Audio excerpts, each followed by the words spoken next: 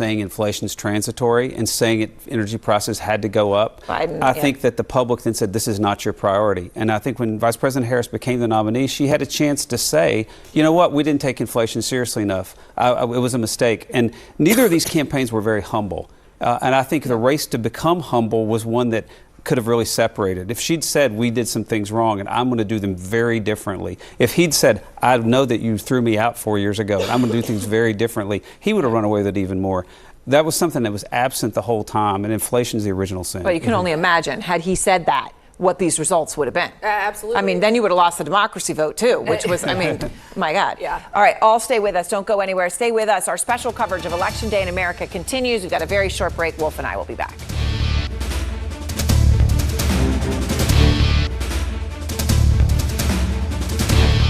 Ambassador Atul Kashab. Well, I want to thank you all very much. This is great. These are our friends. We have thousands of friends in this incredible movement. This was a movement like nobody's ever seen before. And frankly, this was, I believe, the greatest political movement of all time. There's never been anything like this in this country, and maybe beyond. And now it's going to reach a new level of importance because we're going to help our country heal. We're going to help our country heal. We have a country that needs help, and it needs help very badly. We're going to fix our borders. We're going to fix everything about our country. And we made history for a reason tonight, and the reason is going to be just that. We overcame obstacles that nobody thought possible, and it is now clear that we've achieved the most incredible political thing. Look what happened. Is this crazy?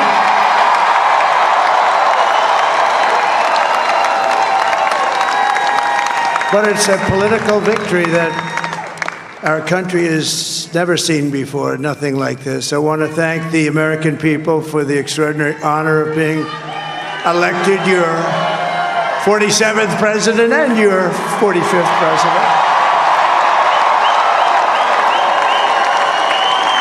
And every citizen, I will fight for you, for your family, and your future. Every single day, I will be fighting for you, and with every breath in my body, I will not rest until we have delivered the strong, safe, and prosperous America that our children deserve and that you deserve. This will truly be the golden age of America. That's what we have to have. This is a magnificent victory for the American people that will allow us to make America great again. And in addition to having won the battleground states of North Carolina, I love these places, Georgia, Pennsylvania, and Wisconsin, we are now winning in Michigan, Arizona, Nevada, and Alaska, which would result in us carrying at least 315 electoral votes.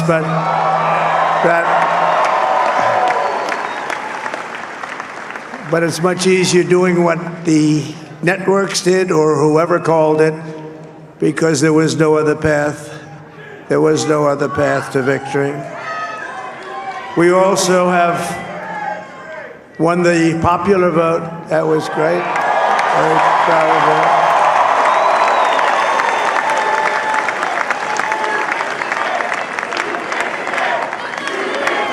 Thank you.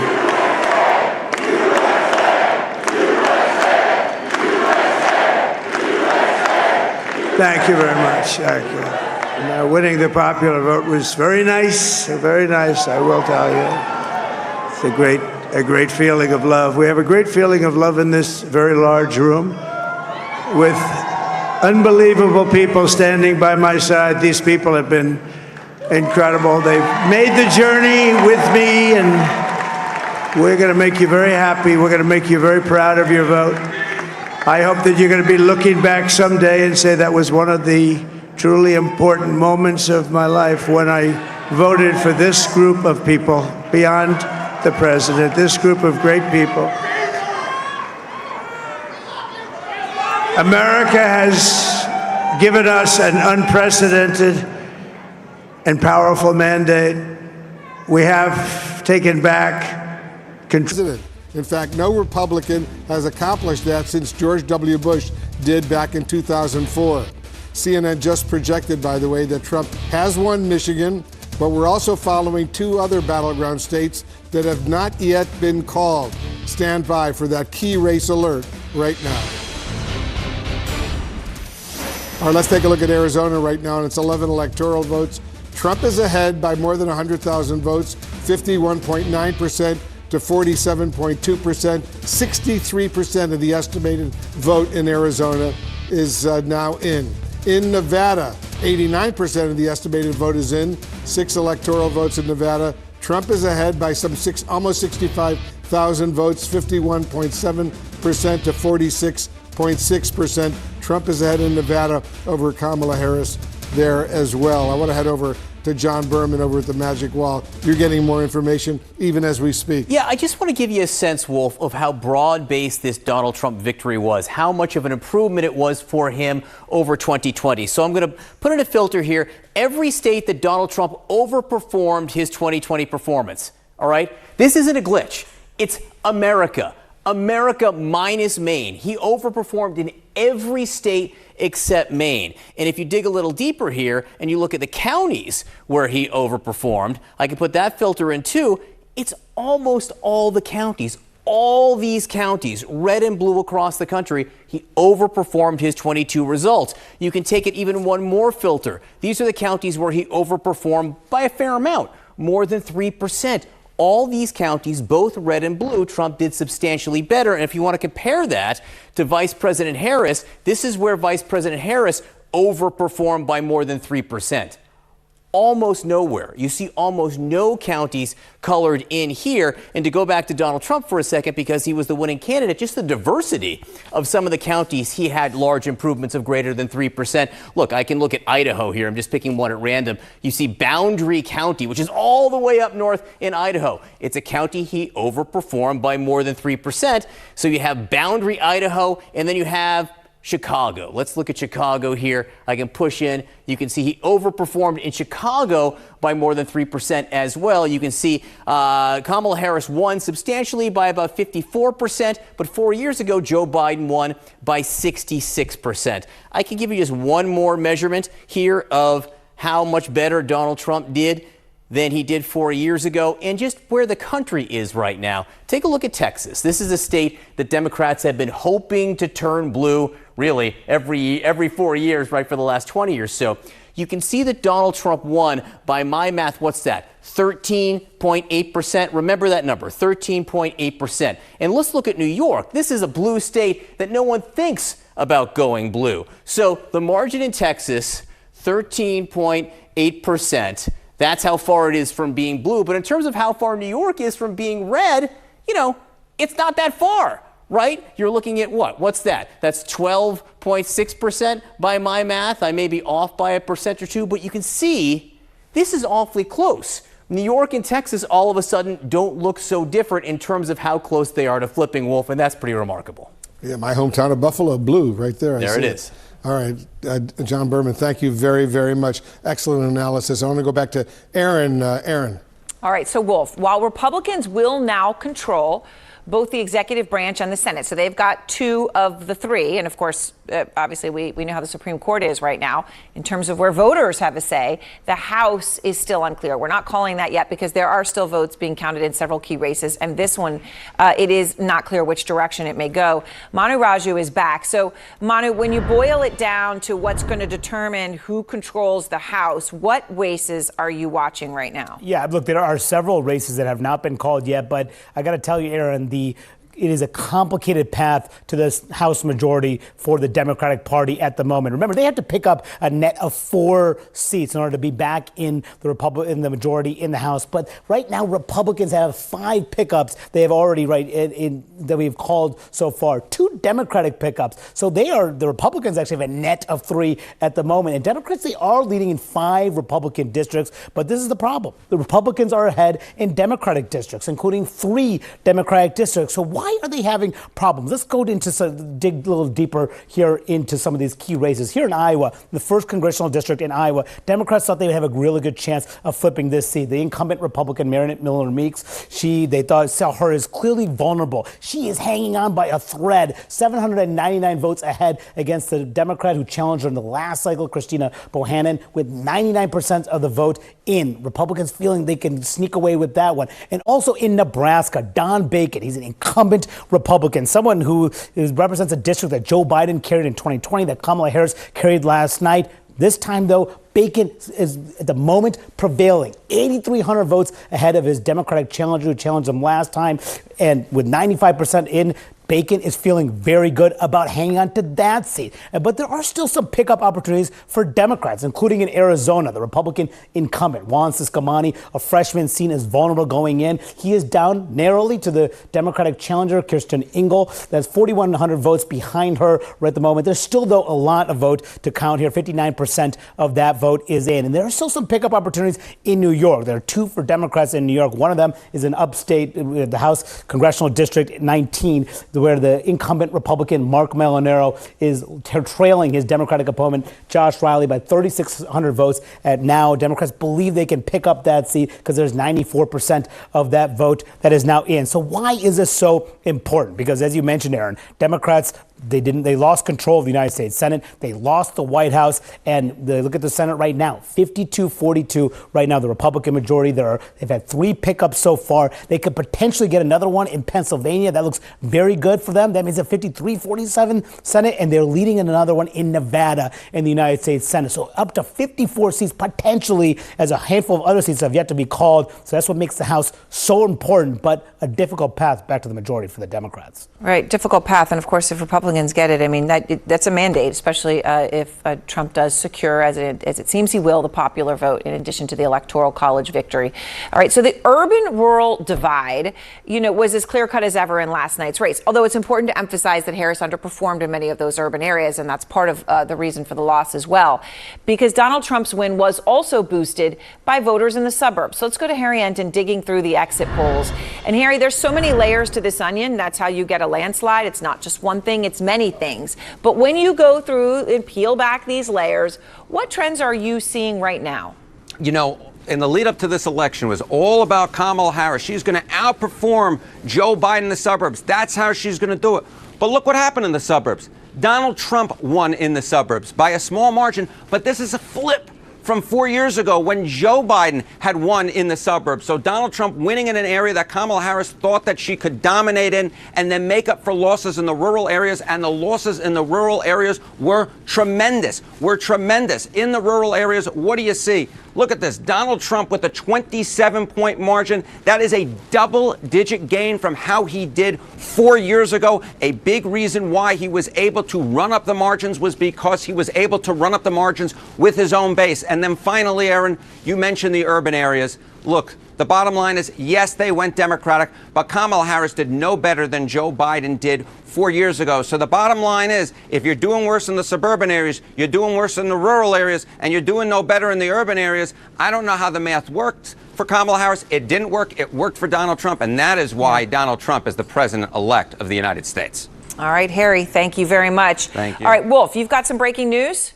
We do have some breaking news coming into CNN right now. We've learned that Vice President Kamala Harris has officially conceded the 2024 presidential election, calling President-elect Donald Trump to offer her congratulations. Our senior White House correspondent, MJ Lee, is here with me. in the studio. Give our viewers a little bit more information. What else are you learning? Yeah, this was a phone call that we had been waiting on all day. We are told by a senior Harris aide that the vice president did call the former president to concede the 2024 race.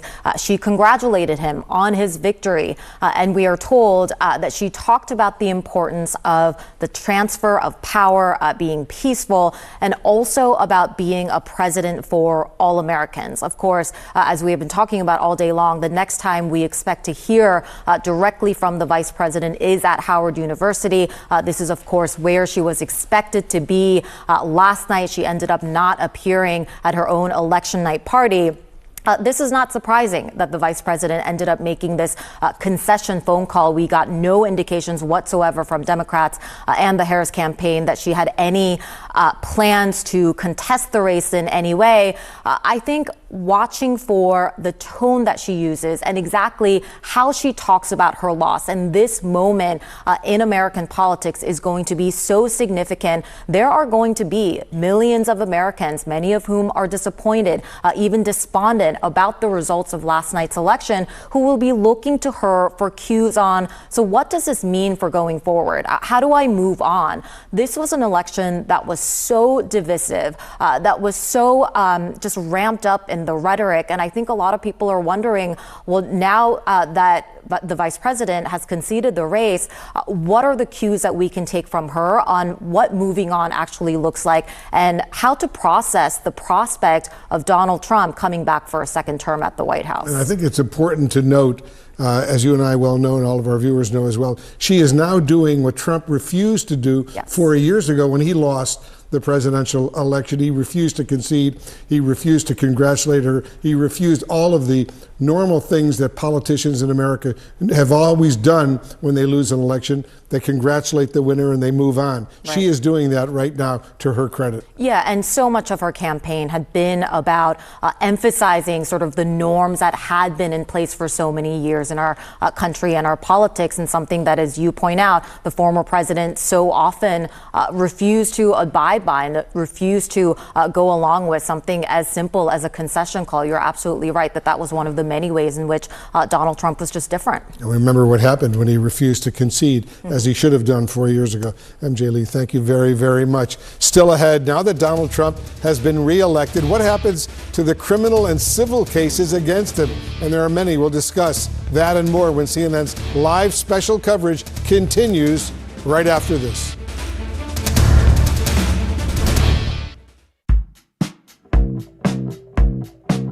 Ambassador Atul Kashab. Well, I want to thank you all very much. This is great. These are our friends. We have thousands of friends on this incredible movement. This was a movement like nobody's ever seen before. And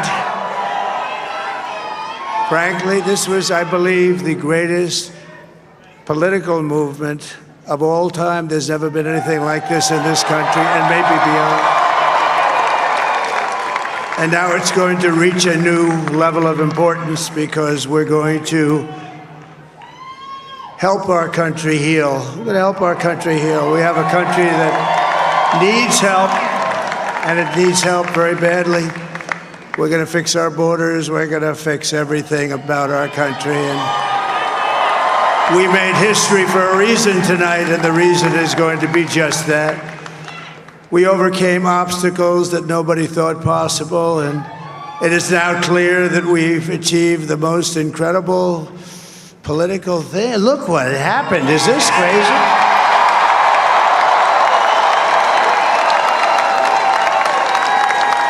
But it's a political victory that our country has never seen before, nothing like this. I want to thank the American people for the extraordinary honor of being elected your 47th president and your 45th president.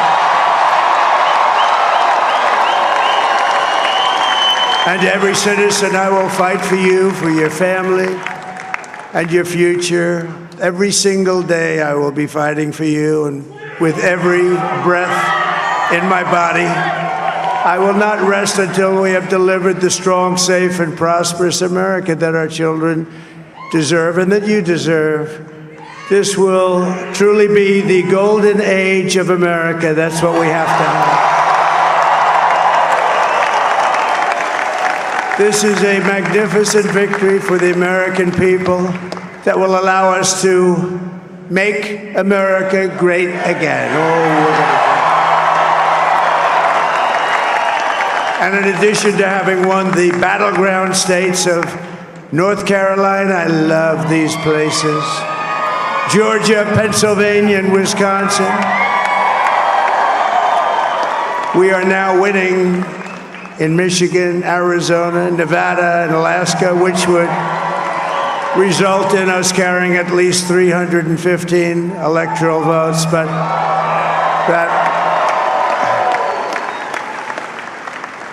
it's much easier doing what the networks did or whoever called it, because there was no other path. There was no other path to victory. We also have won the popular vote. That was great. Very proud of that.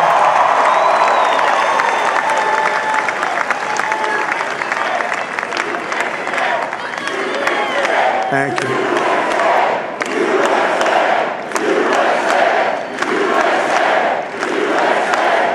Thank you very much. Thank you. And, winning the popular vote was very nice, I will tell you. It's a great feeling of love. We have a great feeling of love in this very large room with unbelievable people standing by my side. These people have been incredible. They've made the journey with me, and we're going to make you very happy. We're going to make you very proud of your vote. I hope that you're going to be looking back someday and say that was one of the truly important moments of my life. End his federal prosecutions of President Trump. Now, this is according to a justice official familiar with the discussions. Discussions expected to last several days. But the person breaking this news, of course, is our excellent chief legal affairs correspondent, Paula Reed. Also with me, our senior legal analyst, Ellie Honig. But Paula, look, this has been the huge question hanging all of this over the whole election and now in the aftermath. What are you learning? So we knew there were a few options. If former president, who now is, of course, the president-elect, returned to the White House, there were a few ways that his federal cases could be resolved. One is he said that he would try to fire Jack Smith. Unclear if he could do that because Smith is not a presidential appointee, but it was expected that his Justice Department would drop these cases. It was clear once he was reelected, he was never going to face trial. But we knew there was another option, and that is that potentially the Biden Justice Department could try to resolve or wind down these cases before Trump takes office. And a lot of this stems from an Office of Legal Counsel, that is a department within the Justice Department that gives advice to lawyers who work there. This memo that talks about prosecutions of a sitting president, and they are looking very closely at that memo to try to determine how does that apply in this case, where you have two pending cases against a president-elect. Can they continue to move forward? Can they take additional steps? Right now, I'm told they are in discussions. Jack Smith talking with top leaders at the Justice Department about exactly what this looks like. I'm told that Jack Smith is someone who understands that he has to follow whatever the rules and regulations of the Justice Department are. So at this point, they are looking for ways to wind this down. I'm told it's unclear when this will happen and what it'll look like. I mean, Paula, can I just ask you in terms of your reporting, given how the polls showed this would go, given that the Trump campaign didn't think this would go this way, given that the Harris campaign didn't think this would go this way, I mean, did Jack Smith have this all sort of as a possibility really prepared? Or is he also, just as human being Jack Smith, reacting to this in the moment and trying to figure it out? So in speaking with my sources, they were not aware of any discussions that had happened prior to today and said this was really the first time there had been formal discussions. But everyone who's been looking at the polls knew that this was a possibility, right? I mean, Trump has been asked what would he do regarding Jack Smith if he was reelected. But I'm told that the formal discussions, according to my source, have begun in earnest today. And it's going to take them several days to figure out exactly what this looks like and what they'll do. I'm also told not to expect likely any court hearings. These would likely be filings, if anything, that would try to resolve these cases. So, Ellie, look, we've been talking about this for years now, okay? We've been talking about this for years. Trump's appeared in courtrooms. We've all gone and sat in courtrooms where Trump has appeared in downtown New York. He's actually scheduled to appear in a New York courtroom in just under 3 weeks to receive a sentence for his conviction on 34 counts of falsifying business records. So what happens to all of those cases? Is that even happening as a sentencing, or is that just gone? Well, Erin, I do think the state sentencing, now we're getting away from the DOJ federal cases that Paula was talking about, but I do think that state sentencing will proceed on November 26th. The reason is the judge in that case, Juan Merchan, originally had scheduled the sentencing for September, which would have been before the election. And then in a somewhat surprising ruling, he said, actually, I don't want to do anything that might impact the election. Therefore, I'm going to put it off until after the election. So now impacting the election is no longer a concern. But this will be a surreal moment. We are going to have the president-elect, not just a former president, but now the president-elect going into a county-level court to receive his sentence. But I do want to stress this. No matter what the sentence is that Judge Merchan pronounces, if this goes ahead in a few weeks, it's almost entirely symbolic and formalistic. There is no way that the president-elect will be locked up. Even in an ordinary circumstance, he would probably be allowed to appeal before he has to serve a sentence. So it'll be an important moment, an interesting moment. But anyone who's thinking Donald Trump is going to be locked up needs to just let go of that fantasy.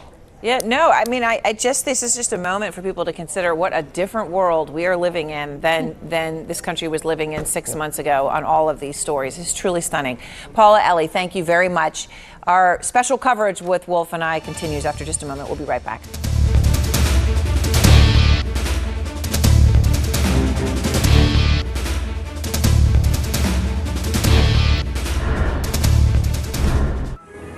The challenges we face in the world grow more complex every day.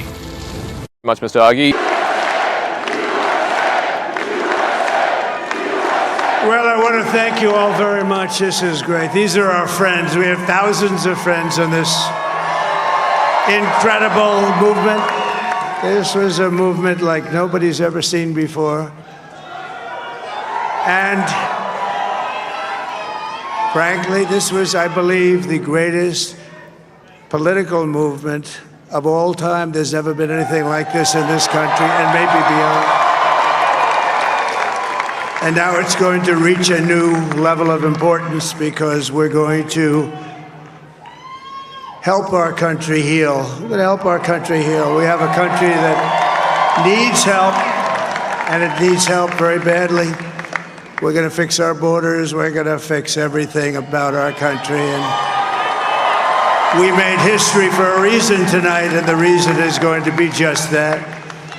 We overcame obstacles that nobody thought possible, and it is now clear that we've achieved the most incredible political thing. Look what happened. Is this crazy?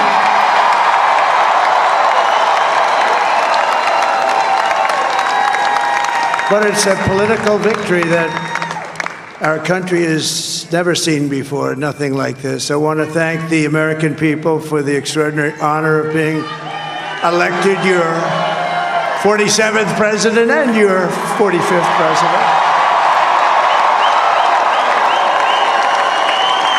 And to every citizen, I will fight for you, for your family, and your future. Every single day, I will be fighting for you, and with every breath in my body, I will not rest until we have delivered the strong, safe, and prosperous America that our children deserve and that you deserve. This will truly be the golden age of America. That's what we have to have. This is a magnificent victory for the American people that will allow us to make America great again. And in addition to having won the battleground states of North Carolina, I love these places, Georgia, Pennsylvania, and Wisconsin, we are now winning in Michigan, Arizona, Nevada, and Alaska, which would result in us carrying at least 315 electoral votes,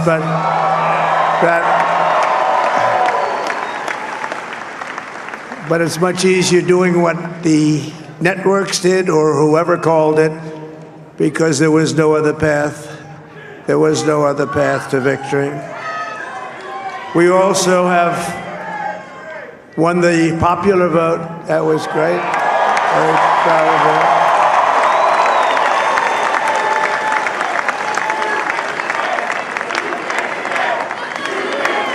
Thank you.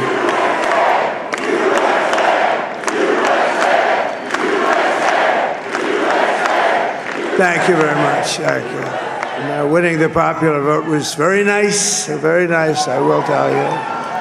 It's a great feeling of love. We have a great feeling of love in this very large room with unbelievable people standing by my side. These people have been incredible. They've made the journey with me, and we're going to make you very... Just hours away from Vice President Kamala Harris addressing the nation and delivering her concession speech after losing the race for the White House to the now President-elect Donald Trump. This is CNN's special coverage of Election Day in America. Continued.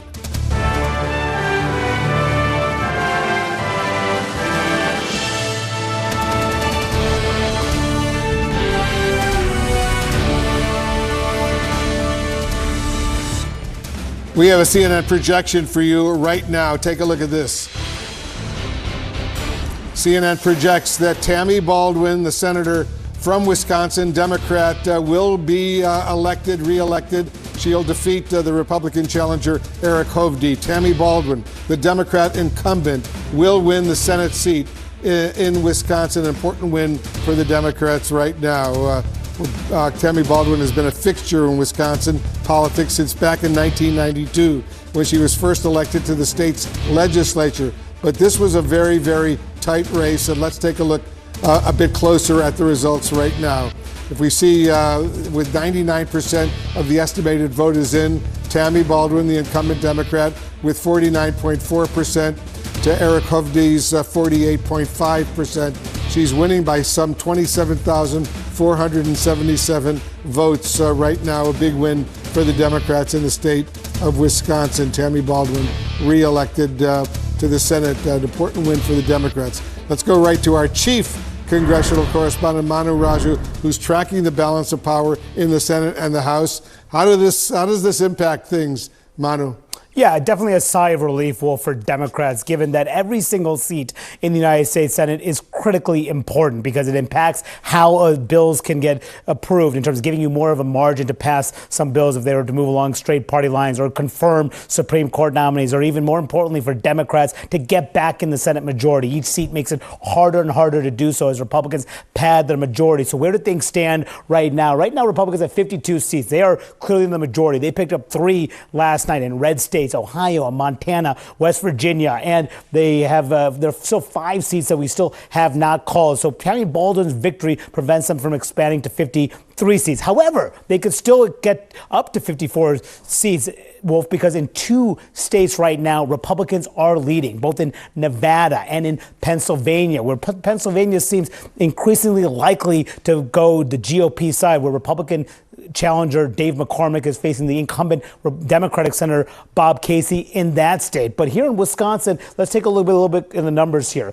Tammy Baldwin defeating the Republican businessman Eric Hovde in that race. She had a narrow victory in this state, even though Kamala Harris herself had lost in Wisconsin. It shows you the difference. There are 27,000 votes ahead of Eric Hovde, the Republican businessman. Hovde is someone who is self-funding his campaign, is an owner of a multi-billion-dollar bank, someone who had engaged with Baldwin in a really intense, ferocious back and forth over the air race, perhaps one of the nastiest Senate races in the country. But what we saw here is a bit of a phenomenon that's happening, some split-ticket voting in Wisconsin. Kamala Harris losing in Wisconsin, Tammy Baldwin, the Democrat, winning there. You're seeing it also in places like Arizona. Right now, the Democratic candidate in the Senate there, Ruben Gallego, is leading his race. Kamala Harris is behind in Arizona. Similarly, in Michigan, Harris losing in Michigan. The Democratic candidate for Senate, Alyssa Slotkin, now ahead in that race. So this is something to look at, Wolf, because in the Trump era, there's been so few split-ticket voting. But here in Wisconsin, Democrats succeeded in winning in the Senate race down ticket, even as Harris fell short in this critical swing state. All right, Manu Raju, excellent explanation. Thank you very, very much. And Vice President Kamala Harris has spoken to Donald Trump and officially conceded. And the nation will hear from her about 2 hours or so from now. CNN's Priscilla Alvarez is over at Harris's campaign headquarters in Washington, D.C. Kristen Holmes is over at Trump campaign headquarters in West Palm Beach, Florida. Priscilla, first to you. Give us some new details about what Kamala Harris will say in her concession speech. Yeah, well, we're learning in the last hour that the vice president did call former President Donald Trump and congratulated him on his win. According to an aide, she also discussed what they called, quote, the importance of a peaceful transfer of power and being a president for all Americans. Now, that is a theme that is likely to continue into her remarks later this afternoon at her alma mater of Howard University. That is where sources tell CNN she is going to implore supporters to accept the results of the election and also urge supporters to find common ground. So that is what we're anticipating in her remarks that, again, are scheduled for later this afternoon. But behind the scenes, Wolf, there has been a state of shock and disbelief among her allies and sources close and in the campaign. Of course, remember, Wolf, that over the course of yesterday into election night, senior Harris campaign officials had been projecting privately and publicly confidence and optimism in their internal data and their belief that undecided voters or voters who previously leaned Republican would support the vice president. That ultimately was not what the results showed. And now they are contending with that. There has been some finger pointing about the strategy and whether it was wise to go, for example, after those disaffected Republicans with Liz Cheney, or whether they did enough to lock in their base. But certainly those are the questions that they will continue to grapple over the next several days and weeks. But ultimately, Wolf, she has conceded. She has called the former president, and she will be speaking to her supporters later this afternoon. Wolf. Priscilla Alvarez, thanks very much over at Howard University in Washington, D.C. Right now, I want to go to CNN's Kristen Holmes, as she's in West Palm Beach, Florida, over at the Trump campaign headquarters. What are you learning right now? Well, Donald Trump has been on the phone mostly all day talking to allies, advisors. We know that some foreign leaders have reached out to the former president. All of this is going to be very important to Donald Trump, as loyalty is one of the key things that he looks for as he is building out his next administration. And I can tell you, Wolf, that the knives are already out, not just among Donald Trump's campaign, but really his entire orbit. People have been calling me all morning. They've been calling the campaign, his inner circle, trying to pitch themselves for various roles in the administration, or just a reminder the people around Donald Trump how loyal they were to the former president at various times. One thing to keep in mind, Donald Trump was keeping track of who endorsed him and when it came to Republicans, noting that if they endorsed him before Iowa, they were more loyal than people who only endorsed him after they thought that he could win. Now, conversations around administration posts have largely happened without the former president, who has said that he didn't want to have these conversations until he actually won the election, largely because he is superstitious. Now, he himself has floated various names at different occasions, but not really been a part of any real conversations. That really ends today. People on the campaign already received emails as to what exactly the transition was going to look like, how it was going to move forward. And as I noted, there's so much jockeying going on in Trump's world and his larger orbit as to who actually gets an administration position, that all of this is starting now as we look forward to January. All right, Kristen Holmes, thanks very, very much. Kristen Holmes reporting for us. I want to go back to Aaron Burnett right now. Aaron. All right, Wolf, and I want to talk about this other breaking news that is developing at this hour, which is that the special counsel Jack Smith is in discussions with the Justice Department to essentially get rid of the January 6th case, Mar-a-Lago case, those cases pending against Trump. Now, of course, those are the federal ones separate from the state. But this is huge news, and everyone's here with me. Ellie, let me just start with you. Can we just take a step back? It's huge news because you had, and we'll talk about these separately, but classified documents misuse, hanging out in the bathroom, who knows what they were, at Mar-a-Lago, black and white case. Right. You had the January 6th case, which there had been years of adjudication and back and forth, now into what was an official act and what wasn't. Yeah. Day in and day out. And now what happens? So, first of all, this is an astonishing result if you just sit back and think about it. I mean, these are two of the biggest prosecutions the Justice Department has ever brought. Neither of them will see the light of day. Neither of them will get to trial. Neither of them will get to a verdict. Here's what Jack Smith, I believe, would be discussing as between what can happen between now and January 20th. He's not going to be able to have a trial, but a big question is, will he issue a special counsel report like we saw with the Mueller report, the Durham report, the Robert Hur report? The special counsel regulations say he is supposed to file a written report when he's at the end of his case. Now, ordinarily, you'd wait till after your trials. That's not going to happen. But I want to see, are we going to see a Jack Smith report between now and January 20th? One other point I want to make about this new reporting that we got from Paula Reed, that Donald Trump is going to fire Jack Smith, and he accepts that. Note the contrast, because 4 years ago when the Biden administration took over, and I know Kate will remember this, they inherited a special counsel that I'm sure you were not fans of, a guy named John Durham. John Durham into Hunter Biden. Into the origins of the Russia investigation, and he was a Trump. And what did the Biden administration do? Nothing. Hands off. They let him finish his job. He took into 2023. Complete hands off, and Donald Trump has said, I'm firing Jack Smith in 2 minutes, to quote him. I should say there's a little bit of a difference, because DOJ policy says DOJ cannot prosecute the sitting president, which Trump will be in All a right, few now months. let's just say, and we don't know, but there is a report. Okay, if there's a report, I'm just thinking back, because you mentioned Ben-Hur. The Ben-Hur report was maybe no one remembers anything was in it, except for one thing. They remember that he said that Biden was not able to remember things, and that Biden might get off because people would see him as an old man who didn't have a memory.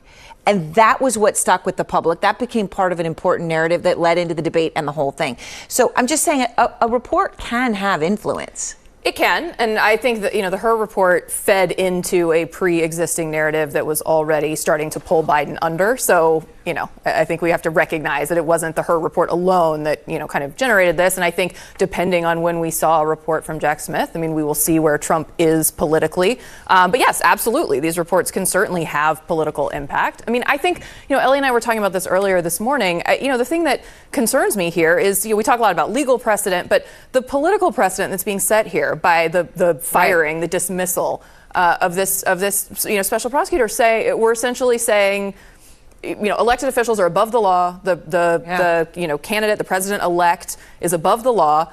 And the message that sends, the kind of political precedent that creates, I think is a really dangerous thing. Yes. I'm sorry I'm laughing. I'm laughing because the trailer for Ben-Hur is running on my phone. I meant Robert. I knew you meant Robert. I was like, Ben-Hur Charlton Heston or something. Ben-Hur report. Sometimes you can just do with the chariots are right. It's been a long few days. Okay. All right. Let's talk about Mar-a-Lago, because Brad, Mar-a-Lago goes away in this case. Mar-a-Lago was the one that was considered by whatever the political persuasion, whatever people, that was a black and white case. That one ostensibly is going away too. And that's, of course, linked to Eileen Cannon, the judge who has been put forth as possibly an attorney general nominee for Trump. I would argue they've been adjudicated. 70% of Americans thought these cases were politically motivated. With the jury of public opinion. And the jury is the largest jury that's ever sat in the United States, and it happened yesterday in the ballot box. The public, and plenty of people have misgivings about Donald Trump who voted for him yesterday. I think that's another thing we have to acknowledge. And in spite of that, they felt like Kamala Harris represented a greater threat. And so I think Jack Smith should take his cases and go away. That's what the public told him to do yesterday. It's baked. It was baked. It was baked. I think for Democrats and people who supported Kamala Harris, they were disappointed that it didn't have more of an impact, because they felt like it should, that trying to overthrow an election should be disqualifying. But to Brad's point, it wasn't. And I think there will be frustration that it took so long for some of these cases. It took 4 years, and we haven't even gone to trial on some of them. Had they gone faster and started sooner, that's right. we might There not was be still in this a lot of. situation. To Ashley's just point, one more point. Yeah. There were like delays, but I also think we had the January 6th hearings. People knew, they watched January 6th. Right. Whether we like it or not, we talked about this in the break, the decision to prioritize democracy as the theme of why Donald Trump should not be elected was not the thing that voters decided on. But this will be one of the great unanswered questions, I think, of this administration, which is what took so long. I wrote an article in the middle of 2022, before Jack Smith was ever named special counsel, and I said, it's already too late. Too late. Merrick Garland doesn't even realize it. He's already lost the game. And with respect to Donald Trump's defense has been delay. But I don't begrudge him that, because he made a defense immunity, which any half-competent defense lawyer would make. Ask any defense lawyer on the planet. Of course you make that argument. Yep. He went to the Supreme Court, and like it or not, and there's plenty of criticisms, he won. That's what you're supposed to do as a defendant. So sure, he was trying to drag it out. It was a risky strategy. It paid off. But man, oh man, DOJ. Right, I was going to say DOJ left it with no runway. Yeah. So it's on DOJ. Now let's go back to Ashley's point, though. The Kamala Harris's campaign made this too big of an issue in the campaign, and it's a mistake campaigns often make. Candidates and political operatives like us, we make the mistake that we think campaigns are about us. Voters think they're about them. And every time Kamala Harris was talking about Donald Trump, and Donald Trump was talking about Kamala Harris, they were not talking about the voters. Right. Well, and there was always the challenge that Democrats had, which was a vote for democracy is only a vote for this. Yes. And that was not something that obviously fell on fertile ears. And it always needed to be the yes and. Democracy, yes, and I'm going to help you keep putting more food on your table. I'm going to help you keep your rents down lower. I'm going to help you buy a house. And she made those arguments. Yeah. But I think, well, it would be interesting to do a parallel of like how much time in speeches did she spend on talking about these issues versus how much time she spent talking about the economy. And it's interesting too, though, because if you look at the exit polls, democracy actually it was neck and neck with the economy. The idea that but the actual vote of the people who said that the issue of democracy was significant for them, first or second, actually was fairly split. Yes. So it wasn't that the issue of democracy wasn't relevant for voters. It was that Trump was able to effectively muddy the waters. Because when we saw because when we would do polling and say like who the country is split on whether or not Donald Trump still even won the 2020 election, like we are living in such different universes as folks who supported Donald Trump and folks who supported Kamala Harris. And we're going to have to find a pathway forward. I don't actually know what it is, but this doesn't feel sustainable. Well, look, I understand it's a landslide, but I have to say it is a great thing that you see people on the left immediately say they lost and they accept it and they move on. And I think that if you wanted a return to normalcy, and maybe the left did not get what they wanted as a return to normalcy, but you did get the way that people conducted themselves last night, the way that Americans conducted themselves at the poll, Trump voter next to Harris voter, with dignity and respect, that was a wonderful thing. Here's the question. Here's the question is, do Democrats decide that they lost because the public's a bunch of bigots and sexists, or do they decide because they lost because the voters rejected the policies? That's a big question. I think it's not one thing. We just talked about it. I don't think it is one thing. You cannot speak in absolutes on this election. I think that it is true. We have never had a female president, so we have to ask ourselves why. But we also can say that, folks felt like the economy was better under Donald Trump. Whether the facts say it is or not, that's how people feel. It's amazing. So many countries in the world have female presidents, and America, the beacon of everything, just can't seem to get over that line. All right, thank you all. Don't go anywhere, though. Stay with CNN. Our special coverage of Election Day in America continues. Wolf and I will be back after.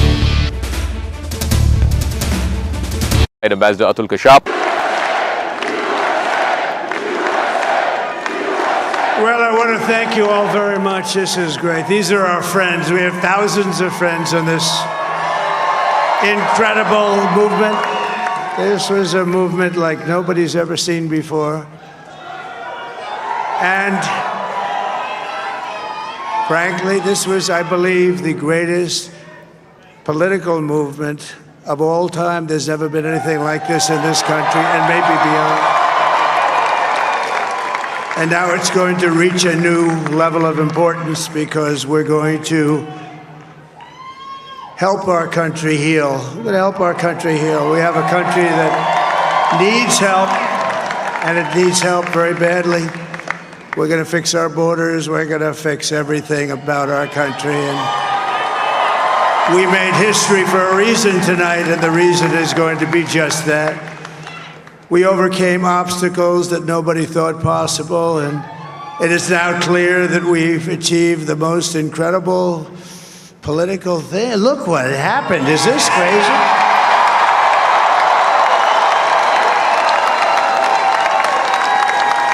But it's a political victory that our country has never seen before, nothing like this. I want to thank the American people for the extraordinary honor of being elected your 47th president and your 45th president.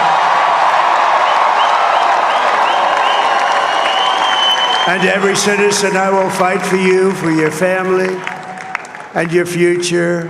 every single day I will be fighting for you, and with every breath in my body, I will not rest until we have delivered the strong, safe, and prosperous America that our children deserve and that you deserve. This will truly be the golden age of America. That's what we have to have. This is a magnificent victory for the American people that will allow us to make America great again. And in addition to having won the battleground states of North Carolina, I love these places, Georgia, Pennsylvania, and Wisconsin, we are now winning in Michigan, Arizona, Nevada, and Alaska, which would result in us carrying at least 315 electoral votes.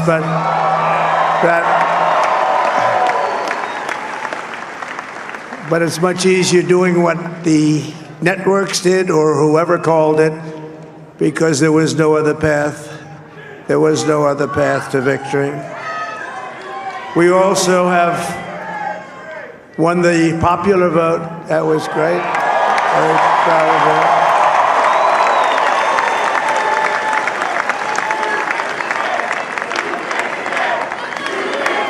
Thank you.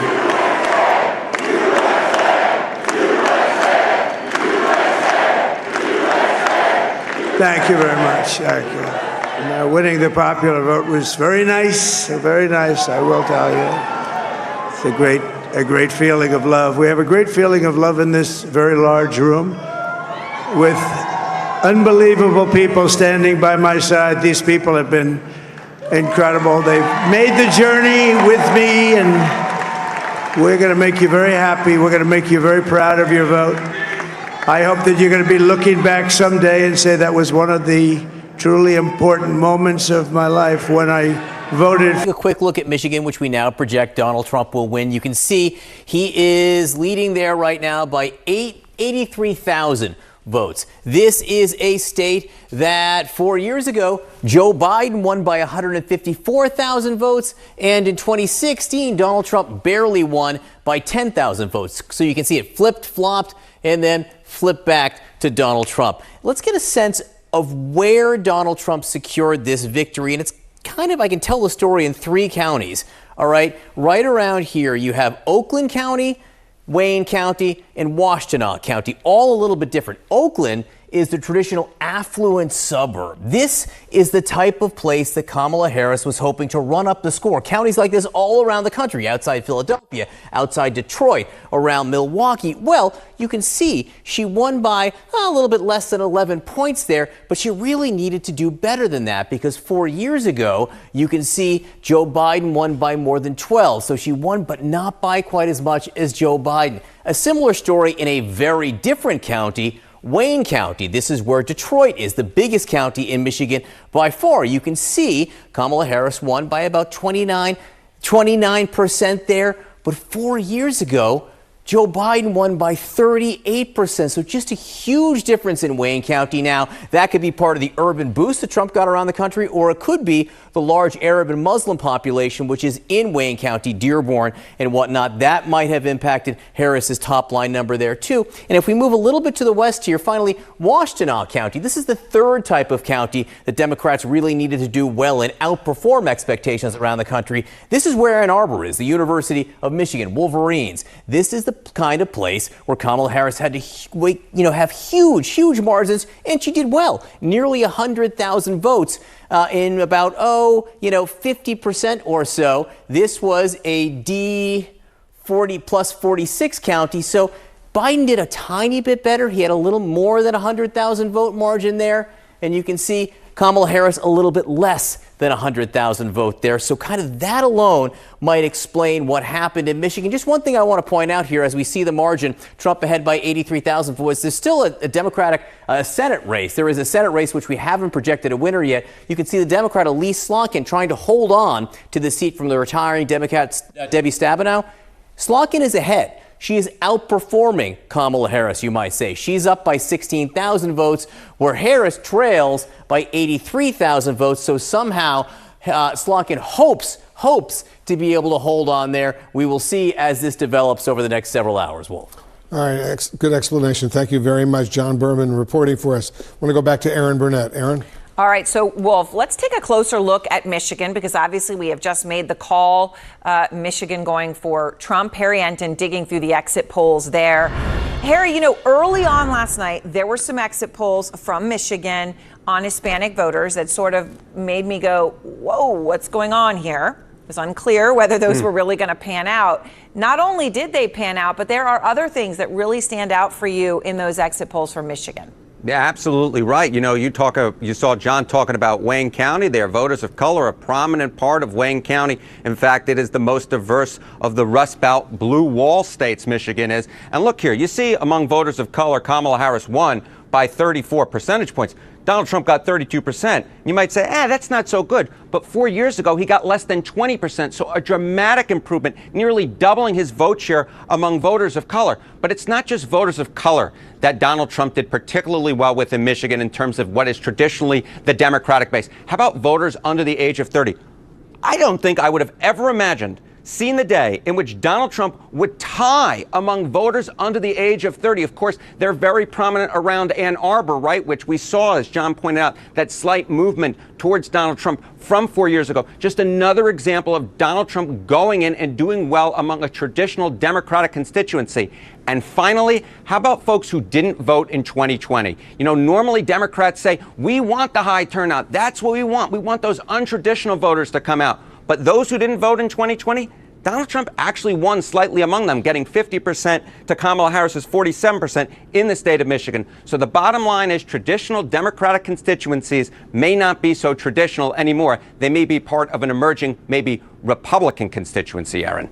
Yeah, really amazing, and especially as this could turn out, if it's a sweep of the House and the Senate and the White House, even when you're looking at 50-47, it raises a lot of real questions about just the overall system. Harry, thank you very much. Thank you. And still ahead, which party will control the House? That is the real question. We still don't know the answer because votes are still being counted in enough crucial districts that we cannot make a call.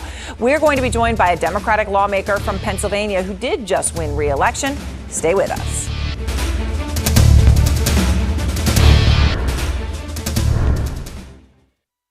As concerns for the environment grow and our societies. Much, Mr. Agee. Well, I want to thank you all very much. This is great. These are our friends. We have thousands of friends on this incredible movement. This was a movement like nobody's ever seen before. And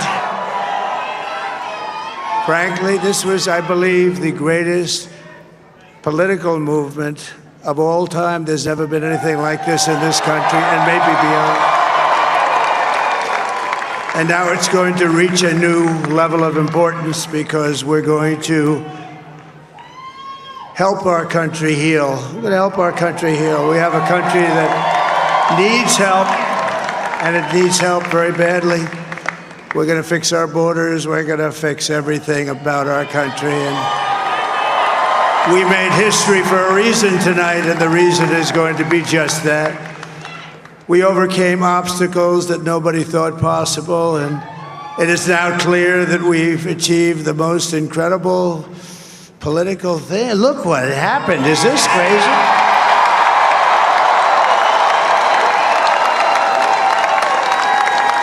But it's a political victory that our country has never seen before, nothing like this. I want to thank the American people for the extraordinary honor of being elected your 47th president and your 45th president.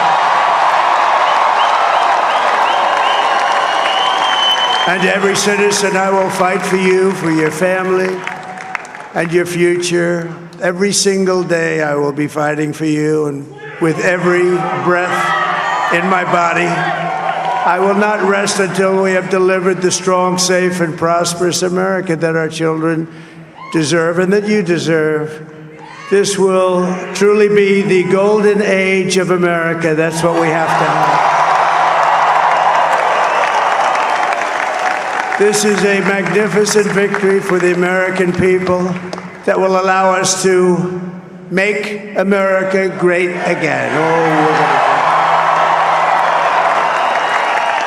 And in addition to having won the battleground states of North Carolina, I love these places, Georgia, Pennsylvania, and Wisconsin,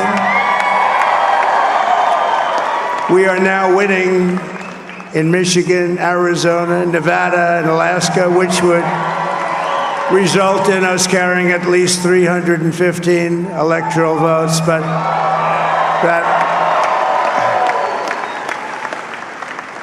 it's much easier doing what the networks did or whoever called it, because there was no other path. There was no other path to victory. We also have won the popular vote. That was great. Very proud of that.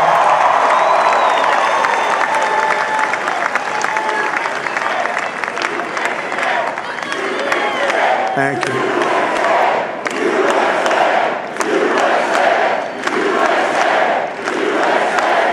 Thank you very much. Thank you. Winning the popular vote was very nice, I will tell you.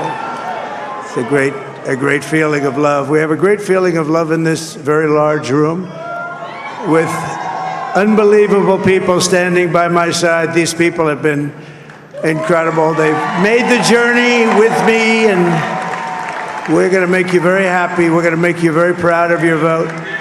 I hope that you're going to be looking back someday and say that was one of the truly important moments of my life when Kamala Harris has lost to former President Donald Trump. The vice president has called Trump to concede the race. Let's get to our panel right now. And MJ, let's talk a little bit about what you're hearing from inside the Harris team. Yeah, first of all, this was a concession phone call that we had expected all day long. We got no indications that the Harris campaign wanted to contest this race in any way. Importantly, we are told by a senior aide that on this phone call with the former president, now President-elect Donald Trump, she talked about the importance of a peaceful transfer of power and the importance of being a president for all Americans, which ironically were some of the themes that she actually ran on during her campaign. Now, these are some of the things that I think we should suspect she will talk about when she talks in the next hour or two at Howard University.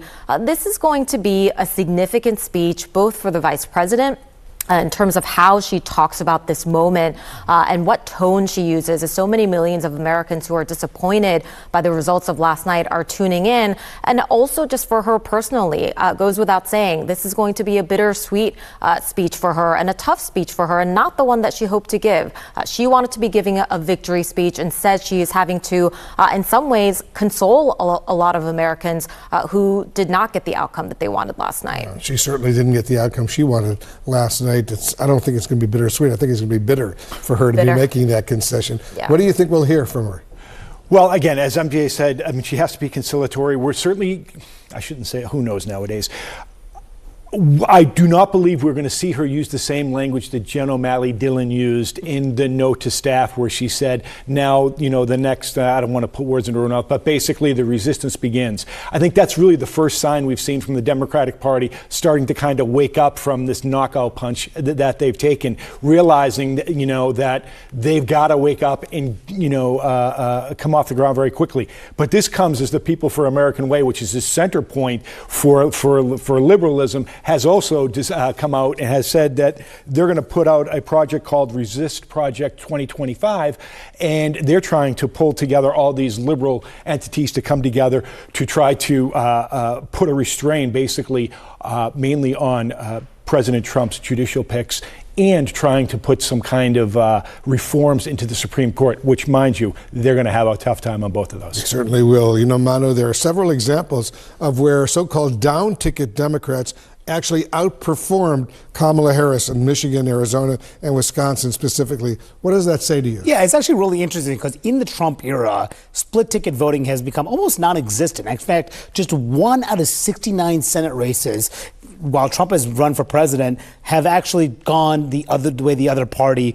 You know, if he won a state, the Republican down ticket would have won. It wouldn't rarely be a split ticket situation. That is different than last night. And it will be interesting to dig a little bit deeper into the numbers, but a lot of it goes to her weakness atop the ticket. A lot of these Democrats were running ahead of her, not just in these purple states that you mentioned, but also in these red states like in Ohio and in Montana, the ones that they lost. The Sherrod Brown, the incumbent senator who lost, ran ahead of Kamala Harris. John Tester ran ahead of Kamala Harris. The same way with Ruben Gallego in Arizona, and also with Alyssa Slotkin, who's leading in Michigan. And Tammy Baldwin is an interesting example, too. She's a longtime incumbent senator. She had built some inroads with some of the rural communities and had just enough support from Trump supporters to barely get over the finish line. And in the cases of those other two in Arizona and Michigan, they're new candidates, so they didn't have the dangers of necessarily being an incumbent coming in. So they had that. And plus, there's some weaknesses in Arizona and the candidate that Ruben Gallego was facing, Carrie Lake, the Republican candidate, very controversial there. But this is a much different scenario than in the past, where it's really been party line. But the split ticket voting is why Democrats, the majority, they're in the minority, but it's not as bad as perhaps it could have been. Yeah, good point. I want to bring Boris Sanchez into this conversation. Boris, some interesting exit polling was released on the issues that matter to a huge voting bloc. We're talking about Latino voters. And among Latino voters, 66% of Trump supporters said the economy was the number one issue. Did the Harris camp just miss this economic message to this very important voting bloc? I think, Wolf, that the proof is in the data. I think when the Harris campaign came out with their economic vision for Latino voters a few weeks ago, one of the things that struck me was that it seemed like it was copied and pasted from their plan, their economic plan targeting African American voters. And when I talked to Democratic operatives about this, they dismissed that. They essentially said that this was a strong plan. They touted everything that was in it, promises for new small businesses and loans and et cetera. But when I spoke with friends of mine across the country, Latino men specifically, they didn't know that it even existed. And that is despite it getting substantial coverage on this network and others. Contrast that with what you're seeing from Donald Trump and the prosperity that a lot of those working class folks felt when he was in office, the lower prices that they paid for everyday goods, plus obviously the persona that he's built for himself as this successful entrepreneur, whether it's merited or not, who exaggerates his wealth, who exaggerates his exploits. And it's something that resonates with these working class communities. When you compare that to a message that doesn't really get across, when there's no real compelling counter argument, you get what you saw last night. You know, I just want to follow up, Boris. It seems as if those ugly comments made at that Trump Madison Square Garden rally in New York had no impact on the Latino voting community. Why do you think that is?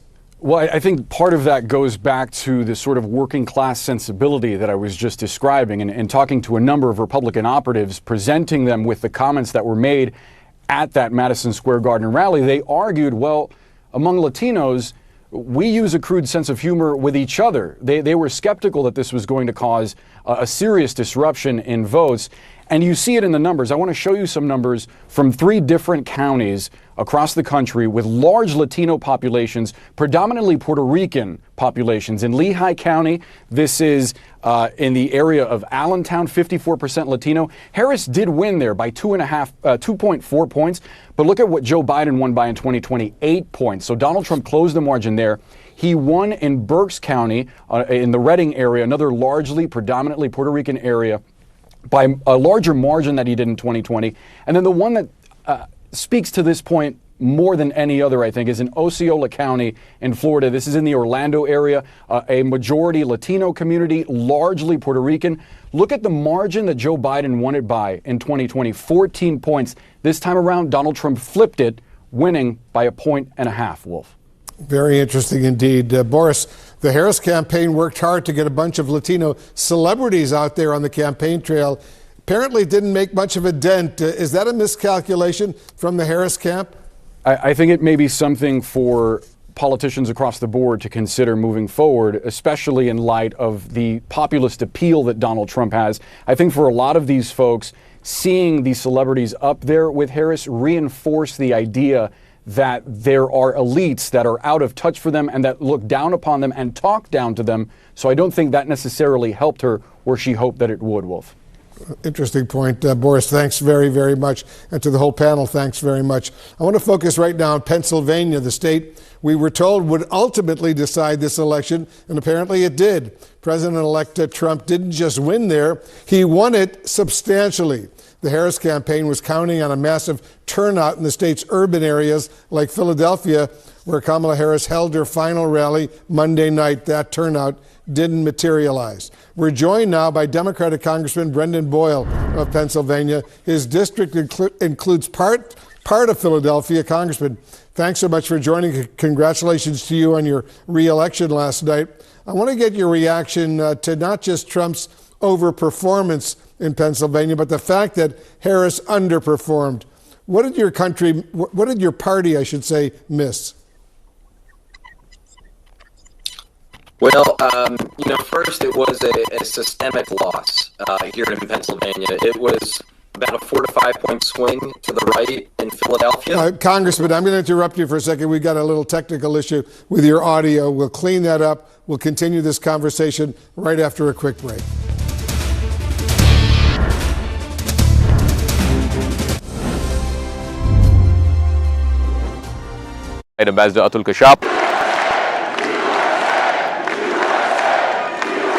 Well, I want to thank you all very much. This is great. These are our friends. We have thousands of friends on this incredible movement.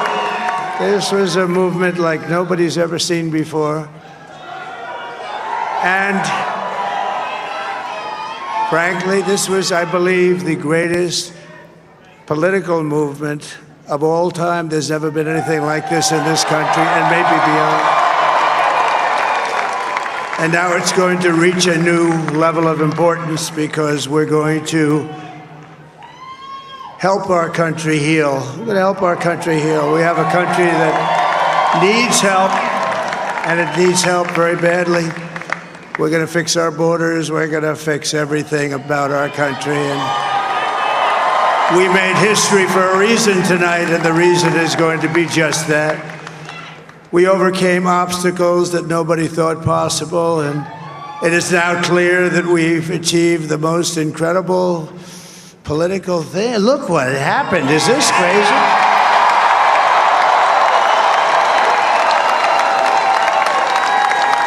But it's a political victory that our country has never seen before, nothing like this. I want to thank the American people for the extraordinary honor of being elected your 47th president and your 45th president. And every citizen, I will fight for you, for your family, and your future. Every single day, I will be fighting for you, and with every breath in my body, I will not rest until we have delivered the strong, safe, and prosperous America that our children deserve and that you deserve. This will truly be the golden age of America. That's what we have to have. This is a magnificent victory for the American people that will allow us to make America great again. And in addition to having won the battleground states of North Carolina, I love these places, Georgia, Pennsylvania, and Wisconsin, we are now winning in Michigan, Arizona, Nevada, and Alaska, which would result in us carrying at least 315 electoral votes. But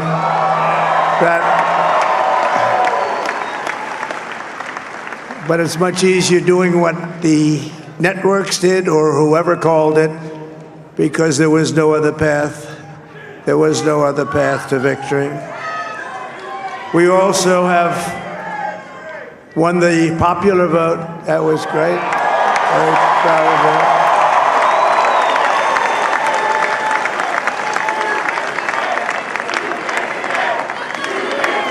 Thank you.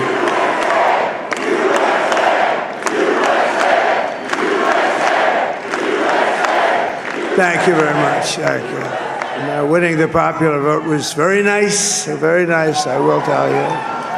It's a great a great feeling of love. We have a great feeling of love in this very large room with unbelievable people standing by my side. These people have been incredible. They've made the journey with me, and we're going to make you very happy. We're going to make you very proud of your vote. I hope that you're going to be looking back someday and say that was one of the truly important moments of my life when I voted for this group. Was so impressive. Do you think President Biden would have fared better than Kamala Harris has? Well, be with you, Wolf. But one thing I don't think is constructive is to get into the blame game, blaming certain individuals for things that could have been done or should have been done or would have been done. None of that will help us rebuild for 2026 and 2028.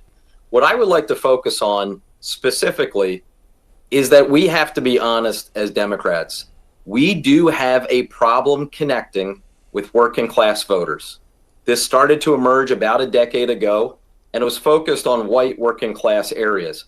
That has now spread. It's not just white working class voters. It's black working class voters, and it's Latino working class voters. And unless we Democrats address that issue from heavily working class parts of Philadelphia to heavily working class parts of northeastern Pennsylvania to working class parts all across the country, then we will not be able to win as many elections as we want to and we need to. Yeah, that's an important point. Democrats, as you know, Congressman, they lost control of the Senate. What do you expect the balance of power will be in the House of Representatives when all of this ends? Well, at this moment, there are still contested and yet to be called seats, literally from New York State through Iowa to California and to many different states in between. I think we're talking about more than 40. So at this point, it's impossible to tell at the moment which party will control the House. I'm still hopeful and optimistic. Either way, though, it will be yet another term in which whatever party controls the House will not have a very large majority. But I'm confident that whether we're slightly in the majority or slightly in the minority, House Democrats will be able to respond to the needs of the American people. We have a track record on this. Trump was president once before. We served in the minority for 2 years and then the majority for 2 years. I think that we're up to the battle. Congressman Brendan Boyle of Pennsylvania, thank you so much for joining us. All right, thank you. And Aaron, back to you. All right, Wolf. So, we mentioned that we're following the markets, which surged after Donald Trump won re-election. And it's even gone up a little bit more in the past couple hours since we've been sitting here. The Dow is now up more than 1,400 points. That is an all-time record. And I want to bring in our Julia Chatterley, anchor who has been, covering this in and out. So, we saw the betting markets before. Yeah. And I know there were a few individuals who were heavily responsible for that. And I'm hesitant to say they should get credit or not. But they were right. They were right. Yeah. And the market is having this huge surge, even though we have all seen economic analysis after economic analysis saying that Trump's policies would be worse for the economy than Harris's. That is not how the market sees it. This is a palpable sigh of relief and some partying. A decisive, swift election result compared to the alternative, which is what people were talking about, weeks of delays, counting, potential protests. We didn't get that. And what you're seeing is a positive reaction to that ultimately. It's positive for the economy. It's positive for financial markets. And that's what we're seeing today.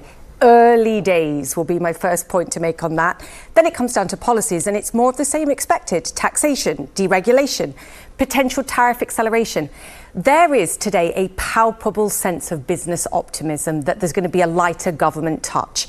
You can see that. I can show you some of the bank stock performance today. Yep. They are soaring.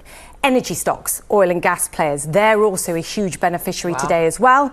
The difference on the downside, renewable energy stocks. Solar having an appalling day because they're pricing in less government support under Trump versus a Harris administration. Bucking that entire trend, of course, renewable energy stock, Tesla. Elon Musk is one of the biggest winners of the day. Palpably richer, palpably more powerful as a result. Yeah. Those are the things we can price. What we can't is tariffs. All right. Now, I want to ask you about tariffs, but can I just, because you mentioned Elon Musk, and Tesla goes up. And Elon Musk has said he's going to take a role in the government. He's going to be the head of the Department of Governmental Efficiency, or I think that's what DOGE stands for, DOGE. And we'll see what happens and how that plays out.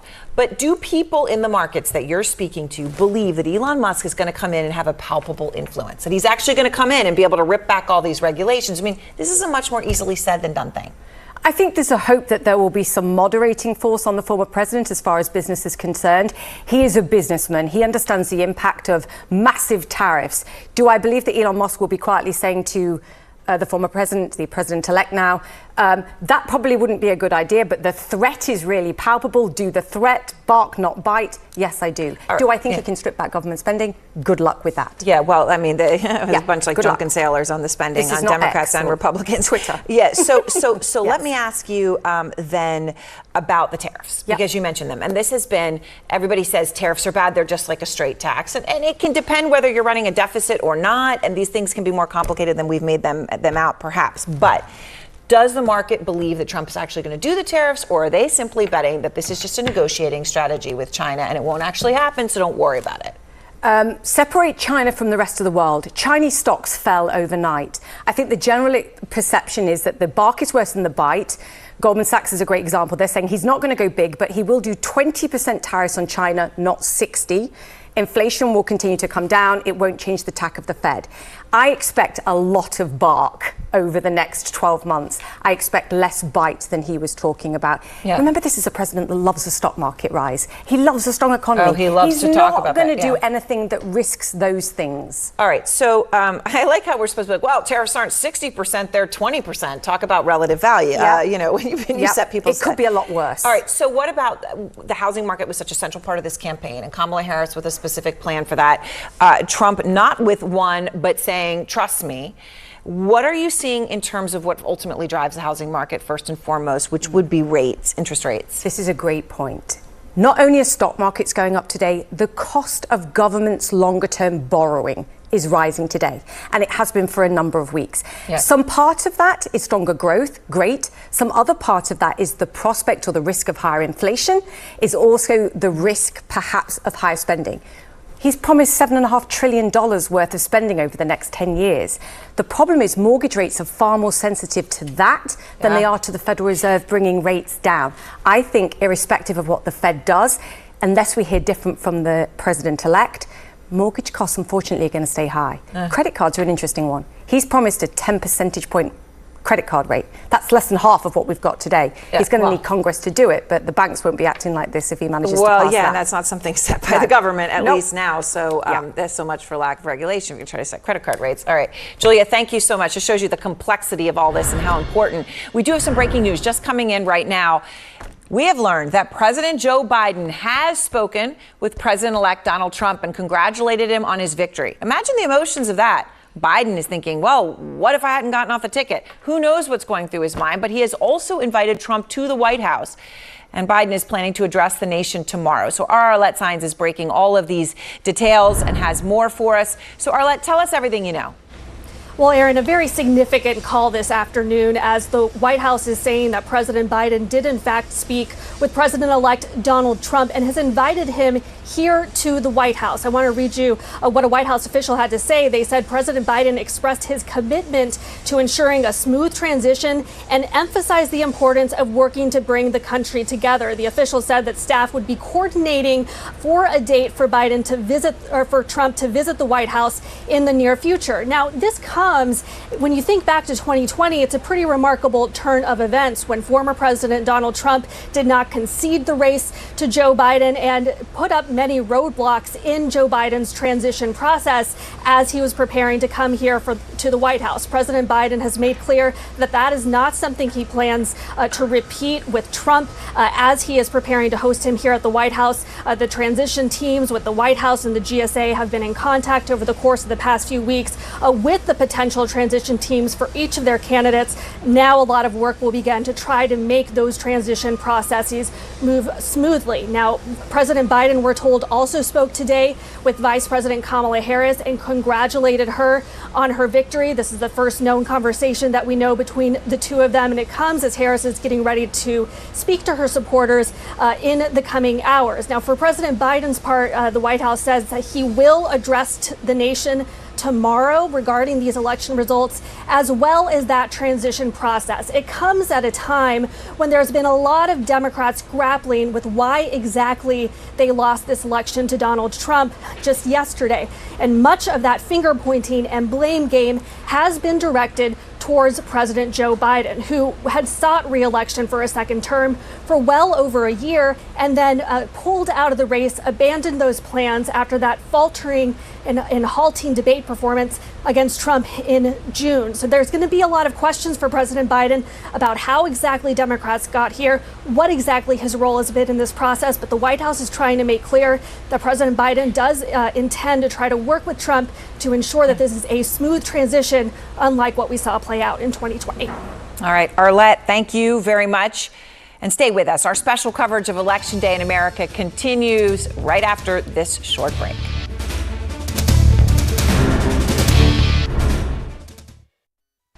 Much, Mr. Aghi.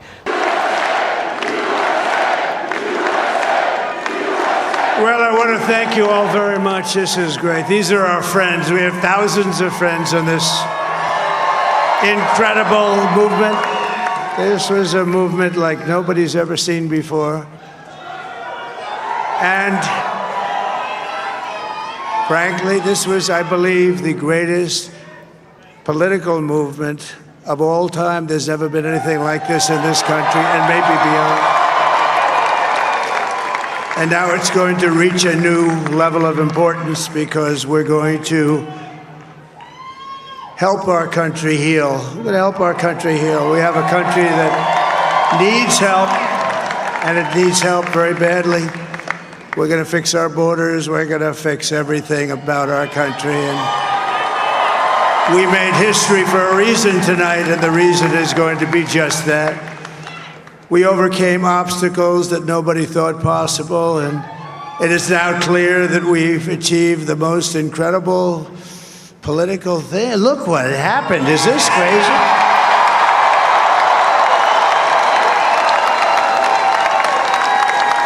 But it's a political victory that our country has never seen before, nothing like this. I want to thank the American people for the extraordinary honor of being elected your 47th president and your 45th president. And every citizen, I will fight for you, for your family, and your future. Every single day, I will be fighting for you, and with every breath in my body, I will not rest until we have delivered the strong, safe, and prosperous America that our children deserve and that you deserve. This will truly be the golden age of America. That's what we have to have. This is a magnificent victory for the American people that will allow us to make America great again. And in addition to having won the battleground states of North Carolina, I love these places, Georgia, Pennsylvania, and Wisconsin, we are now winning in Michigan, Arizona, Nevada, and Alaska, which would result in us carrying at least 315 electoral votes, but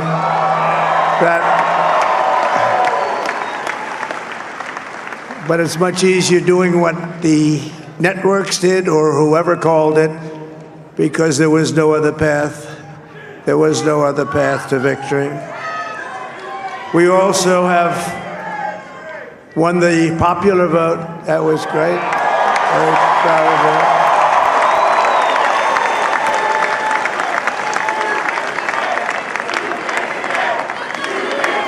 Thank you.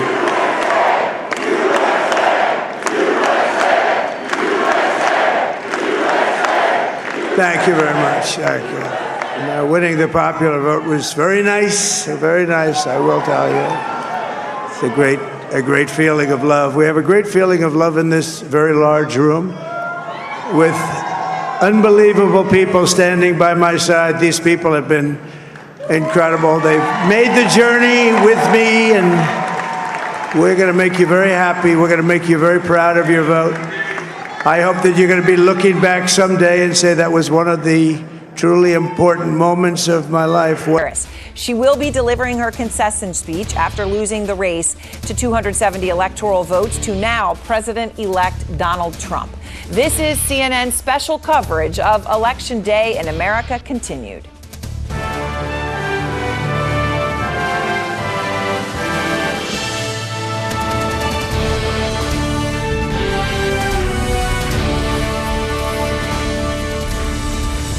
And let's begin this hour in Washington, D.C. CNN's Jeff Zeleny is right now on the campus of Howard University in Washington, where Vice President Kamala Harris is due to deliver her concession speech. Jeff, based on everything you're hearing, what should we expect? Well, if the supporters are gathering here in the yard of Howard University, of course, the alma mater of Vice President Kamala Harris, I can say it is a much smaller crowd as of now. People are still coming in, and certainly a more subdued crowd than yesterday when thousands gathered here in jubilation, and they arrived in really defeat. But it wasn't until overnight when it was declared that Donald Trump, of course, was the president-elect that this truly set in. But we do know that Vice President Harris has spoken to Donald Trump. They had a brief conversation. I'm told it was a cordial conversation. He thanked her for calling to concede. President Biden and former President Trump also have called. So, Wolf, all the formalities are now out of the way. We are anticipating the speech from Vice President Harris here. I am told that she is going to thank her supporters. She is going to urge her supporters across the country to accept the results of this election and find common ground, even as they hold on to their own ideals. One of her closing messages in the final days of the campaign was seeking to find common ground. I'm told that will be one of her messages, but also it will be one to stand their ground on certain issues. So, Wolf, this is not how any of her supporters certainly had realized this. But when you step back, we're just 108 days since she ascended to the top of the Democratic ticket here. So this was something that she had never anticipated. And now, of course, she just has a short time, a matter of weeks, in the office of the vice president. But for now, at least, supporters eager to hear her. Wolf, I'm interested in seeing how much she leans into history. During this campaign, she rarely talked about how she could be a barrier-breaking candidate. Of course, unlike Hillary Clinton 8 years ago, talked about that considerably. But now we know that history will not be made in this election. That certainly is front and center on many people's minds today, Wolf. And looking at the crowd over there where you are, Jeff, Howard University, it's a HBCU, a historically black college and university, and she had gone to school there. It's her alma mater. Is the crowd that has gathered there mostly students or folks from D.C. and Virginia and Maryland? Have they just all come in to watch this important speech?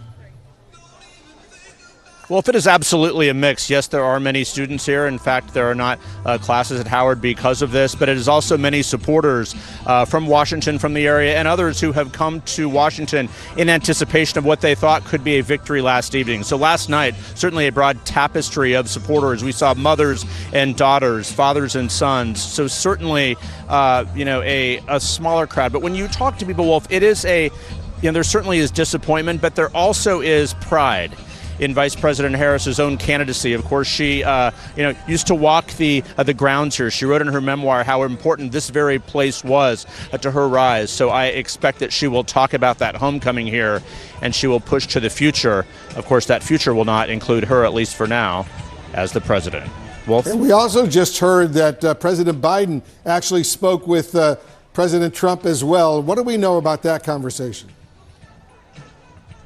Well, if we know that President Biden invited former President Donald Trump to the White House at some point during this time of a transition. We know that President Biden will be addressing the nation tomorrow. Of course, President Biden is at the center of all of this. It was his decision in July to not seek a second term well after this campaign was underway that is going to hang over this entire election as a central part of his legacy. So many questions. What if he had decided earlier to not seek a second term? What if there had been a Democratic primary? Would Vice President Harris have emerged stronger? Would she have emerged emerged at all. But for now, at least, President Biden is front and center in this. I'm told that he has also talked to his vice president. Well, if there's no doubt there's some healing to do inside the Democratic Party, indeed inside the White House as well. There were many hard feelings that have not yet healed over how he was removed from the ticket. Of course, it was his decision on July 21st, but one he did very reluctantly.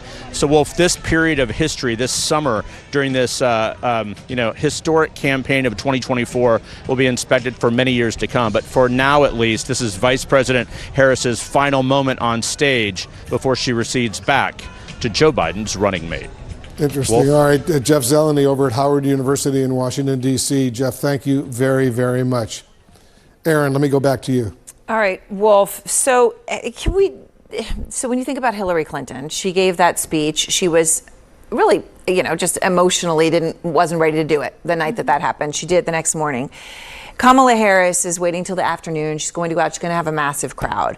But you know her, you know those around her. What's going into this moment for her? And what is she prepared for to walk out on that stage? I mean, that's going to be emotional. It's going to be a big crowd. Yes. And she's going to have to say something that nobody really can imagine how hard it is to say. Yeah.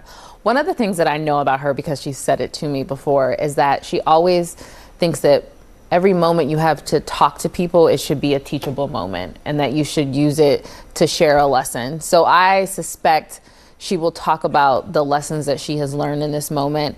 And then she will be speaking at her alma mater. She said the first time she ran for office was when she was running for freshman rep at Howard.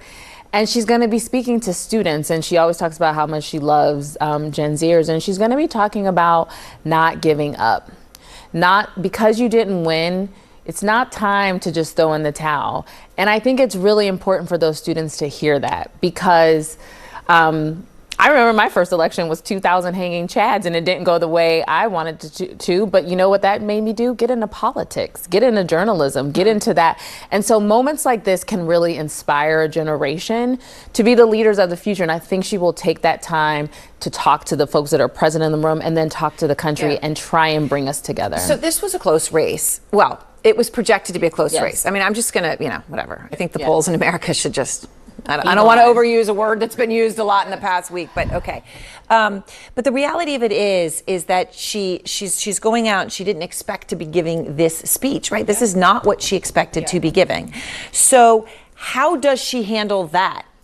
Yeah, I mean, look, I think we could all imagine what the emotional whiplash of this moment feels like when she and her campaign felt, based on the data that they had, that they were absolutely had a chance to win this election. And frankly, I think thought they were going. I've said the night before, I said, can you win all seven? And he said yes. Said yes. And they believed that. And so I think there's all of the substantive pieces that Ashley's talking about are so important. And I think having to manage your own disappointment and kind of emotional drop off in this moment, incredibly hard, and incredibly hard from a public speaking perspective, right? I mean, she's dealing with all of the emotions of having come up short and what that means, while also having to go through, what do I want this speech to say? Is that, she's presumably sitting there with her speechwriters going through, so I think it requires a sense of focus and discipline and emotional management that would be very hard for most people. Right. I've written a lot of concession speeches, more than I wish I had, frankly. And I have to tell you, they can be some of the best moments of a politician's career. They're emotionally spent. The race is over. They've given everything they can, and so there's no more tension. You're not nervous about anything. And so you get, most people who run for office do so out of a commitment to do public service. It's a sacrifice for most of them. And that comes through in a lot of concession speeches. And their real desire to lead people comes through in a natural way that maybe it doesn't in the heat of the battle. So I might look forward to one of her better speeches of the year. Which is, and I guess that's the one where some people say, well, gosh, if you talked like that, maybe things would have gone differently. I'm not saying. No, but this is a point you've made generally about the campaigns not having enough humility. In concession speeches, people's humility comes through. Yes. And that's part of what that's why they feel human. And that's why people connect to them, because a humility comes through in a way that it often doesn't during the campaign. So now Biden and Trump have this conversation. Okay, I've been with Biden a few times in the past year. And you don't need to have been with Biden to have heard me. and I don't want to use nasty words, he really dislikes Donald Trump, okay? It's personal, it's deep. The feeling is mutual. And yet they picked up the phone, they have this phone call, Biden invites him to the White House. Come and visit, showing basically this is how you should behave. Yes. The real question, I guess, so let me start with you, Brad, on this, is can Trump reciprocate? Can he rise to that moment and be gracious? I think it's a chance for a clean start for Donald Trump. We have had 2 elections, one which he won in 2016, and Democrats immediately put 200,000 people in the streets and acted like his win was illegitimate and due to Russian Facebook ads. And then we had 2020, obviously, where we all know how that happened.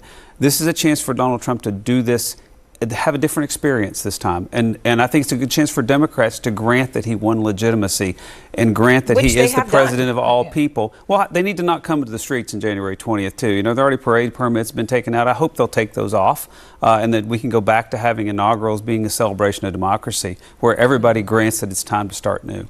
So what do you think the Biden-Trump meeting is going to be? I would love to be a fly on the Do wall. eye rolls like actual? No, that we were on a wide shot. They couldn't quite see your eye roll. Okay. I think it will. Well, I just remember the meeting. Kate and I were at the White House in 2016. I was right outside of the Roosevelt Room. The Cleveland Cavaliers were there for their celebration. It was a somber day. Donald Trump was in the Oval Office meeting with Obama. We saw a short pool. It's a discussion. There is no bonding of a friendship. It is an act of leadership. And I think they will have a cordial conversation and they will never speak again. Yeah, probably the case. I listened to a conversation that Joe Biden and Donald Trump had during the 2020 campaign, and I think it was April of 2020. Yes. And it was very, you might expect that there would be fireworks, and it was very civil. It was very matter of fact. They kind of exchanged the information they'd intended to exchange. I remember Donald Trump talks a little bit about Boris Johnson because he had just gone into the hospital with COVID. And so Donald Trump was sort of talking about his concern for Boris Johnson. It was a very normal discussion. And I would expect that this meeting will be sort of similar, at least from Biden's right now. standpoint. But does Trump come out? Okay, I'm just thinking of all the things out here and the pardons and the scenarios where you were thinking, oh, if Harris won, do they pardon Biden or Harris pardon Trump? Does Trump say on the call, hey, I'm going to pardon Hunter Biden? Does he say anything like that? No, I mean, I doubt it. Highly doubt it. I don't. Does he do it? To me, this is not. No, he likes executive power, and the pardon is the ultimate executive power. I mean, it might There's be. There's a part of him that would probably love to do that. It might be healing for the country if Joe Biden would preemptively pardon him before Jack Smith drops the case, and then Donald Trump can pardon Hunter Biden, and the whole country can start over. I think it's possible Trump does pardon Hunter Biden. I mean, I don't think that's out of the realm of possibility. I'm not sure that this conversation is where he would just sort of drop that. Right. No, he wouldn't say it. He would want to do it as a. I would think so. I would think he would time it more strategically, but I do. I don't. Yeah. Okay. I'm not sure about the pardons, but I do think, to your point about starting over, there is an opportunity. I think the start. We've seen Donald Trump, and we've seen him in certain circumstances, and then we've seen him like an hour later be very different. And so I think the starting over, there has to be. I believe he will be on this phone call with the president, and they will be cordial. But I think that people want to see it consistently and feel like he is leading all of us, even though we might not have voted for him. His speech last night, well, it was very late and I was barely awake. It was a pretty hopeful speech, and he shared a lot of credit. He called Chris LaCivita up to the podium and asked him to speak. He called Susie Wiles up to the podium. He started talking about other people who'd supported him as both celebrity endorsers and people just worked on the staff. Right. And that's. But then he said he was going to fire Chris LaCivita a week before. But I mean, right, but he's gracious in that moment. To Republicans, I guess I'm saying you're now the president-elect. So I think to start anew, Kamala Harris will, I think, talk about this in her concession speech. I think there are a lot of Americans that are skeptical. I think we need to hear and see that from Donald Trump as well. I think that's his task. All right, pause for here, but thanks to our panel. Stay with us. Our special coverage of Election Day in America. Wolf and I are here. We'll be back after a moment. Ambassador Atul Kashap. Well, I want to thank you all very much. This is great. These are our friends. We have thousands of friends on this incredible movement. This was a movement like nobody's ever seen before. And frankly, this was, I believe, the greatest political movement of all time. There's never been anything like this in this country, and maybe beyond. And now it's going to reach a new level of importance because we're going to help our country heal. We're going to help our country heal. We have a country that needs help, and it needs help very badly. We're going to fix our borders. We're going to fix everything about our country. And we made history for a reason tonight, and the reason is going to be just that. We overcame obstacles that nobody thought possible, and it is now clear that we've achieved the most incredible political thing. Look what happened. Is this crazy?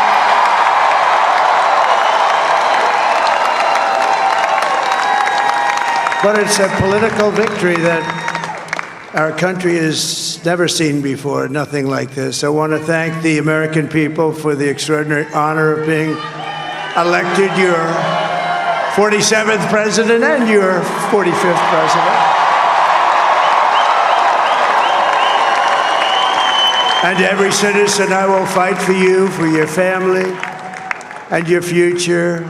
Every single day, I will be fighting for you, and with every breath in my body, I will not rest until we have delivered the strong, safe, and prosperous America that our children deserve and that you deserve.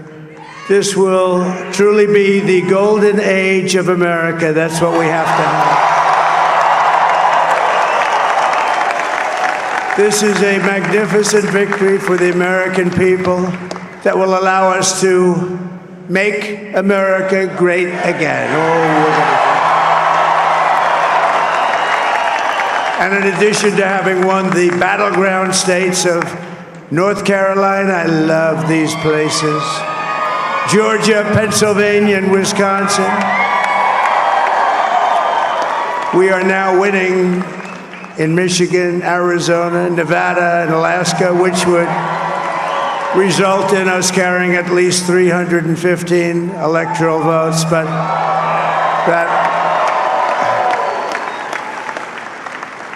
it's much easier doing what the networks did or whoever called it, because there was no other path. There was no other path to victory. We also have won the popular vote. That was great. Very proud of that.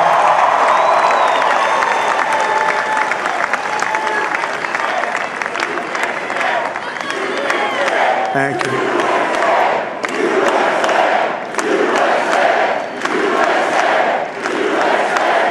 Thank you very much. Thank you. And, winning the popular vote was very nice, I will tell you. It's a great feeling of love. We have a great feeling of love in this very large room with unbelievable people standing by my side. These people have been incredible. They've made the journey with me, and we're going to make you very happy. We're going to make you very proud of your vote.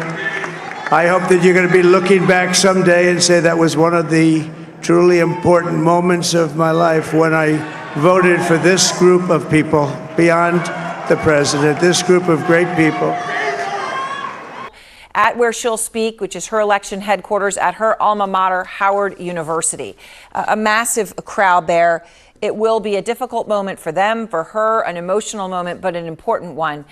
Joining me now is Republican Congressman Dan Mueser. He won his reelection bid in Pennsylvania's 9th district, also was one of those in charge for leading up the state for Trump's reelection effort. So let me just ask you, Congressman, does anything, Trump won the state and you worked hard to make that happen. When you look at the details, whether it's the exit polls or anything under the hood, did anything surprise you? Does anything specifically stand out to you? Well, we went at this in a very strategic manner, if you will. Campaigns tend to be a lot of advertising, a lot of fundraising, a lot of handshaking, certainly grassroots. But we took an approach of the embracing the early voting, getting the registration done in a heavy way. I mean, we improved here, Aaron, by over 500,000. I mean, we really built a foundation to win. We made it very, very difficult for anybody to beat us with the type of manpower and contacts and everything else that we engaged in. So no, there really weren't too many surprises. Certainly, it met my highest level of expectations. The win, the percentage that Trump had, as well as our other races. David McCormick, we won 2 House seats. I mean, we really fired on all cylinders, and we seemed to do a lot right, and they didn't do much right, frankly. So 2 of the 3 GOP pickups in the House are in your state of Pennsylvania. McCormick winning, that is not something most people had on their bingo card. Maybe you did, but when you talk about firing on all cylinders, can I just ask you, though, so we can understand better? Because what we have heard in recent weeks was that Democrats had this massive ground operation. And I understand there were concerns among some about how they were doing in Philadelphia with those door knocks. But massive, volunteer-driven, on the ground, the bus is ready, everything there. And the GOP was outsourcing a lot of it to super PACs like Elon Musk, who did not have the local knowledge. They were paying people to door knock as opposed to having passionate supporters do it.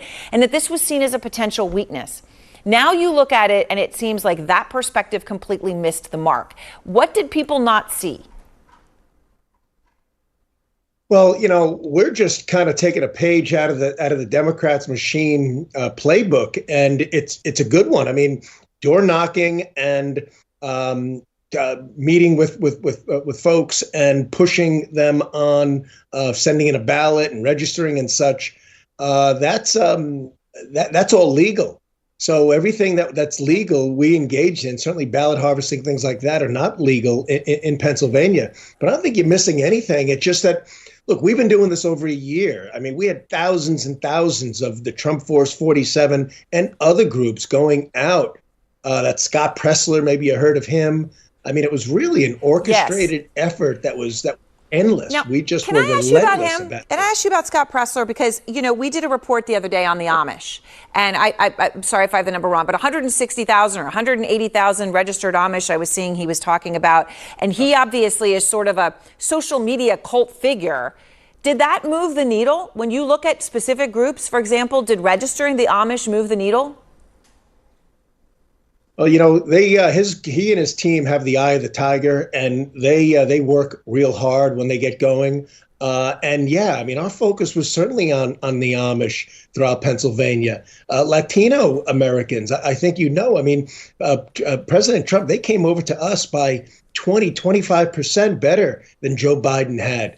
The Jewish Americans, for the various reasons, the youth. You know, these things were very targeted. It was very strategic. And I'm not giving away any secrets here because these are things that Democrats have done.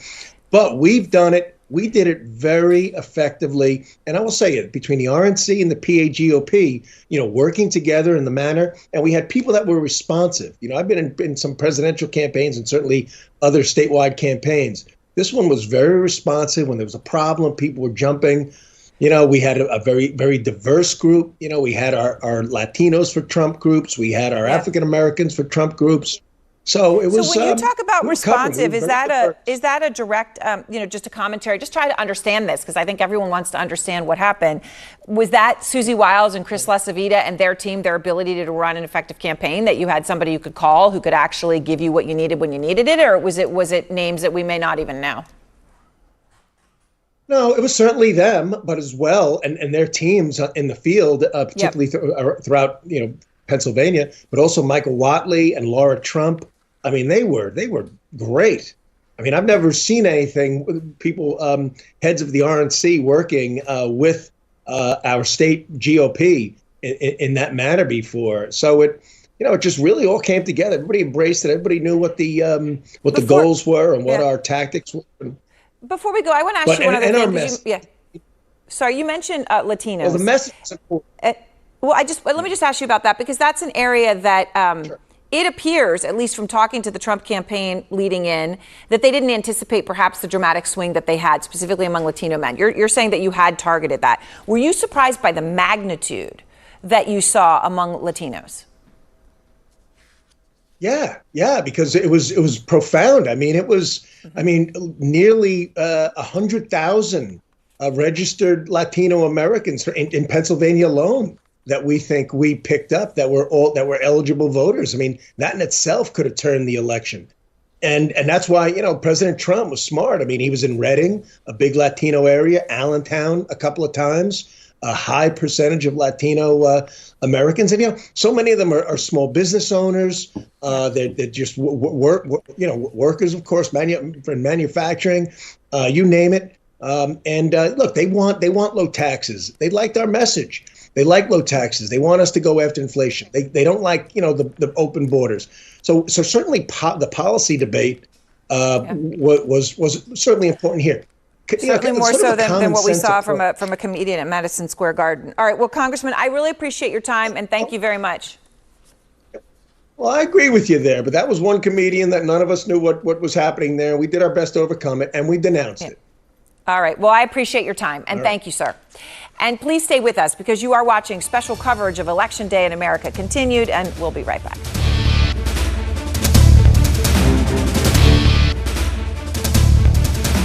Much, Mr. Aghi.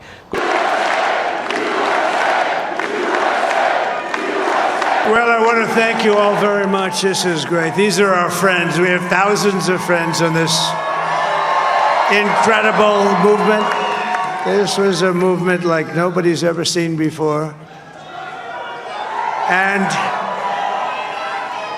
frankly, this was, I believe, the greatest political movement of all time. There's never been anything like this in this country and maybe beyond. And now it's going to reach a new level of importance because we're going to help our country heal. We're going to help our country heal. We have a country that needs help, and it needs help very badly. We're going to fix our borders. We're going to fix everything about our country. And we made history for a reason tonight, and the reason is going to be just that. We overcame obstacles that nobody thought possible, and it is now clear that we've achieved the most incredible political thing. Look what happened. Is this crazy?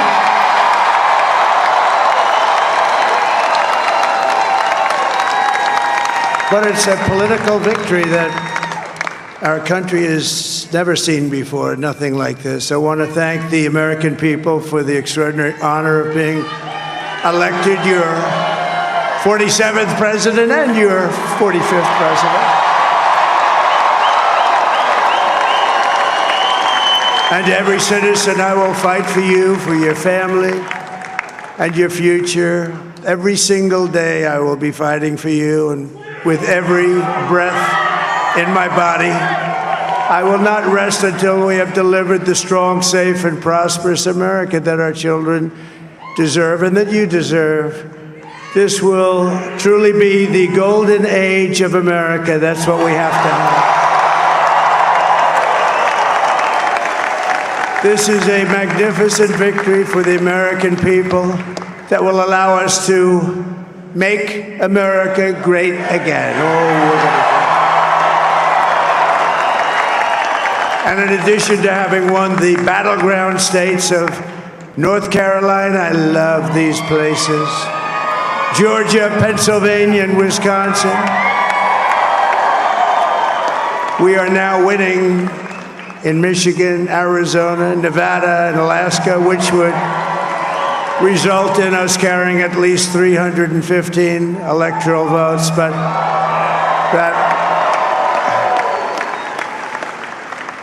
But it's much easier doing what the networks did or whoever called it, because there was no other path. There was no other path to victory. We also have won the popular vote. That was great. Very proud of that.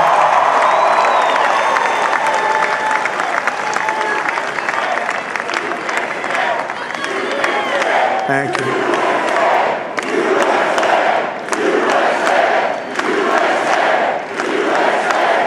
Thank you very much. Thank you. And, winning the popular vote was very nice, I will tell you. It's a great feeling of love. We have a great feeling of love in this very large room with unbelievable people standing by my side. These people have been incredible. They've made the journey with me, and we're going to make you very happy. We're going to make you very proud of your vote. I hope that you're going to be looking back someday and say that was one of the truly important moments of Trump and officially conceded. President Biden has also spoken to Trump, and he also invited Trump to the White House.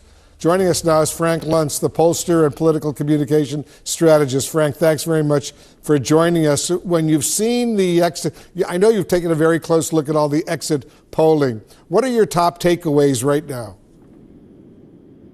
Most important is the Latino, the Hispanic vote. I was shocked to find out that Trump actually won a majority of male Latinos. There is a huge gender gap, as there is in every single break. But Trump is able to win a majority. I think that's the first time that I know of that any Republican has been able to do something like that in more than 30 years. So that was number one.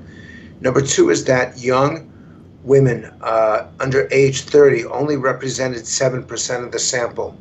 For Harris to be successful, they needed to draw a major turnout because the spread there was almost 2-1 in favor of Harris. So you have to make that something bigger. And third was the fact that in the end, abortion was a relatively low priority issue. She was dominating there, but that if it doesn't matter to voters, then it doesn't matter if one candidate has a tremendous lead. Those would be my three great takeaways. Very important takeaways indeed. Frank, what's your biggest lesson for Democrats today? It's tell people where you stand. Tell them what you're going to do. She did a wonderful town hall meeting with CNN. She should have stopped Anderson Cooper at the beginning and said to the audience, I want to tell you exactly what I'm going to do in the first hour, the first day, first week, month, 100 days, year, all of that.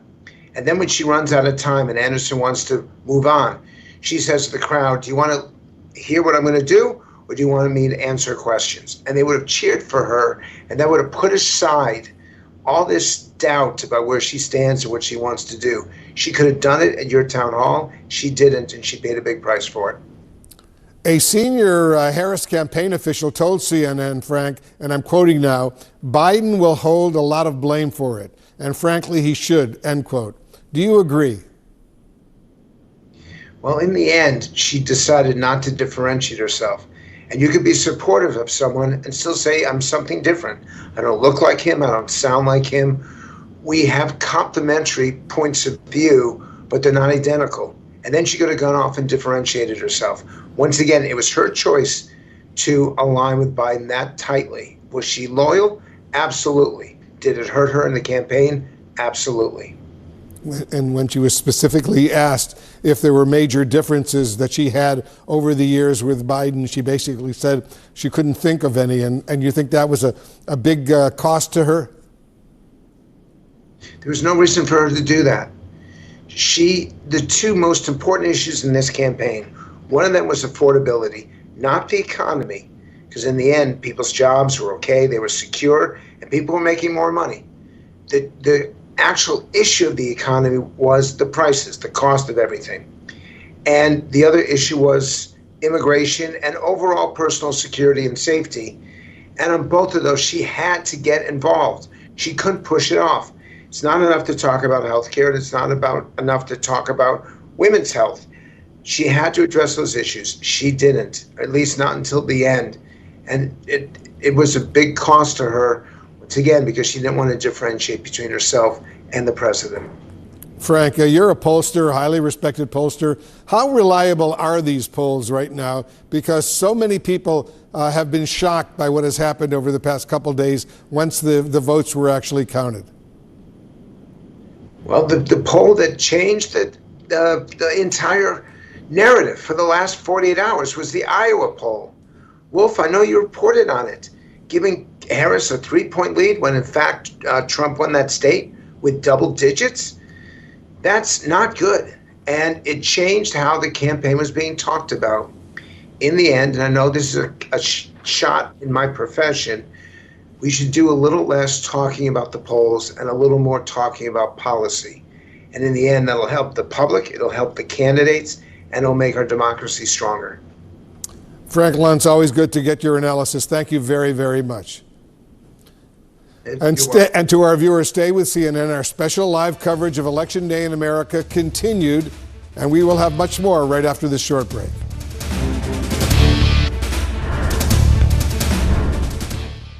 As concerns for the environment grow and our societies become more digitalized.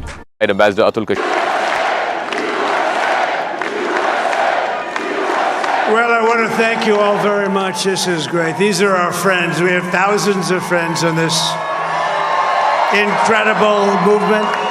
This was a movement like nobody's ever seen before. And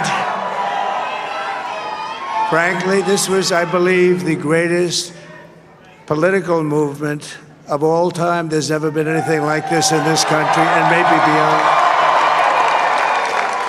And now it's going to reach a new level of importance because we're going to help our country heal. We're going to help our country heal. We have a country that needs help, and it needs help very badly.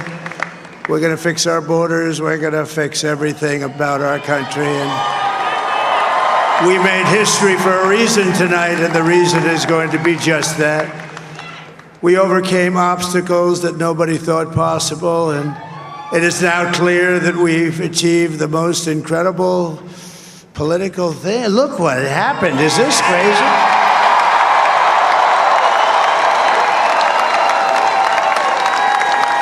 But it's a political victory that our country has never seen before, nothing like this. I want to thank the American people for the extraordinary honor of being elected your 47th president and your 45th president. And every citizen, I will fight for you, for your family, and your future. Every single day, I will be fighting for you, and with every breath in my body, I will not rest until we have delivered the strong, safe, and prosperous America that our children deserve and that you deserve. This will truly be the golden age of America. That's what we have to have.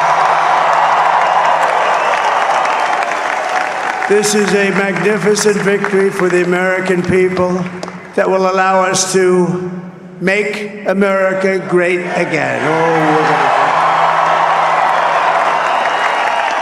And in addition to having won the battleground states of North Carolina, I love these places, Georgia, Pennsylvania, and Wisconsin. We are now winning in Michigan, Arizona, Nevada, and Alaska, which would result in us carrying at least 315 electoral votes. But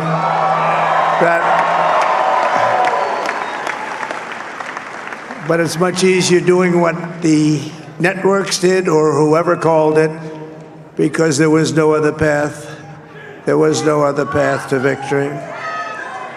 We also have won the popular vote. That was great. Very proud of that.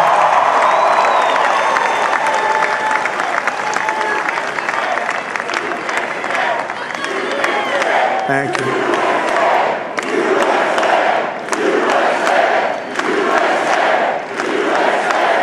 Thank you very much. Thank you. And, winning the popular vote was very nice, I will tell you.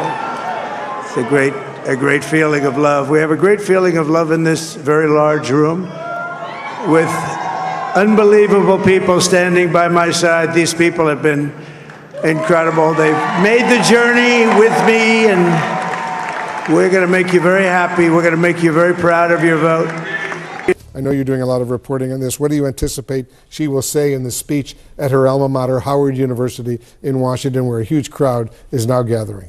I think that if you have been following the Harris campaign, in some ways this is going to sound like a pretty familiar speech. She's going to talk about respecting democratic institutions like last night's election, finding common ground, the need for the country to come together, all themes that she talked about a lot on the campaign trail.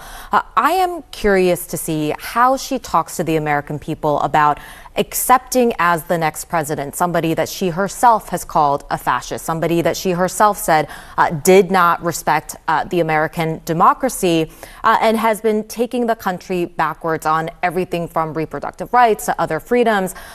Threading that needle, I think is going to be in some ways a tough act for her because of how forcefully she has been speaking out against Donald Trump. And then I'm also just looking out for any clues that she might offer about her own political future. Maybe today's not the day, but does she say, I plan to be at the forefront of Democrats fighting back against Donald Trump's and the Republicans' extremist agenda, which is what she talked about a lot. Mark Preston, what do you expect to hear?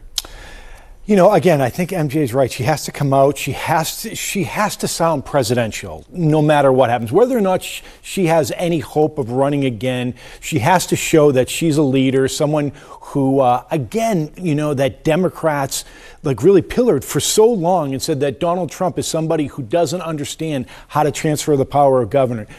She has to deliver that message in a way that is accepting to the nation, but also in a way that Democrats know that she hasn't given up. It is an incredibly tough tightrope to walk.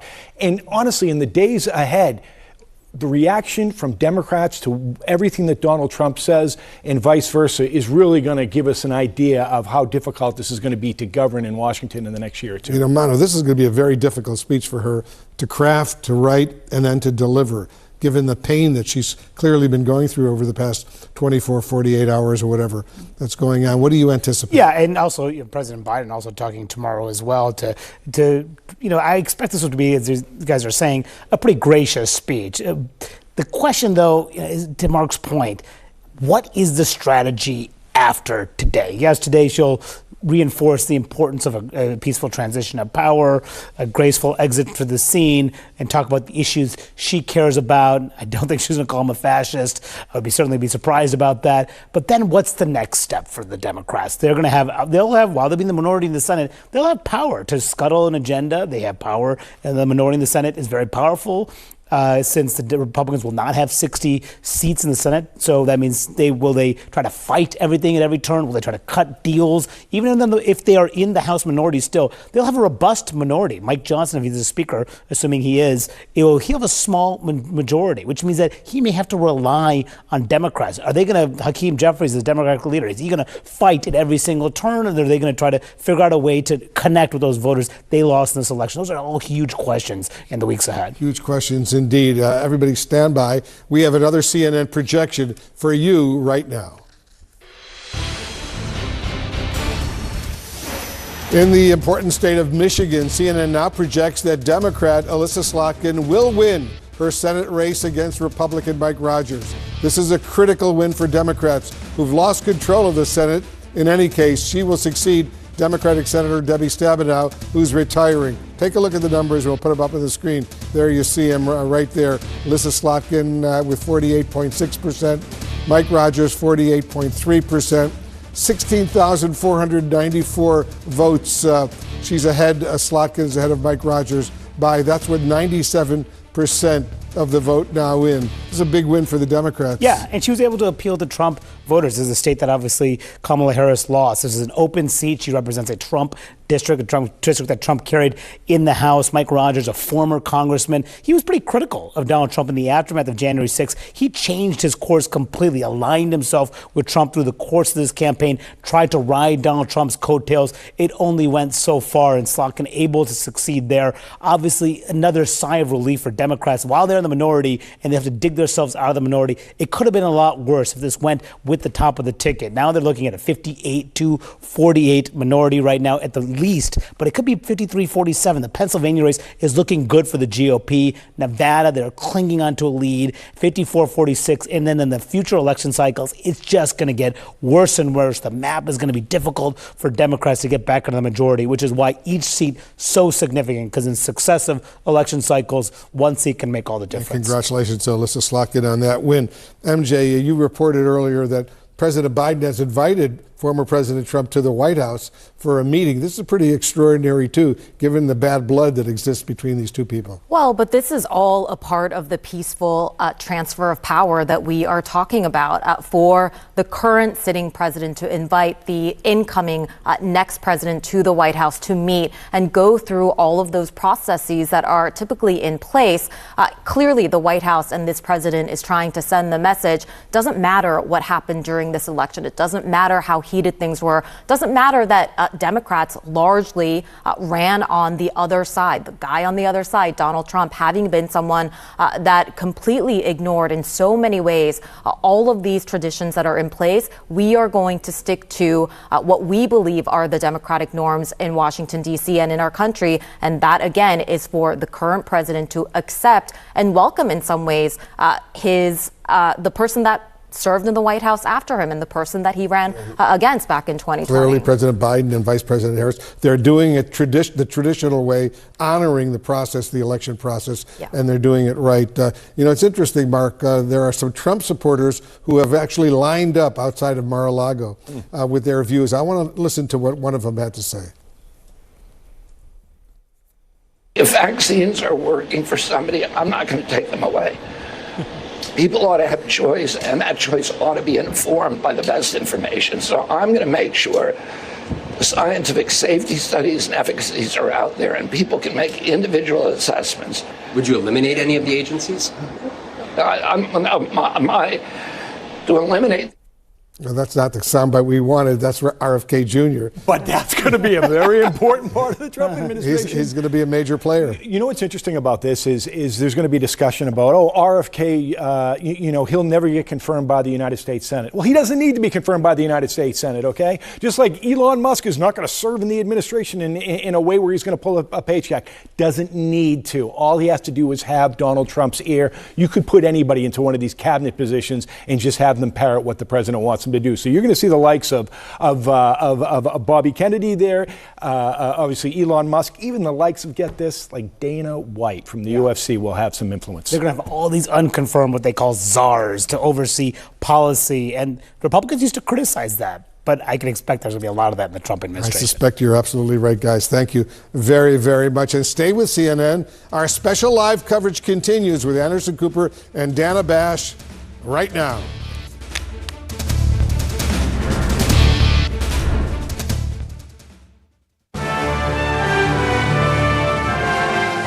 Much, Mr. Aghi. Well, I want to thank you all very much. This is great. These are our friends. We have thousands of friends on this incredible movement. This was a movement like nobody's ever seen before. And frankly, this was, I believe, the greatest political movement of all time. There's never been anything like this in this country, and maybe beyond. And now it's going to reach a new level of importance because we're going to help our country heal. We're going to help our country heal. We have a country that needs help, and it needs help very badly. We're going to fix our borders. We're going to fix everything about our country. And we made history for a reason tonight, and the reason is going to be just that. We overcame obstacles that nobody thought possible, and it is now clear that we've achieved the most incredible political thing. Look what happened. Is this crazy?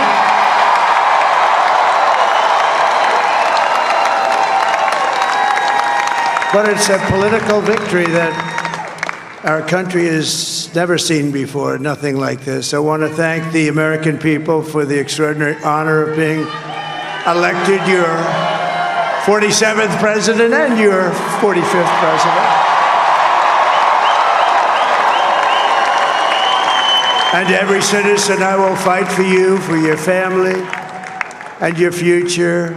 Every single day, I will be fighting for you, and with every breath in my body, I will not rest until we have delivered the strong, safe, and prosperous America that our children deserve and that you deserve.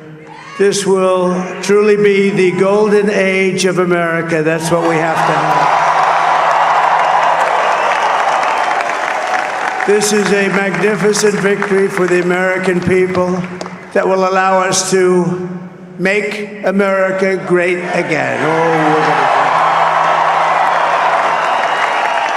And in addition to having won the battleground states of this race in the fourth quarter. So look, we will unpack this for many months and perhaps years to come. President Biden, his decision, his timing sits at the center of all of this. That phone call that President Biden and Vice President Harris had just a little bit earlier today, private, so interesting. But when you talk to these supporters, they are dejected, and they arrived yesterday in a jubilant mode. Yeah, and I should note, Anderson, I mean, that phone call that Jeff is talking about, these Harris and Trump, they only met that one time on the debate stage. So they really have almost never spoken to each other in a setting like that. And for someone who ran a very strong campaign against Trump's character, that phone call would have been quite difficult. But, I was talking to some Harris supporters. They're all milling around here. They're going to be kind of front and center for her speech. Her aides, her campaign volunteers, her staffers, they've all come in. They're giving each other long hugs. But there's a sense here that this is not the end. This is perhaps the beginning. I mean, Vice President Harris is young, relatively young, and she is the vice president now. This race did not work out, but there are a lot of people here who do not think that this is the end for her. Anderson. Abby, do you have any sense of what message she intends to convey in her concession speech? I mean, I'm sure we will hear about, the support for a peaceful transfer of power.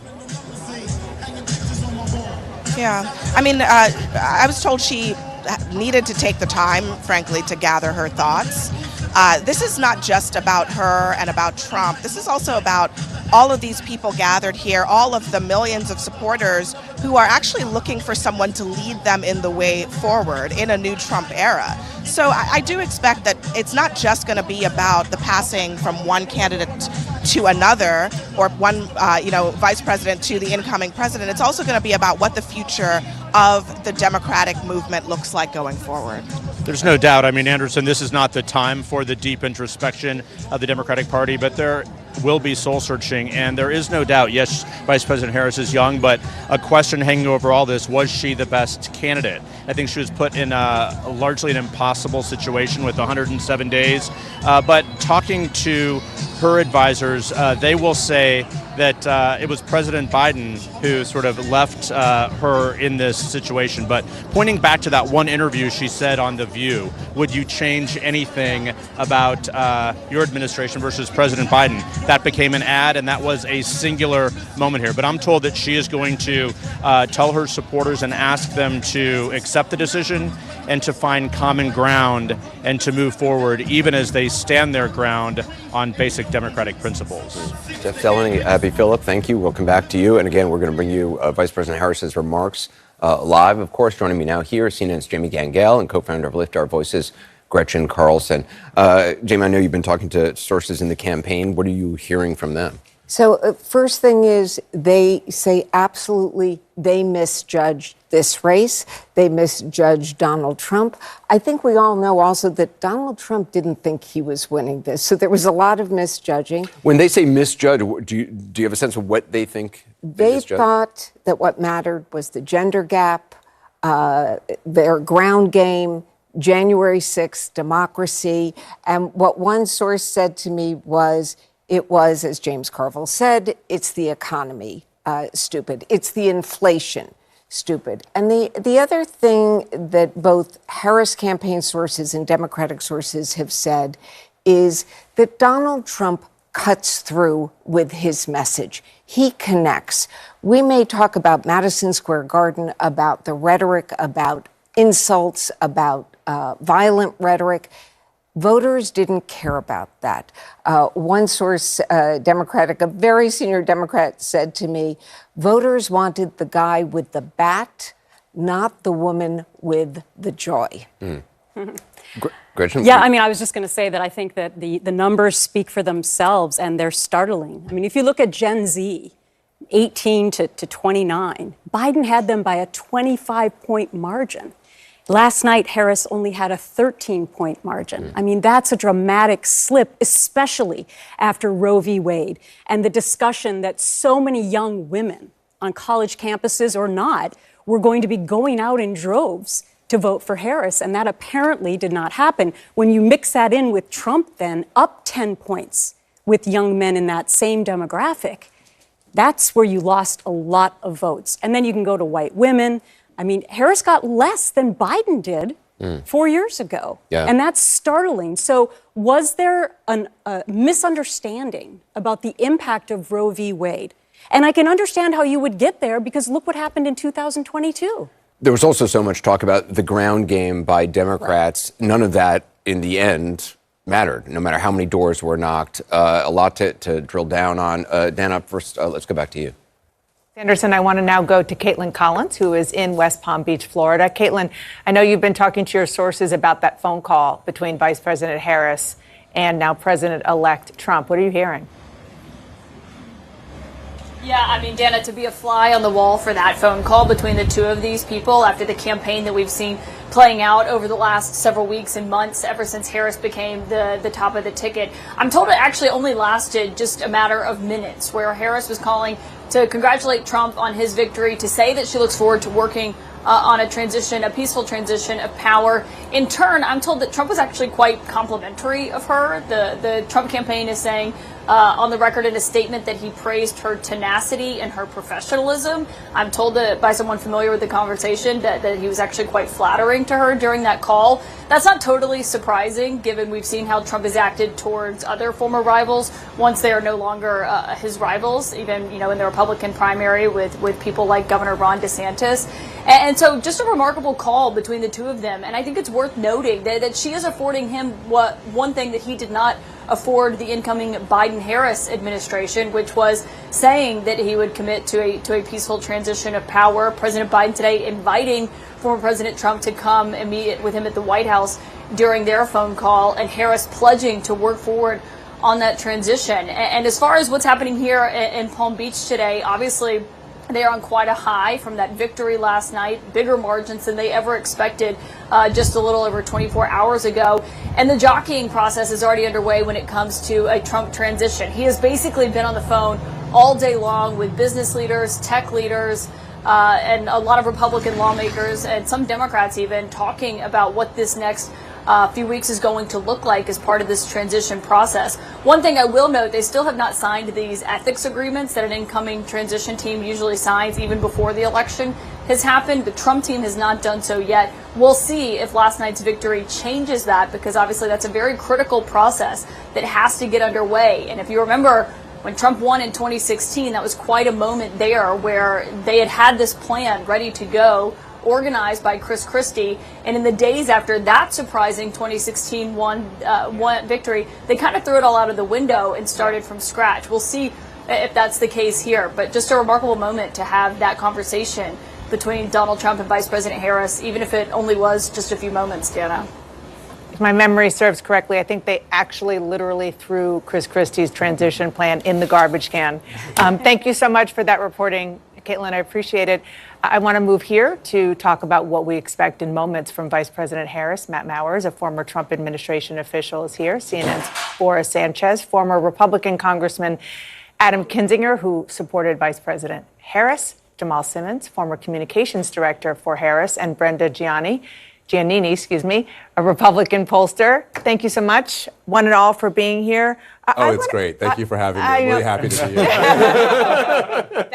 Can you sell it a little better? I just want to go to the beginning of what Caitlin was reporting and just sit on it for a second. Mm-hmm. And that is, we cannot take for granted anymore the notion that a person who loses the presidency picks up the phone and calls the person who won to concede and say, I wish you well. We're going to hear obviously more of what she's going to say in public, but that phone call, not only did it not happen, as you know better than any of us, because you actually investigated what happened on January 6th, it led to so much disinformation, so much misinformation, and then actual bloodshed. Talk about this moment now for us as a democracy. Yeah, this is really important, and especially given, look, it was obviously a very tense campaign. Kamala said some things about Trump that was hurtful to him. He said things about her that was hurtful. But for her to pick up the phone, make that call and say, look, we respect this transfer of power. You'll have full cooperation from the Biden administration. I think it's really important. And it's also, look, around the world, there's a lot of scared countries right now looking at, Donald Trump coming back. They can look and say, okay, we know that transfer of power is going to be peaceful. And I think it puts a lot of people at ease, and it helps to heal the country. Look, we can disagree with Donald Trump winning. We can maybe not wanted him to win, but we should all agree that we want to heal the country as much as possible, and this is step one. So on that note, Jamal, you know the vice president well. You worked for her. As we are a couple of minutes away from her beginning, we are told that she is actually there. She's arrived at Howard University. What is not only going through her mind right now, and what, more importantly, do you think that she is going to want to convey? She is, she's very businesslike. She can be very businesslike, not sentimental. So I imagine in that conversation was very businesslike, and she got it done. One of the reasons that's true is you have to remember she was a prosecutor. She dealt a lot with families that were in real crisis and real turmoil. I'm sorry to interrupt you. I just want to, as you're talking, Nancy Pelosi, former House Speaker, on camera. I think it's pretty safe to say that Kamala Harris was the nominee and not Joe Biden because of the work that she did behind the scenes and even in public to change the top of the ticket. Go ahead, Jamal. Yeah, no, and as a prosecutor, she would talk about conversations that she had to have with families who were in real turmoil. Somebody died, a child was abused. And so I think in a moment like this, she puts herself back in that space of having to have those kind of tough conversations. So I imagine this was very businesslike. But, I was sitting here thinking about this, and Democrats are trying to still maintain some level of normalcy, to act like this is something that's regular. I think people in a country have to wrap their minds around the fact that we're about to have an administration that's not going to be normal, at least if they go along with what they said in the campaign. And so while we want to have the trappings of democracy, Democrats are going to have to sort of recognize things are going to have to be different, and they're going to have to behave differently going forward, because Donald Trump is not really interested in just going along to get along. And Brenda, you do a lot of work for Republicans, getting data, polling, focus groups. As we wait to hear from her, what to you is the biggest takeaway, particularly from the whole notion that we all heard from Team Harris was the women are going to save the day, the women are going to come in and they're going to fight, vote for abortion rights and so forth. And then we saw almost across the board, including and especially among suburban women, that didn't happen. In fact, suburban women went to maybe 1 or 2 points for Trump. Exactly. No, what we saw is if you have the luxury to vote on abortion as a white woman, white suburban woman, you did. However, if your socioeconomic status isn't, you're making $100,000 a year, you're not college educated, you voted on the economy. You're much more interested in grocery prices, you're more interested in inflation. We saw Harris really only had 2 gains. If you look at any demographic groups, and it is with those higher socioeconomic status women. Quite frankly, you can also look at the crosstabs on the exit polls. If you say that inflation didn't impact me and my family, you're also a Harris voter. But for everybody else, inflation hit you hard, the grocery store hit you hard, so abortion wasn't top of mind. And Matt, the vice president apparently and her team, they are trying to send a message that in the sort of spirit of unity, in the spirit of concession and sort of normal democratic transition of power, they're also saying, protect America, protect democracy. Yeah, I mean, look, I chose to wear my purple tie today as in the message of unifying our country today. Wore the red tie yesterday when it was time to win. Today it's time to unify, right, as a country. And what we really saw yesterday was, and I know there's going to be a lot of folks, including on the other side of this dais right now, who are probably pretty upset, but it was an American win in some ways. You have not seen a Republican win the popular vote, and potentially Donald Trump looks like he's on record to do that right now. You haven't seen the type of conversation around the fact that this was a validation for Donald Trump, his policies, his message, in a way that a lot of folks weren't willing to give him in 2016. A lot of folks wrote it off. I remember being in Trump Tower on election night in 2016, talking to, not just even in the room, but really even, of course, watching folks on TV who were very shocked, right? They said, well, there's no way this was a fluke. Maybe it was just turnout. It was a tactical win. Same thing was said in 2000.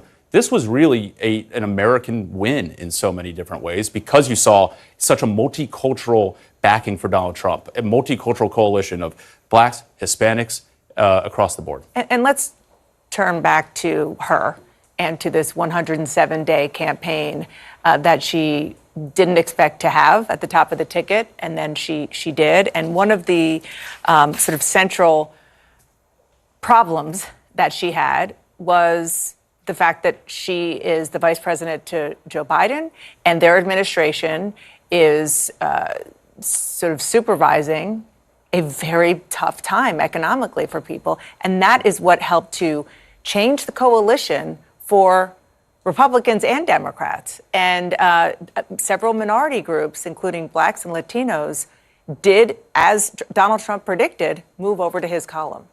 It is significant, but not really surprising. 2 years ago, Dana, during the midterms, we were sitting here stunned at Ron DeSantis winning so many Latinos in Florida and Republicans flipping seats in the Rio Grande Valley in Texas.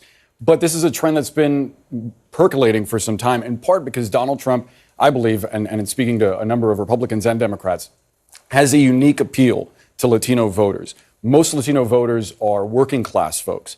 And despite his crude sense of humor, despite the jokes that he makes, despite the exaggerations about his wealth and his exploits, for folks that are from where I'm from and folks that I've grown up around, that resonates more so than the strong man.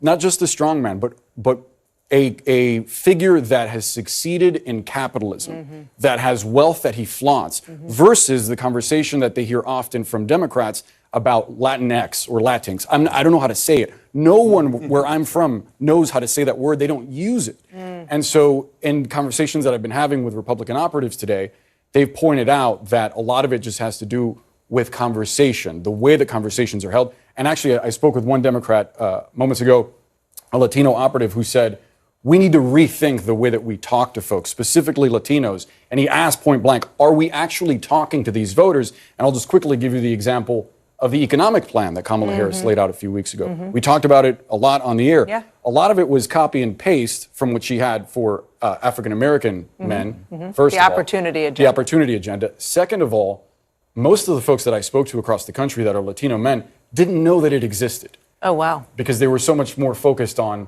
day-to-day life, other things. So Well, I don't that's a think that big comms problem. I don't think that message of economy permeated the way that it hoped. I want to, this is a question as we wait for her that I've been wanting to ask. And the easy thing would be to ask you, Brenda, but I'm going to ask you guys as supporters of Kamala Harris. Donald Trump has run 3 presidential races. He won 2 and he lost 1. The one that he won the first time was against a woman.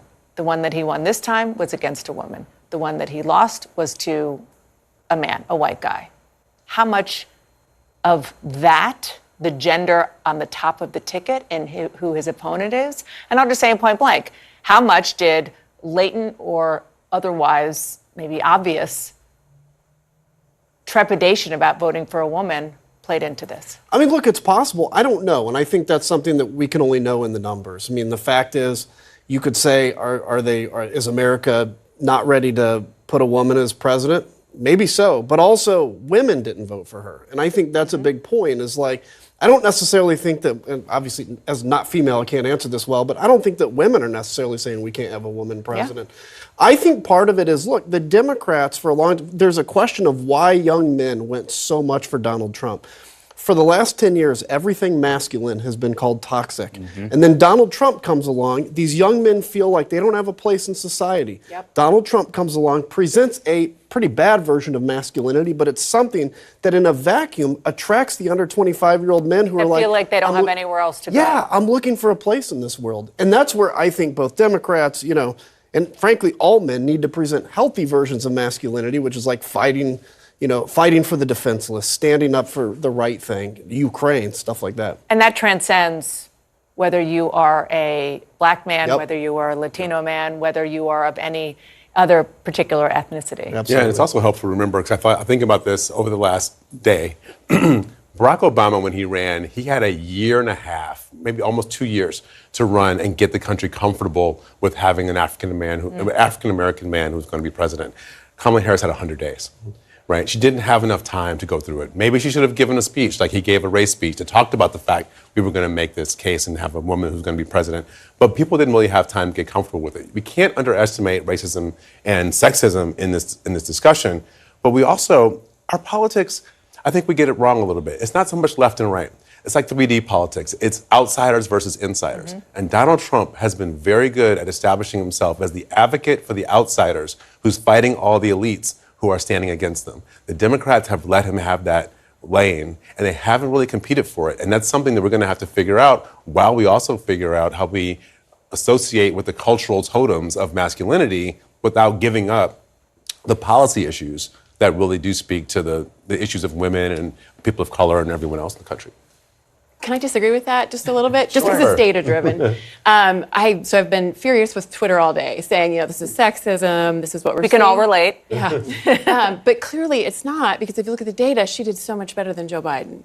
So she was outperforming a white male. You can see it clearly when she gets in the data. So it wasn't Well, here's sexist. the difference. Here's where I'll push back at you.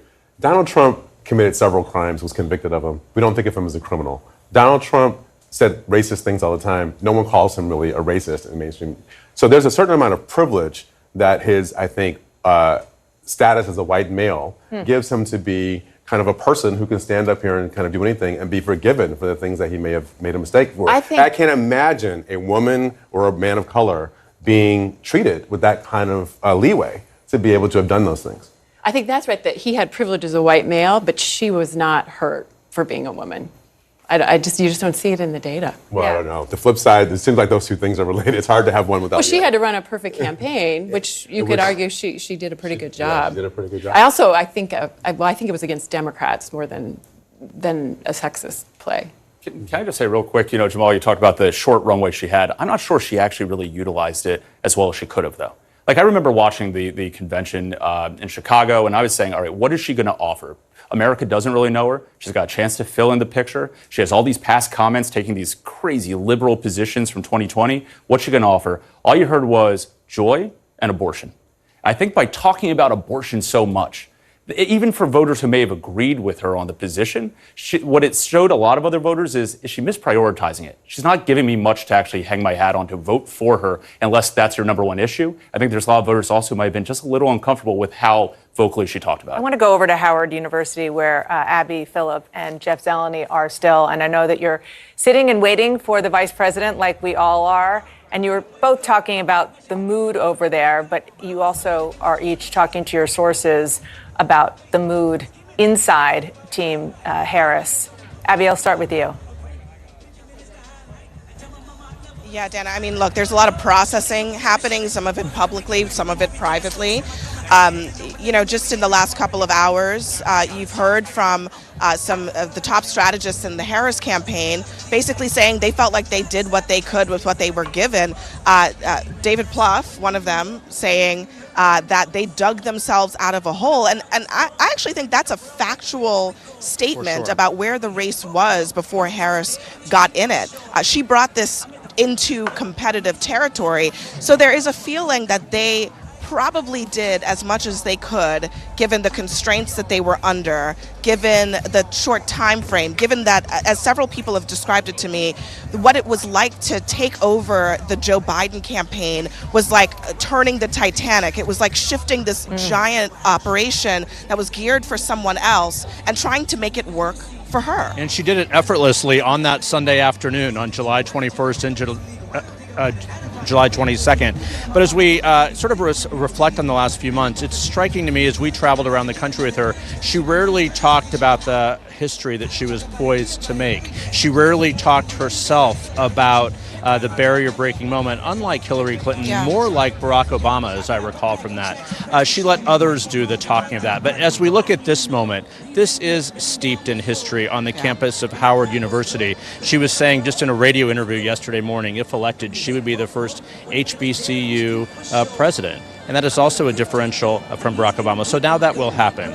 But I still believe that her candidacy, after we sort of dissect all the red to blue and blue to red, there is something that she inspired among young people that was as similar that I've seen to the Obama candidacy, certainly than any other. She didn't hit the finish line, didn't cross the finish line, but this will be remembered in a very historic way. Yeah, I mean, the fact that, as Jeff just pointed out, I mean, we are here sitting on the campus of Howard University, the oldest HBCU in the country, and this school means a lot to people of color. And last night and today, there are a lot of students here, a lot of young people for whom perhaps this was their very first campaign.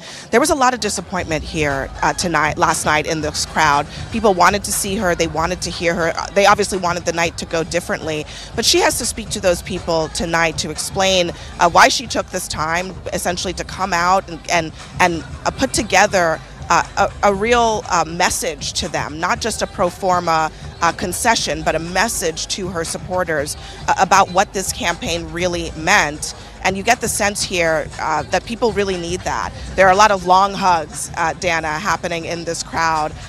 It has almost a funeral-like vibe.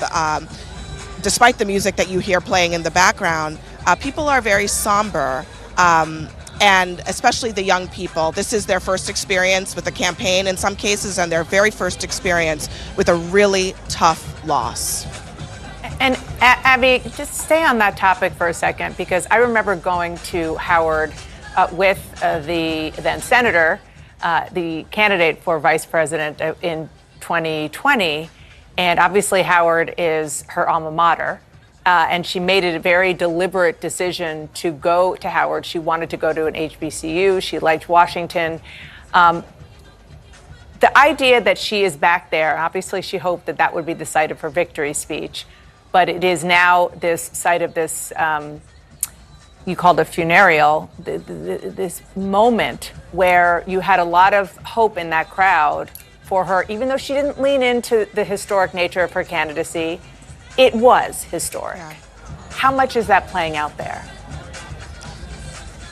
Yeah, I mean, Dana, the fact that she is a product of HBCUs is a testament to what HBCUs mean to the United States of America. HBCUs are the incubator of the black middle class and have been for 100 years in this country.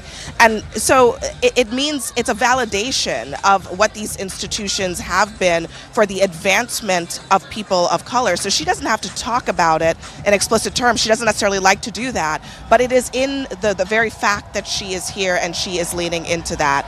I know you can see just in a couple minutes, perhaps a couple seconds, she's going to be coming out.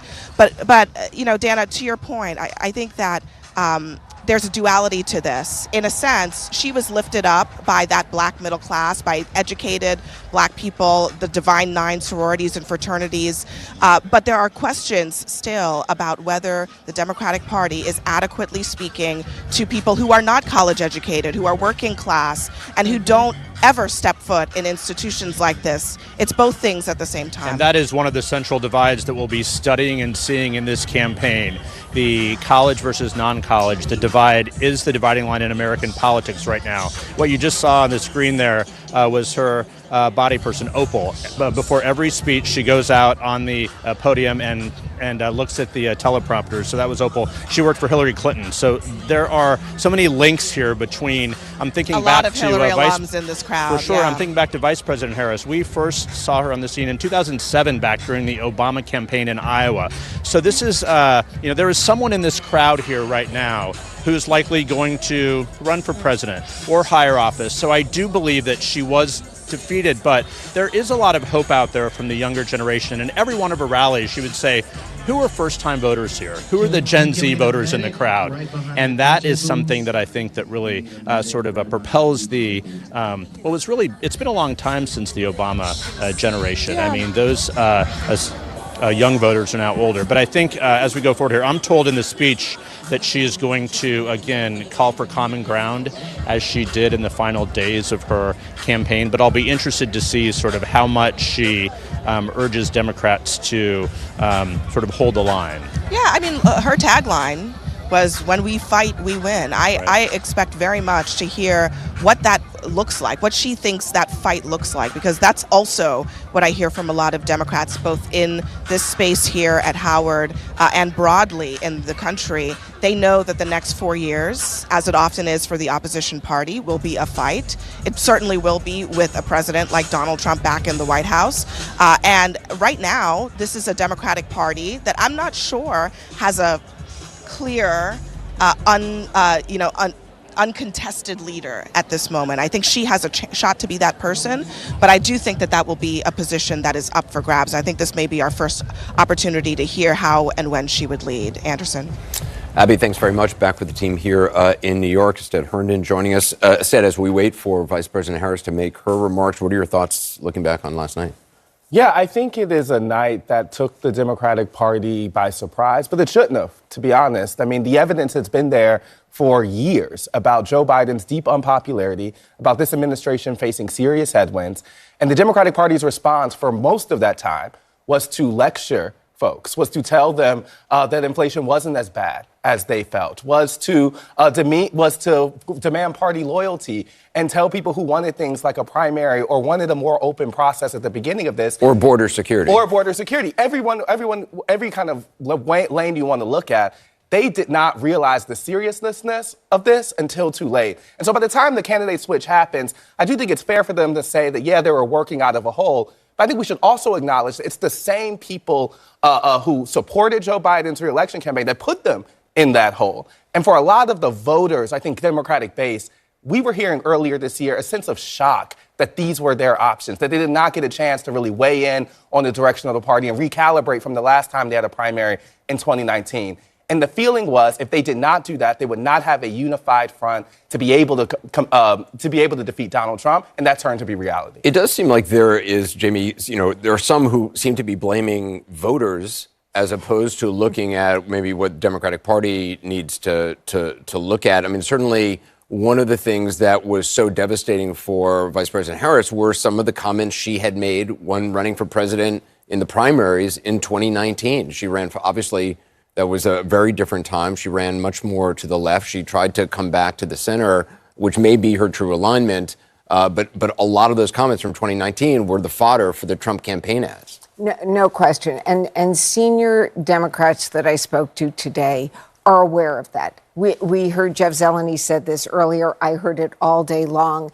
And this is about the Democratic Party needs to do some soul searching. And it speaks to exactly that.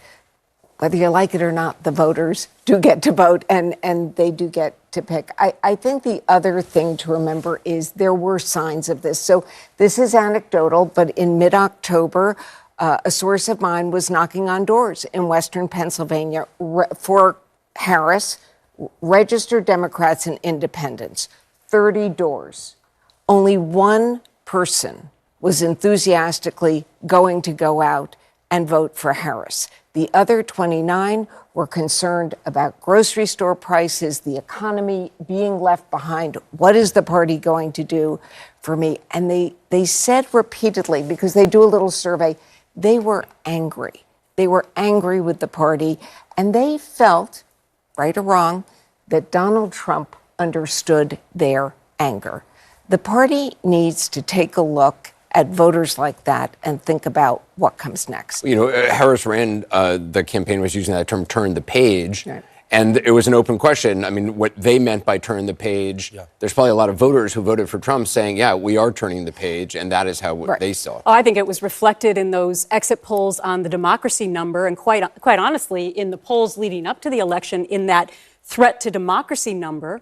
I think that was interpreted as people being fearful of Donald Trump and what he might do to democracy. However, last night it showed that just as many Republicans were worried about what Harris would do to the democracy. And I think that's why that number was so high leading up to the election. So a miscalculation there. Anderson, you and I have talked about trusting the polls for the last couple of months. And I think I said on your show 2 or 3 months ago that I believe that Harris would have to be 5 to 8 points ahead just in the general election poll, because we just didn't know about the Trump voter. And I think that's proven to be true. Unless you look at the margin of error and you say, okay, well, the swing states were still within 3 to 4 points. Okay, but I think there's going to be a huge examination again on polling. There's also like an original sin here, which is I think that there was an underestimation of Donald Trump, or an assumption that he would be seen as inherently unelectable because of the legal problems, because of January 6th. And when you talk to Democrats,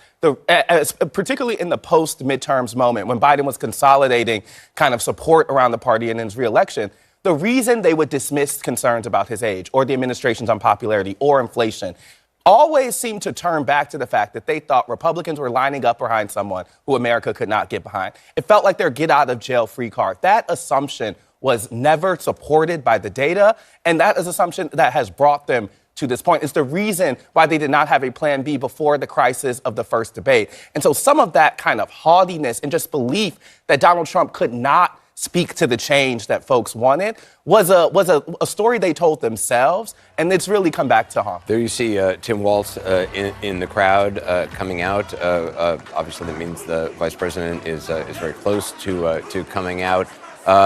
Abby Phillip is over there with Jeff Zeleny as well. I'm wondering, Jeff and Abby, have you been hearing much about the selection of Tim Walz, how that played out now in retrospect?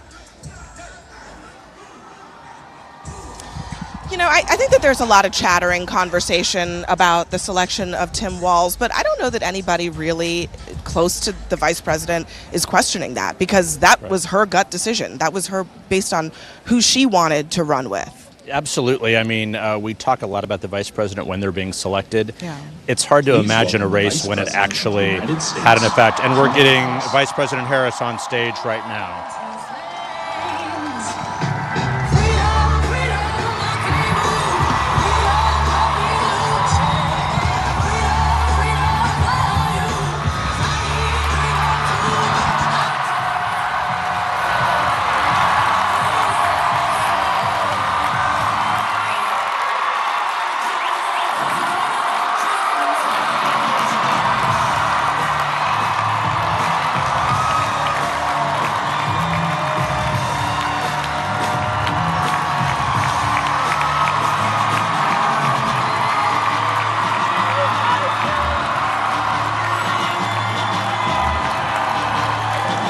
Good afternoon. Good afternoon.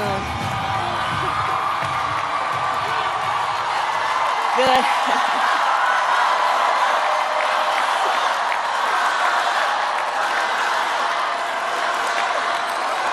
Good afternoon, everyone. Good afternoon. Good afternoon. Good afternoon. Thank you all. Thank you, thank you. Thank you, thank you. So let me say, and I love you back.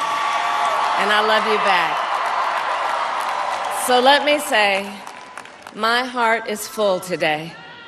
My heart is full today, full of gratitude for the trust you have placed in me, full of love for our country, and full of resolve. The outcome of this election is not what we wanted, not what we fought for, not what we voted for, but hear me when I say, the light of America's promise will always burn bright. As long as we never give up, and as long as we keep fighting.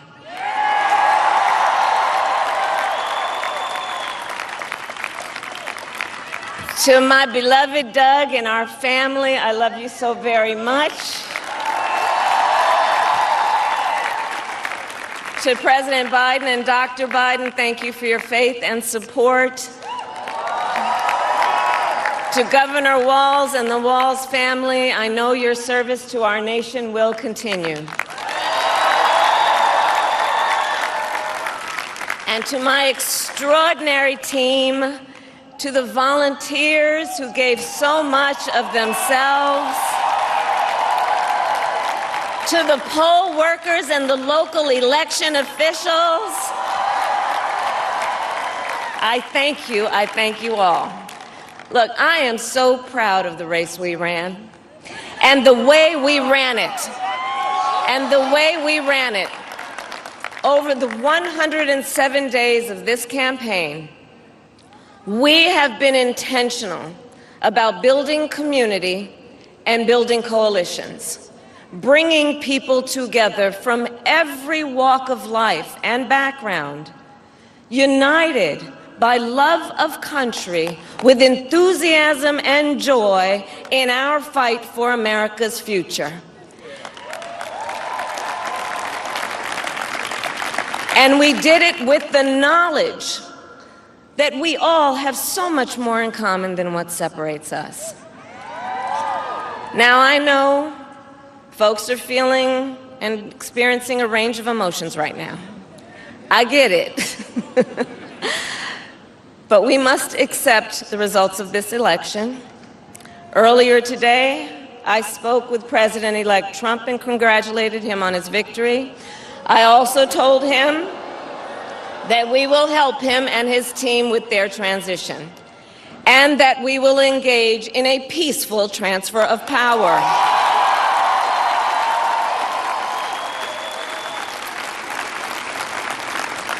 A fundamental principle of American democracy is that when we lose an election, we accept the results.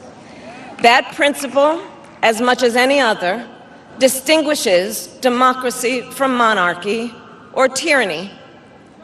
And anyone who seeks the public trust must honor it. At the same time, in our nation, we owe loyalty not to a president or a party, but to the Constitution of the United States.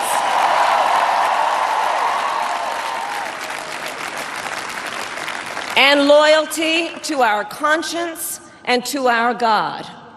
My allegiance to all three is why I am here to say, while I concede this election, I do not concede the fight that fueled this campaign.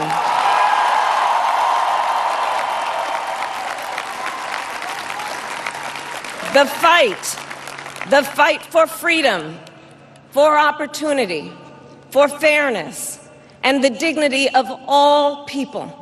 A fight for the ideals at the heart of our nation, the ideals that reflect America at our best. That is a fight I will never give up.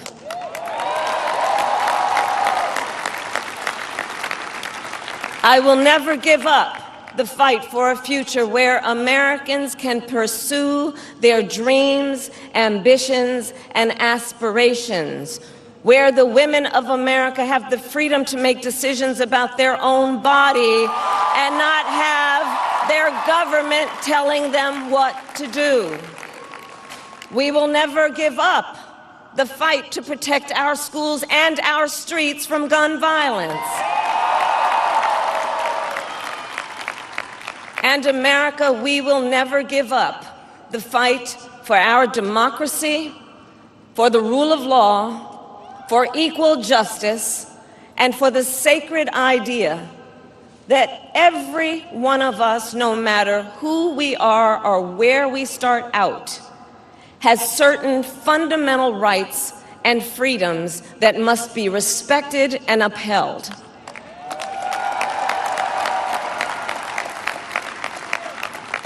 And we will continue to wage this fight in the voting booth, in the courts, and in the public square. And we will also wage it in quieter ways, in how we live our lives, by treating one another with kindness and respect, by looking in the face of a stranger and seeing a neighbor, by always using our strength to lift people up, to fight for the dignity that all people deserve. The fight for our freedom will take hard work, but like I always say, we like hard work. Hard work is good work. Hard work can be joyful work. And the fight for our country is always worth it. It is always worth it.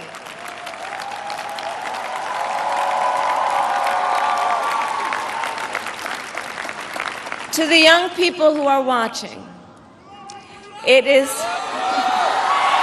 I love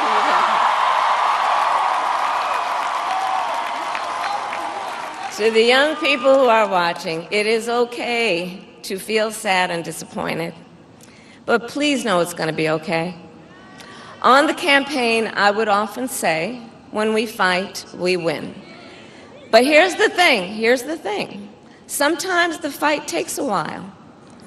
That doesn't mean we won't win. That doesn't mean we won't win.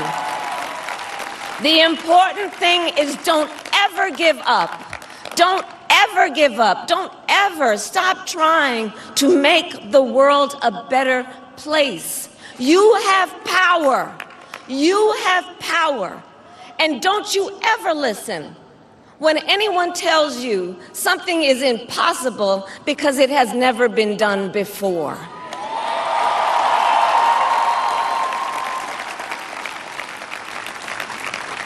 You have the capacity to do extraordinary good in the world. And so to everyone who is watching, do not despair. This is not a time to throw up our hands. This is a time to roll up our sleeves. This is a time to organize, to mobilize, and to stay engaged for the sake of freedom and justice and the future that we all know we can build together. Look, many of you know I started out as a prosecutor, and throughout my career, I saw people at some of the worst times in their lives. People who had suffered great harm and great pain, and yet found within themselves the strength and the courage and the resolve to take the stand, to take a stand, to fight for justice, to fight for themselves, to fight for others. So let their courage be our inspiration. Let their determination be our charge. And I'll close with this. There's an adage an historian once called a law of history, true of every society across the ages. The adage is, only when it is dark enough can you see the stars. I know many people feel like we are entering a dark time, but for the benefit of us all, I hope that is not the case. But here's the thing, America, if it is, let us fill the sky with the light of a brilliant, brilliant billion of stars. The light of optimism, of faith, of truth, and service.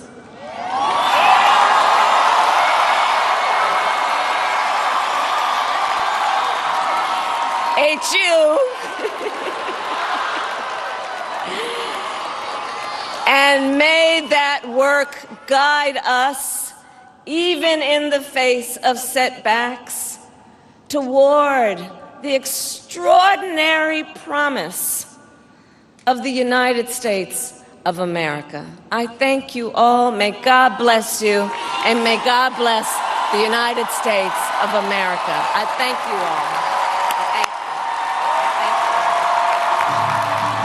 Vice President Kamala Harris speaking just some 12 minutes or so at Howard University, her alma mater, where she had hoped to be making, obviously, a victory speech, obviously a very different speech, indeed, though defiant in many ways, but talking about the importance of a peaceful transfer of power and doing whatever this administration can to help the next administration, which is traditional for these sorts of speeches. She also, look, by and large, it was a very uplifting, positive speech, but there's one line in there that I thought was notable. She talked about how some people might feel that we're entering into a dark period, but these are the words that I think were notable. She said, "In our nation, we owe loyalty not to a president or a party, but to the Constitution of the United States."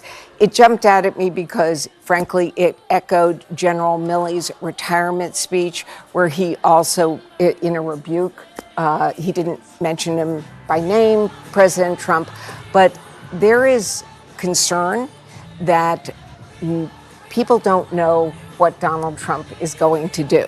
And he has said a lot of things that concern people, and I think that line there was directed at that. Yeah, I mean, look, I think that was a direct hit to Donald Trump because the line before it was, we must accept the results of this election, engage in a peaceful transfer of power, exactly what he didn't do 4 years ago. And so I thought that that was her way of giving a warning. Right, absolutely. But at the same time, doing it very subtly. Look, I think this was very inspirational to young people especially. There's a lot of young women in that audience. I know there's been a lot of talk today about the fact that this is such a blow to the ability for women to rise to the top. We've seen Hillary Clinton lose the election, and now we've seen Kamala Harris, and they both lost to the same man, who many people believe is highly flawed.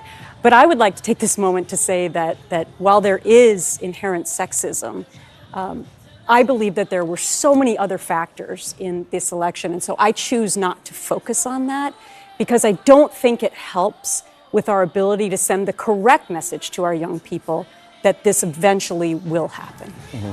And it's notable, she didn't mention that. I mean, in the Hillary Clinton concession speech, obviously there was the glass ceiling reference. These speeches are hard because while it's inspirational, it's a Band-Aid over a gaping wound. The Democratic Party had a devastating night last night, and they will be picking up the ashes for that for a long time. And I would also say, in the Democrats' own telling of this race, this was not a normal election. This was a referendum on our political system. It was their last chance to kind of stop Donald Trump's Project 2025 nightmares, and to fail at galvanizing the country and rebuking that, I think cannot be understated in its impact. Only thing I would also add, though, is it is not as if Democrats throughout this experience have acknowledged people's concerns about the political system and the frustration I often hear on the road and say, this is how we would make that better. Their response is usually, what Donald Trump is promising is bad. And I think for the next version of what Democrats want to offer, they have to start from a place of acknowledging the concerns that they have failed at lecturing over, whether that be inflation or folks' concerns about the political system working for them. You know, it's interesting. I was just reading in your newspaper, the New York Times, Bret Stephens wrote a piece. He voted for Harris. He said he voted for her reluctantly. He's a conservative. But he said, right now, my larger fear is that liberals lack the introspection to see where they went wrong, the discipline to do better next time, and the humility to change. He also went on to say the Democrats become the party of priggishness, pontification, and pomposity. Do you think that there will be this? Because it is very tempting to just sort of blame voters, to blame whomever, and not look at maybe missteps that your own party did. That's why I said there are so many other factors as to why she lost. I mean, let's just look at a college campus, for example, where my kids are, two separate college campuses. They told me that some of their Jewish friends, including young women who are Jewish, were voting for Trump because it was a single issue for them this election because of Israel. And so I said to them, even over abortion, and they said, yes, that's who. So I think that piece of the puzzle was undersold in the way in which some Jewish people, I believe, flipped their votes as a result of that.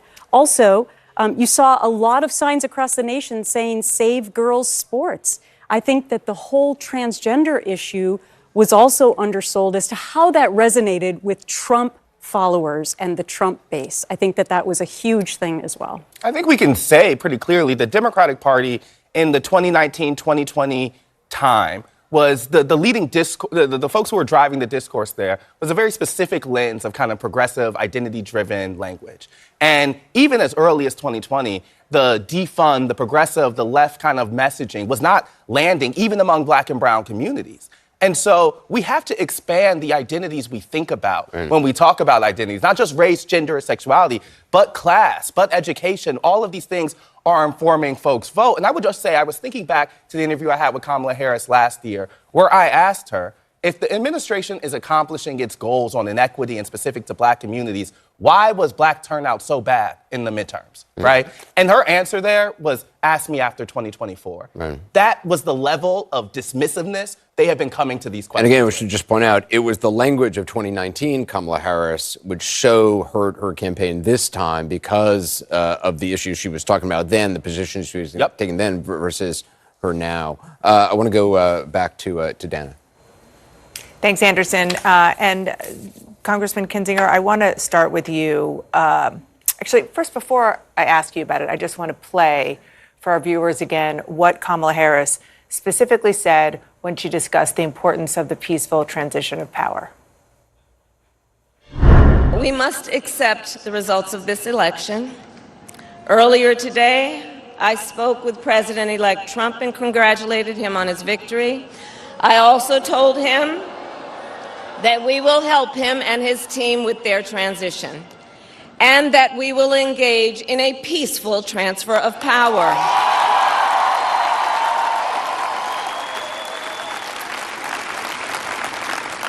A fundamental principle of American democracy is that when we lose an election, we accept the results. That principle, as much as any other, distinguishes democracy from monarchy or tyranny. And anyone who seeks the public trust must honor it. At the same time, in our nation, we owe loyalty not to a president or a party, but to the Constitution of the United States. As we were watching that live, I turned to you because that was why you decided to speak out against Donald Trump when you were still in Congress, because of what happened on January 6th and beyond. And so for you, as somebody you're still a Republican, supported Joe Biden and then supported Kamala Harris, how important was that? I think it's really important. I mean, look, Democrats are not going to, and we're not going to defend democracy by Democrats becoming what Republicans are. I mean, look, if Donald Trump would have lost, we would be struggling with a transition of power right now. Let's be honest. But this is kind of like adults in the room. This is Kamala saying, look, we're going to be adults about this. This is more important than any political party because in 100 years, if democracy still exists, and I think it will, it's going to be very important that we maintain that tradition. The other thing that was really important for her was beginning to outline the future mission. We can be gracious in defeat, but still have to defend the Constitution, and that is the call that we have now. And I thought she did very effective for a speech, a concession speech, which usually doesn't get a lot of play for a long time. But I thought that was effective in what she needed to do. One of the most powerful speeches that I ever witnessed in person, and I've covered politics for a few years, was when John McCain gave his concession speech in Phoenix, Arizona in 2008, and he had the same kind of theme. It was up against a backdrop of peaceful transition of power being quite normal, as opposed to the point that she was trying to make. But still, we can't take that for granted. We can't take it for granted. Certainly not with Donald Trump being in office, and we don't know how he will play out over the next 4 years. When it was his turn to do this, he was sort of petulant about it. He didn't have a concession speech. He didn't even show up at the inauguration. So I think a lot of people worry that we would be able to have this kind of a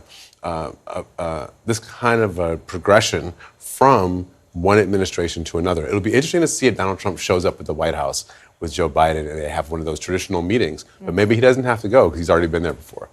Well, but it's symbolic. Yeah. Brenda, I want to actually do something maybe a little bit different, which is I want to bring you in, but also John King is at the Magic Wall. Brenda was talking about the exit polls and the focus groups that you've been seeing. And John, what she was talking about was this realignment that we saw last night and where the votes are. Maybe I'll just bring you in, Brenda, to ask about the coasts and the kind of voters who voted for Democrats versus Republicans. Yeah, well, I think it's important for Democrats as they have their introspection and their soul searching like we had in 2008. It's their turn now to really think about their base keeps pushing them so far to the left on issue after issue. You know, it started with defund the police, and it's sort of cascaded from there. And think about who is going to control the party, because right now they are a party of white, college-educated elites and black women. That is sort of their core. And as Republicans chip away more and more of working-class voters, voters that are not happy what they're seeing with the economy, not happy what they're seeing at the border, not happy with wokeism, they're going to continue to bleed those voters. So the only place that Kamala had gains, was a narrow slice. And everybody else went red. Yeah. So, John, I know you've been looking at that in and on the map. So, yes, and I want to dig into that. Also make one distinction. When John McCain gave his concession speech, he knew he was not going to run for president again. When Kamala Harris just gave that concession speech, she was leaving the door open to run for president again. Yeah. She was saying the fight is still open. She's 60 years old. She just ran a campaign. She does have an organization, so you could say she has a head start. Democrats out there are already looking at me saying, you're crazy. We're not going to do that. She just lost this. On January 7th of 2021, we never thought Donald Trump would be back, did we? And he's about to be the president of the United States. So rule out nothing when it comes to the vice president. But to that point about this map, a lot of Democrats are going to say, you're from San Francisco, California, to the point just made. We don't need a coastal elite. Look, we got blown out. That used to be the blue wall. Donald Trump has twice in his 3 campaigns turned it red. The Democrats were supposed to make progress in the Sun Belt. They lost Georgia and North Carolina again. They were supposed to make progress in the Sun Belt. They lost Arizona, and then they lost Nevada. Even Hillary Clinton carried that against Donald Trump in the last campaign. So Democrats are going to say, thank you for your service. And they're mostly going to blame Joe Biden more than they're going to blame Kamala Harris for what happened in this campaign. But they're going to say, it's time to turn the page. Right? We just lost. And here's another way to do it. Now, but she left her options open there, and you have to be careful about that. So let's look at a full county perspective. This is America. Look at all that red. That is to the point just made. How many Democrats, Dana, in your career, national Democrats especially, or Democrats from New York, or Democrats from California have said, yeah, but nobody lives there? Guess what? Donald Trump just won his second presidential election because good, hardworking, honest Americans work there. They may not do what you do in New York City or what you do in San Francisco or what you do in Los Angeles, but they're good, hardworking Americans. And Ested just made this point in New York as well. They feel ignored. Washington, I just spent 15 months on the road. Washington has never been more disconnected from the people it governs. And I would argue that most of these people think it's liberal elites. And so whether the Democrats believe that or not, they need to start a conversation with these people, without a doubt. Here's another way to look at this. That's the full county perspective. This is Donald Trump overperforming 2020. Anything lit up there is where Donald Trump overperformed yesterday, how he did in 2020. That is in 3,884. 3,884 of the 4,622 counties and townships in America, Donald Trump ran better, almost everywhere, yesterday compared to 2020. And take this, Democrats, if you're trying to figure out the path back, not trying to pile on here, but 1,162 of those 4,622 counties and townships, he ran better by 3% or more. He ran better by 3% or more. So the Democrats have a lot to think about. And that you could argue, a lot of it's in the middle of America, a lot of it's in rural counties. Well, that's what I want to ask you about. In America, you got to get votes. Well, that's what I want to ask you about, is that I sort of joked flyover country, which it is not, which is sort of the old sort of trope about how some people view the middle of the country. But what the map shows me is that it's not about geography, it's about class, and it's about education. And that is what the Democrats have now made clear that they are struggling with. Pretty much anybody other than the majority of those who have higher degrees. A huge bonus for the Democrats is when they started to get this votes of college-educated suburban voters who, when I started doing this, were Republicans. Yeah. But what happened over time is that they kept those votes and they lost their blue-collar base. My first campaign was 1988. Michael Dukakis only won 10 states, but he won Iowa and he won West Virginia. Barack Obama, flipped a lot of states and came in there. I think sometimes, though, and the question is, does Donald Trump do this as well? You get overinflated by your mandate, and you forget the states when you go through all this. So the Democrats, they just have a lot of studying to do as they try to rebuild. This is day one. It's going to take a while, but that is an ugly map if you're a Democrat. Yeah, it sure is. Thanks, John. Let's go back to Caitlin Collins in West Palm Beach, Florida, with Kristen Holmes. Caitlin, how is Donald Trump and his aides? How are they reacting to what we just heard? I mean, they were a little bit in disbelief as the numbers were coming in last night. I think, as Kristen and I both know, that they have processed it now and they're moving on to what their administration is going to look like and planning for that. But just listening to Harris there and hearing her emphasize that line about a peaceful transition of power, it makes you just realize, like, she is affording to Trump what he never afforded to the incoming Biden-Harris administration, which is not only a commitment to a peaceful transfer of power, but even just acknowledging the victory as legitimate, which she did. She talked about, the voters have spoken, this is their will, and wasn't trying to sow any kind of doubt about this win. It is remarkable seeing the readout from the Trump team saying how gracious he was to her, that he was saying he praised her tenacity, I believe, is what Stephen Chung, his spokesperson, said, not the result after we saw what happened in 2020. Yeah, and I would assume that both Kamala Harris and Joe Biden will be there on Inauguration Day to cede power to Donald Trump the way that he was not there on Biden's Inauguration Day, the way he left early, almost in a huff. But in Donald Trump himself, he is the most gracious when he is winning. He is not known to be a gracious person. We obviously know some of the horrible things that he said about Kamala Harris behind closed doors. She was able to get under his skin in a way that Joe Biden was not. And he took that to both privately his donors and allies, but also publicly in a number of his rallies and speeches. But he has now won, and it is now time for him to do what he did during that phone call, which was praise her for running a good race. We saw him do the same thing with Nikki Haley, even though he had bashed her, insulted her, all those personal insults. Now it's time for them to move on, as you said, and they are. They are really beginning that transition work now. They are starting to plot their future administration and really moving on from this entire experience. I mean, a lot of the people around him have been doing this for 2 years. This is not a regular campaign that starts a year before. He announced after the midterm elections just a week.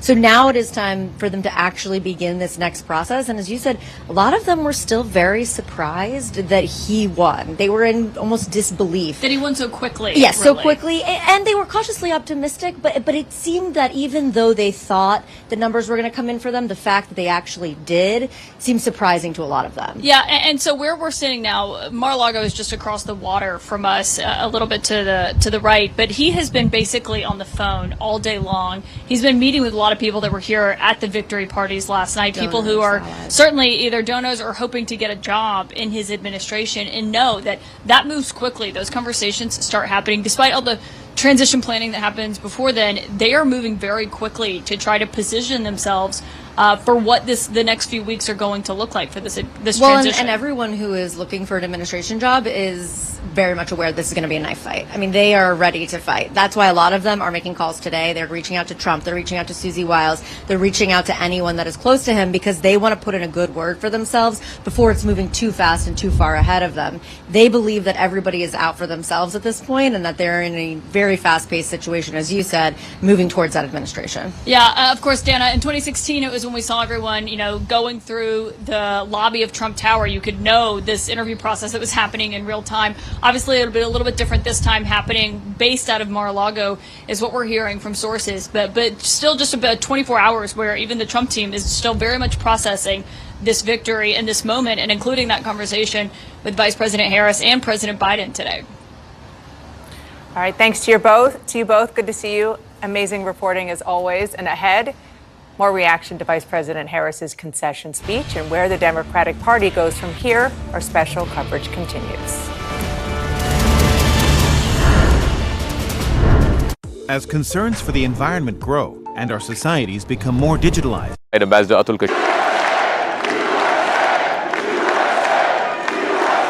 I want to thank you all very much. This is great. These are our friends. We have thousands of friends in this incredible movement. This was a movement like nobody's ever seen before. And frankly, this was, I believe, the greatest political movement of all time. There's never been anything like this in this country and maybe beyond. And now it's going to reach a new level of importance because we're going to help our country heal. We're going to help our country heal. We have a country that needs help, and it needs help very badly. We're going to fix our borders. We're going to fix everything about our country. And we made history for a reason tonight, and the reason is going to be just that. We overcame obstacles that nobody thought possible, and it is now clear that we've achieved the most incredible political thing. Look what happened. Is this crazy?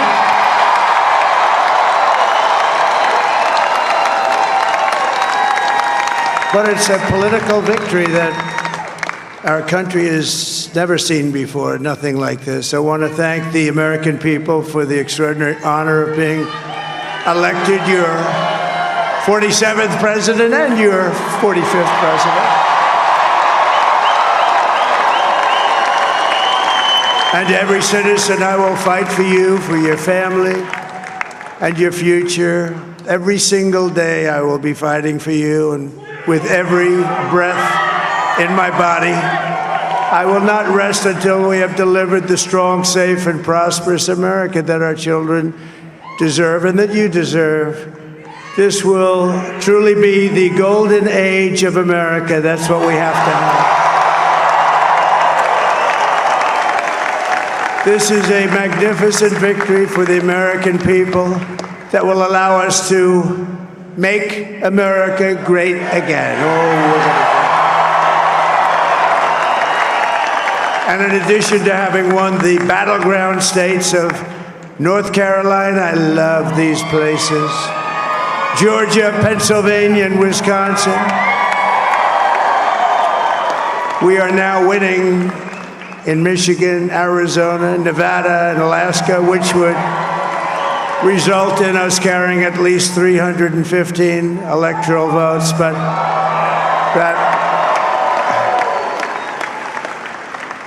But it's much easier doing what the networks did or whoever called it, because there was no other path. There was no other path to victory. We also have won the popular vote. That was great. Very proud of that.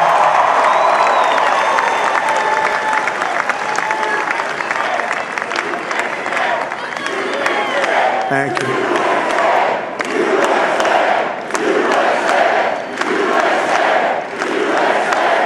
Thank you very much. Thank you. And, winning the popular vote was very nice, I will tell you.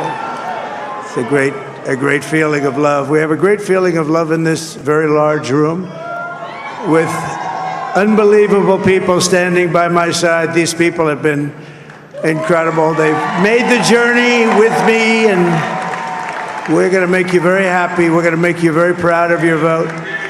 I hope that you're going to be looking back someday and say that was one of the truly important moments of my life when I... Vice President Harris spoke to supporters after conceding the race to Donald Trump. Hear me when I say, the light of America's promise will always burn bright. As long as we never give up, and as long as we keep fighting. While I concede this election, I do not concede the fight that fueled this campaign. President Biden also spoke this afternoon with President-elect, congratulating him on what was obviously a decisive victory, 291 electoral votes so far to Harris's 223. The president-elect shaping up to win the popular vote as well. Now, we still have 4 states left to project: Arizona, Nevada, Maine, and Alaska. Michigan was called for him this afternoon, giving him a sweep of the blue wall states.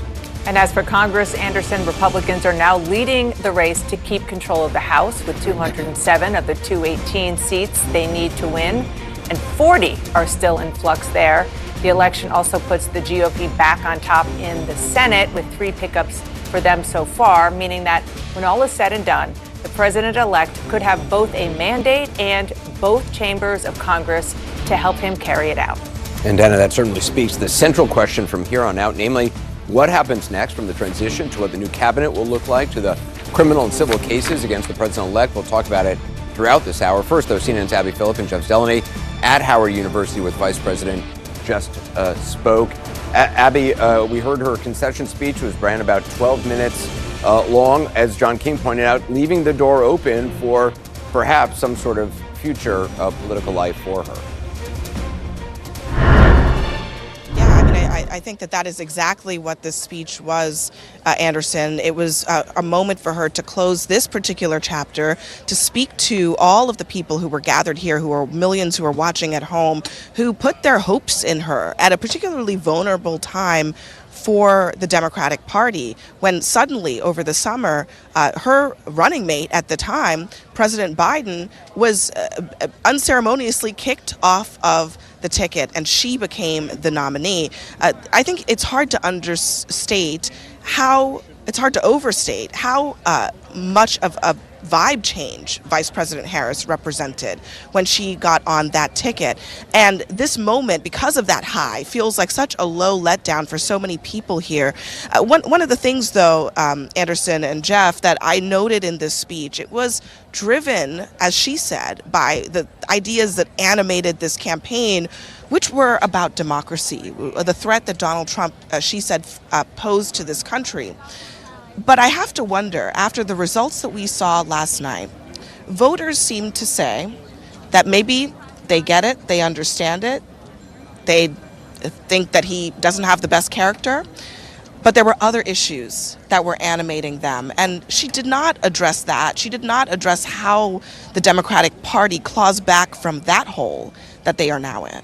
She did not. And look, one of the things that has been hanging over this is the fact that she was running during the Biden administration as his vice president. It was a fight to be the candidate of change. That was always going to be so difficult for someone who literally works just down the hall from President Biden, whose approval rating was really disastrously low, at least politically speaking. So she did not address that. However, if she would run again, and it's far too soon to know. I'm thinking back to the 2000 campaign. People thought Al Gore would run again. He thought about it. He ended up not in 2004. So we shall see. She is a young politician. I would argue that she has elevated her standing in this presidential race, which is not always the case. As vice president, she was sort of unknown. Now she has a following.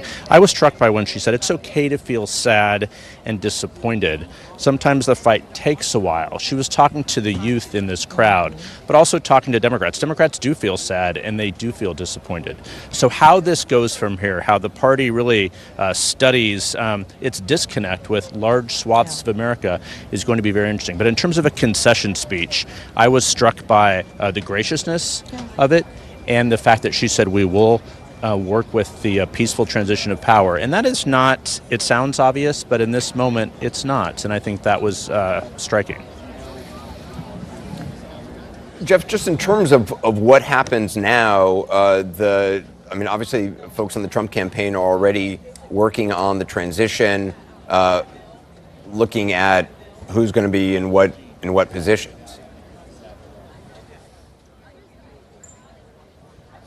Without question. I mean, this is something that 8 years ago, the Trump campaign was not expecting to win. This time they were hoping to and were expecting more to win. Abby and I both covered the Trump administration. We remember well the jockeying that goes on behind the scenes. It is happening furiously for cabinet positions, so that will be extraordinary. But the president-elect has a much better sense of what running this government is like, perhaps for good or bad. But I do think that the hiring process, this transition of power, is always an interesting season in Washington. It comes on the fifth season every 4 years, and I think this will be an extraordinary moment to see who he surrounds himself with. 4 years ago, as we covered this administration coming in, there were adults in the room, so to speak, and a lot of sort of titans of business and others. That is not likely to be the case this time. Many fewer guardrails. That really underscores one of the things that is underneath the surface here, especially for the left. There are people who are afraid, actually afraid, because Donald Trump has promised that the very first thing he is going to do, for example, is to carry out a mass deportation campaign. There are American citizens who have family members who could get caught up in that. He has made promises to go after his political enemies. There are things that Trump has promised to do that frankly, don't have anything to do with the economy. But those are the things that are at the top of the agenda.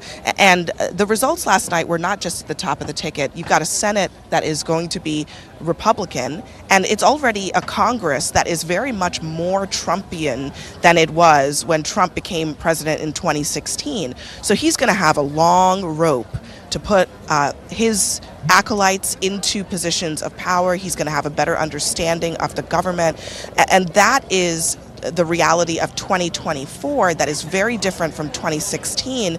And you can sense among Harris's supporters that they understand that there's not going to be a benefit of a doubt given to Trump as he goes into this presidency. They are preparing themselves from day one for what could be a very entrenched period of pushback against Donald Trump and his allies in Washington. All right, Abby, Jeff, thanks. Dana, back to you.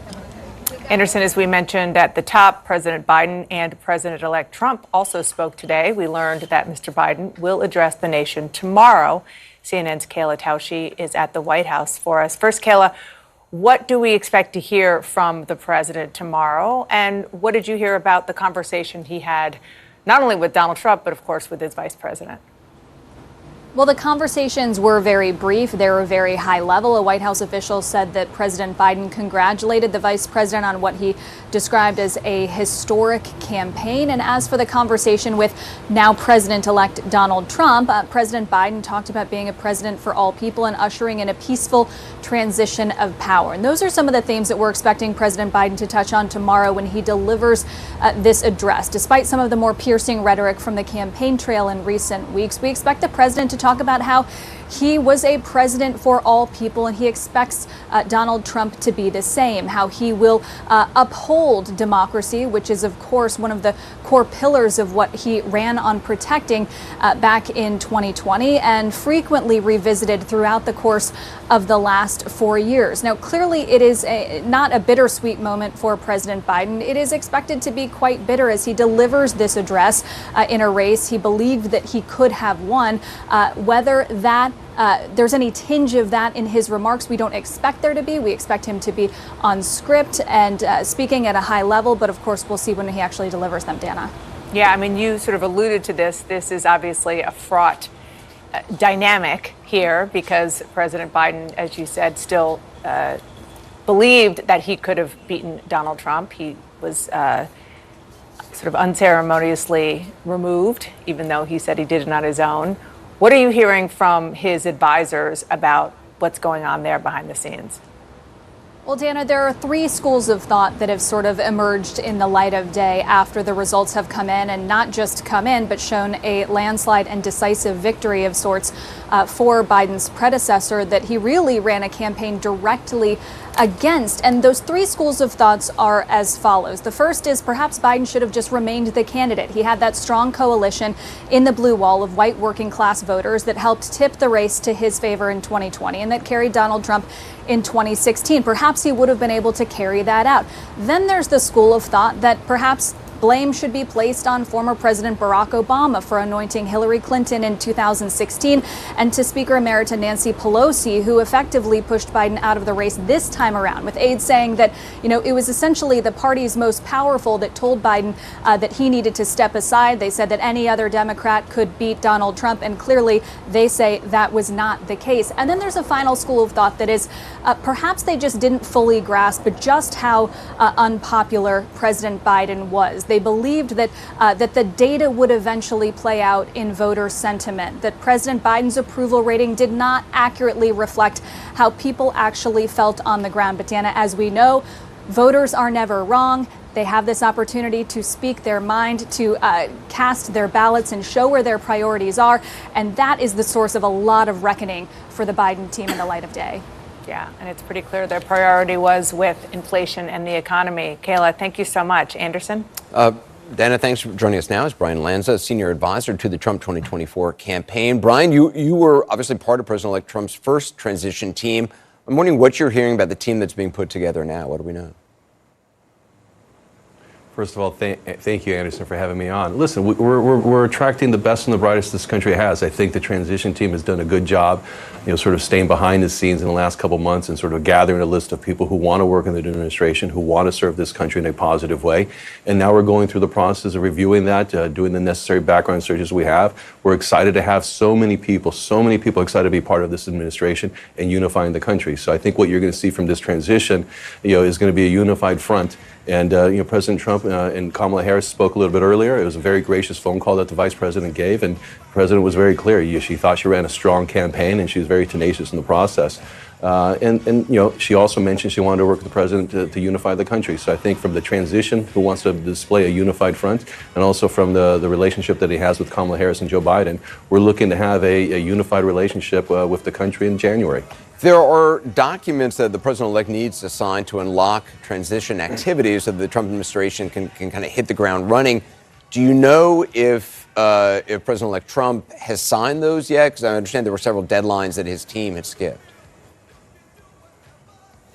Yeah, listen, those are sort of the technical processes of transition. Our understanding is that they're not legally required to be signed, but they're in negotiations, they're having conversations, they're looking forward to finalizing a memorandum of understanding. But let's be clear, Anderson, it's not a legal requirement for the campaign or the transition to sign anything with the government. We're working and cooperating in unison to make sure we cross the necessary thresholds so that our people can be briefed properly with national security background information, and so that we can hit the ground running. But let's be clear, it is not a legal requirement to sign a memorandum of understanding with the government for this transition. I remember when George W. Bush was elected and talked about the mandate that he had. This is probably as close to a sweeping mandate as a president-elect could have asked for, having control of both the Senate, potentially, it seems, on the way to have control keeping control of the House as well. What do you expect to see in the first 100 days? Listen, it's very much a mandate for common sense. What we expect to see for the first 100 days is people focused on affordability. The American people want to do something with respect to affordability. They've been wiped out. They've suffered tremendously through the policies of the previous administration, and we're going to focus on that. We're also going to focus on securing the border. That's very common sense to the common people. They want to understand, a country that's so welcoming of immigration. Why are people breaking our laws to get here? And more importantly, why is our government not doing anything about it? So as we go forward with this common sense mandate that we have, we're going to be addressing the issues that we talked about at campaign in a straightforward way. But we're also going to make sure that the American people understand. We understand their priorities. We appreciate their vote, and we're going to go forward in a common sense approach with the mandate to make sure that we hit everything right. That the promises the president made are kept. There were, obviously, the former president, the president-elect, ran on this idea of mass deportations. There were people at the Republican convention holding up signs that were printed out for that. Do you know what is the plan for that? Well, let's be clear when we talk about this mass deportation. It has to do with illegal aliens. We're not doing anything with legal residents or people who are here legally. It's people who are here illegally is going to be the approach with mass deportation. Now, we've always said it, the president has said it before, there's going to be a staged process. There's going to be a phase in. The easiest people to target are the criminals, the people who here have committed violent crimes illegally that are still here. That's going to be step one. And once we sort of understand once we understand how step one moves forward, we'll move to the next layer. But let's be clear to the American people, we are going to deport illegal aliens who've broken our laws and who've been violent to our people. Brian Lance, I appreciate your time. Coming up next, CNN's John King at the Magic Wall breaks down the magnitude of the Trump victory, and later more on what we're learning about the transition as our special CNN election coverage continues.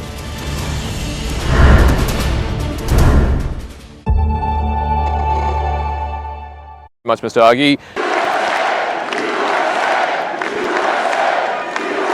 Well, I want to thank you all very much. This is great. These are our friends. We have thousands of friends in this incredible movement. This was a movement like nobody's ever seen before. And frankly, this was, I believe, the greatest political movement of all time. There's never been anything like this in this country, and maybe beyond. And now it's going to reach a new level of importance because we're going to help our country heal. We're going to help our country heal. We have a country that needs help, and it needs help very badly. We're going to fix our borders. We're going to fix everything about our country. And we made history for a reason tonight, and the reason is going to be just that. We overcame obstacles that nobody thought possible, and it is now clear that we've achieved the most incredible political thing. Look what happened. Is this crazy?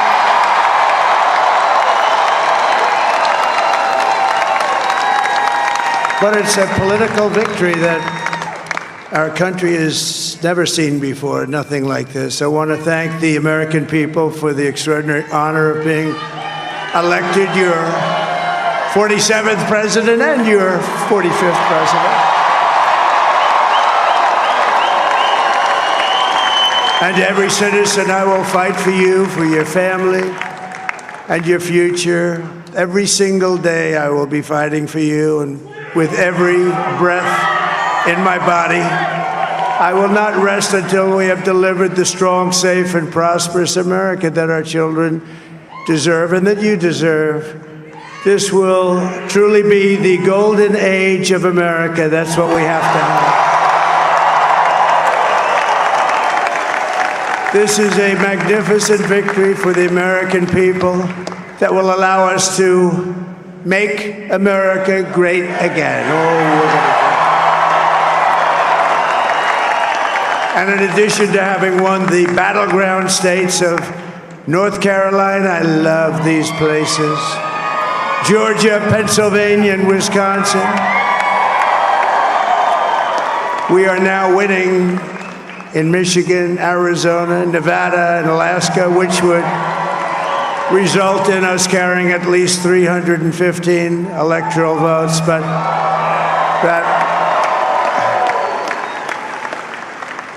But it's much easier doing what the networks did or whoever called it, because there was no other path. There was no other path to victory. We also have won the popular vote. That was great. Very proud of that.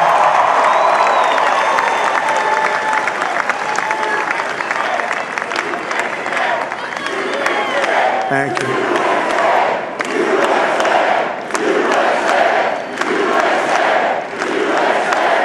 Thank you very much. Thank you. And, winning the popular vote was very nice, I will tell you. It's a great feeling of love. We have a great feeling of love in this very large room with unbelievable people standing by my side. These people have been incredible. They've made the journey with me, and we're going to make you very happy. We're going to make you very proud of your vote. I hope that you're going to be looking back someday and say that was one of the truly important moments of my life. Reporters at Howard University right here in Washington. And the fight for our country is always worth it. It is always worth it.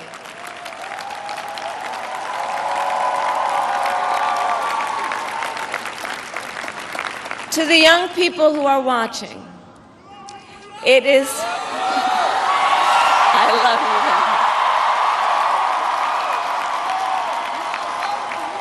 you. To the young people who are watching, it is okay to feel sad and disappointed, but please know it's going to be okay. CNN's John King is at the Magic Wall. John, we still have a few states that are outstanding, and that could actually make Donald Trump's victory even bigger. Could make it bigger, could shrink some things. We'll see how it plays out. A couple of things to look at from when I went off the air at 4 o'clock this morning. Number one, Donald Trump still leads by 4.8 million votes in the popular vote. There are some Democrats who say, California takes actually sometimes a couple weeks to finish its count because of mail-in ballots. New York State sometimes takes a long time to count. There are some Democrats out there holding out what I guess is a last gap hope that somehow she might catch up in the popular vote. But 4.8 million is a pretty strong lead. We'll watch and see if that happens. And remember, Donald Trump lost the popular vote in both of his previous runs. So that is a trophy not only does Donald Trump like to have, but inside his campaign, they're already talking about this as part of a mandate. You win the popular vote as well. Look at the map. I mean, your eyes don't lie. There's not really much I have to say. When you look at this map and you see all that red, and especially where you see it. All right, those are the blue wall states. Donald Trump flipped them in 2016. That was the wow then. Well, he flipped them back again. Joe Biden got them blue in 2020. Now they're back. This is going to be the conversation about Democrats. These states have voted together since 1992. They voted blue in all of those elections except two, 2016 and yesterday. So Democrats are going to have a conversation there. And they have Democratic governors in all three of them. They're going to lead that conversation about how do we pick up the pieces and move forward. But that's big for Donald Trump. And then the conversation has been, well, the demographics are changing in the Sun Belt. So North Carolina, it already was diverse. Now it's becoming more college educated. Democrats should be able to win it. Donald Trump took it back. Georgia, Joe Biden took it only by 11,000 votes, but Donald Trump took it back again. Big black population, Democratic foundation, more college-educated voters, more diverse, should be able to win it. They didn't. And then we're not finished out here, but Donald Trump gets Arizona back, and even Hillary Clinton won Nevada in 2016. Again, we're not done, but if you look, I can just go in and take this away and look at where we are in the counts right now. In Arizona, it's 106,000 votes. Remember how narrow that was in 2020. And in Nevada, again, they take a while to finish the count, but it's 64,000 votes. So if you look at the map, it's incredibly impressive. And if you go county by county and you can look inside Manhattan, the Bronx, Queens, Donald Trump running stronger. Those areas are going to stay blue. They're not going to change. But it's just a sweeping victory no matter how you look at it. And so I just want to come into one state, Michigan. All right, and you look here, spent a lot of time here in the campaign. This actually came back a bit from last night. Last night we were talking about what about the youth vote in places like Washtenaw County where the University of Michigan is. The Democrats, as the votes were counted, did come back some. See, it's 71% right there compared to 73% for Joe Biden. So it did get better. It didn't get back to Biden levels, but it got better as the count continued in. But here are the places the Democrats are going to autopsy, and it's actually kind of striking. When I first started doing this, Macomb County, Michigan was home of the Reagan Democrats, right? How did Ronald Reagan win those union auto workers, right? Well, now the conversation is how is Donald Trump not only winning, but building support among union auto workers? That's 2020. You come back to 2024, he's at 56% in Macomb County. So Democrats are going to have a conversation about how do we appeal to farmers? How do we appeal to people who work with their hands? How do we appeal to all of the people, not only in farm state America and prairie America, but in industrial state America? The Democrats have a problem, but let's flip it. Donald Trump won the election, and he was right last night to say the American people have given him a mandate. He's going to probably win the popular vote. He's going to be over 300 in the Electoral College. That is a mandate. The question is, what does he do with it? And you know this better than I. He'll have a Republican Senate. We're not sure about the Congress. But this is a resounding victory, especially after, again, the conversations we were having just after the Biden inauguration were that Donald Trump was done. Donald Trump is not done. He's coming back. And he's coming back with a giant wind at his back. Yeah, I mean, it is a comeback that is really astonishing. No question about that, John. Thanks. Anderson? Dana, thanks very much. John just mentioned the House. So we're going to go to CNN's Manu Raju, has a CNN projection to bring us to two key House races. Manu? Yeah, Anderson, CNN can now project a Republican pickup in the race for the House, representing the Lehigh Valley in Pennsylvania. Republican GOP State Rep Ryan McKenzie defeating the incumbent Democratic Congresswoman Susan Wild in that district. It was a district that Joe Biden narrowly carried in 2020, a bellwether district and a big GOP pickup. We also have a prediction out of New Mexico, where there's a Democratic hold in that race. Gabriel Vasquez, the incumbent Democratic congressman, holding on to his seat, fending off a challenge from Republican Yvette Harrell in that race. Now, what does this all mean, and who's leading in which districts at this key moment in the race for the House? Well, Democrats have some advantages, and Republicans do as well. Democrats are leading in a handful of states and Republican districts, and Republicans are leading in a handful of other districts. But in order to win back majority control of the House, Democrats need to we have a net of four seats altogether. And right now, as you see, Republicans are leading in two Democratic districts. In order to get a full majority in the United States House, there needs to be 218 seats to get that majority. But at the moment, the Democrats have a bit of a fraught path to that majority, given the fact that Republicans have picked up a net of 6 seats so far. They're potentially could pick up a couple more. Democrats may pick up a few as well. That may not meet the net 4 seats to get the majority, which is why at the moment, Anderson, both the Speaker of the House, Mike Johnson, is projecting confidence that the GOP will hold the House. We're not ready to project that yet, but the path to the majority for the Democrats at the moment is complicated. Anderson. Roger, we're following closely. Just ahead, President Obama breaking his silence, coming out with a new statement. Also, go back to Florida for an update on the transition process ahead and more reaction to Trump's win and Vice President Harris's concession speech.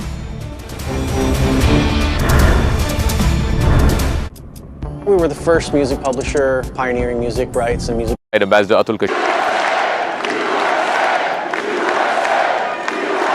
Well, I want to thank you all very much. This is great. These are our friends. We have thousands of friends on this incredible movement. This was a movement like nobody's ever seen before. And frankly, this was, I believe, the greatest political movement of all time. There's never been anything like this in this country, and maybe beyond. And now it's going to reach a new level of importance because we're going to help our country heal. We're going to help our country heal. We have a country that needs help, and it needs help very badly. We're going to fix our borders. We're going to fix everything about our country. And we made history for a reason tonight, and the reason is going to be just that. We overcame obstacles that nobody thought possible, and it is now clear that we've achieved the most incredible political thing. Look what happened. Is this crazy?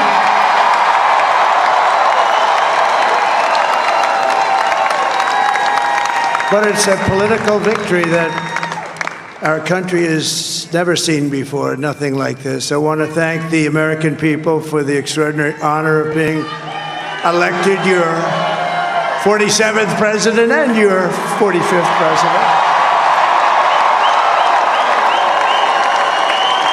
And every citizen, I will fight for you, for your family, and your future.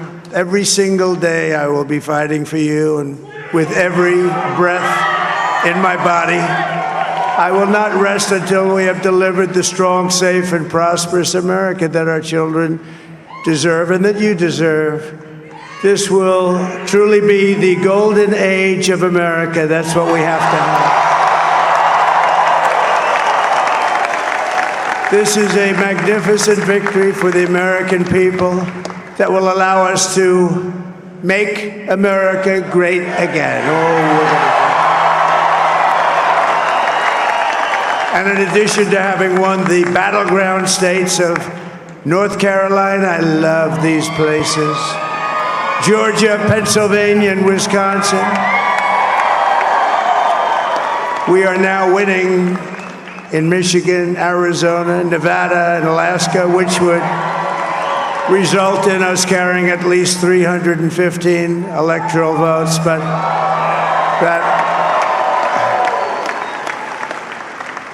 But it's much easier doing what the networks did or whoever called it, because there was no other path. There was no other path to victory. We also have won the popular vote. That was great. Very proud of that.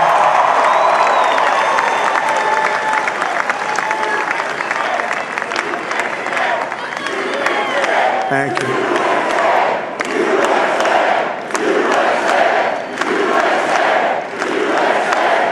Thank you very much. Thank you. And, winning the popular vote was very nice, I will tell you. It's a great feeling of love. We have a great feeling of love in this very large room with unbelievable people standing by my side. These people have been incredible. They've made the journey with me, and we're going to make you very happy. We're going to make you very proud of your vote.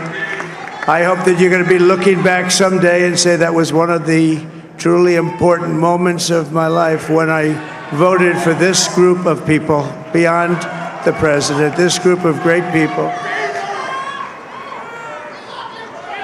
America has given us an unprecedented and powerful mandate. The Republican Party uniting, obviously, around Trump today as his political rivals congratulate him. What do the next couple of days look like for the Trump team in terms of putting together some sort of a transition?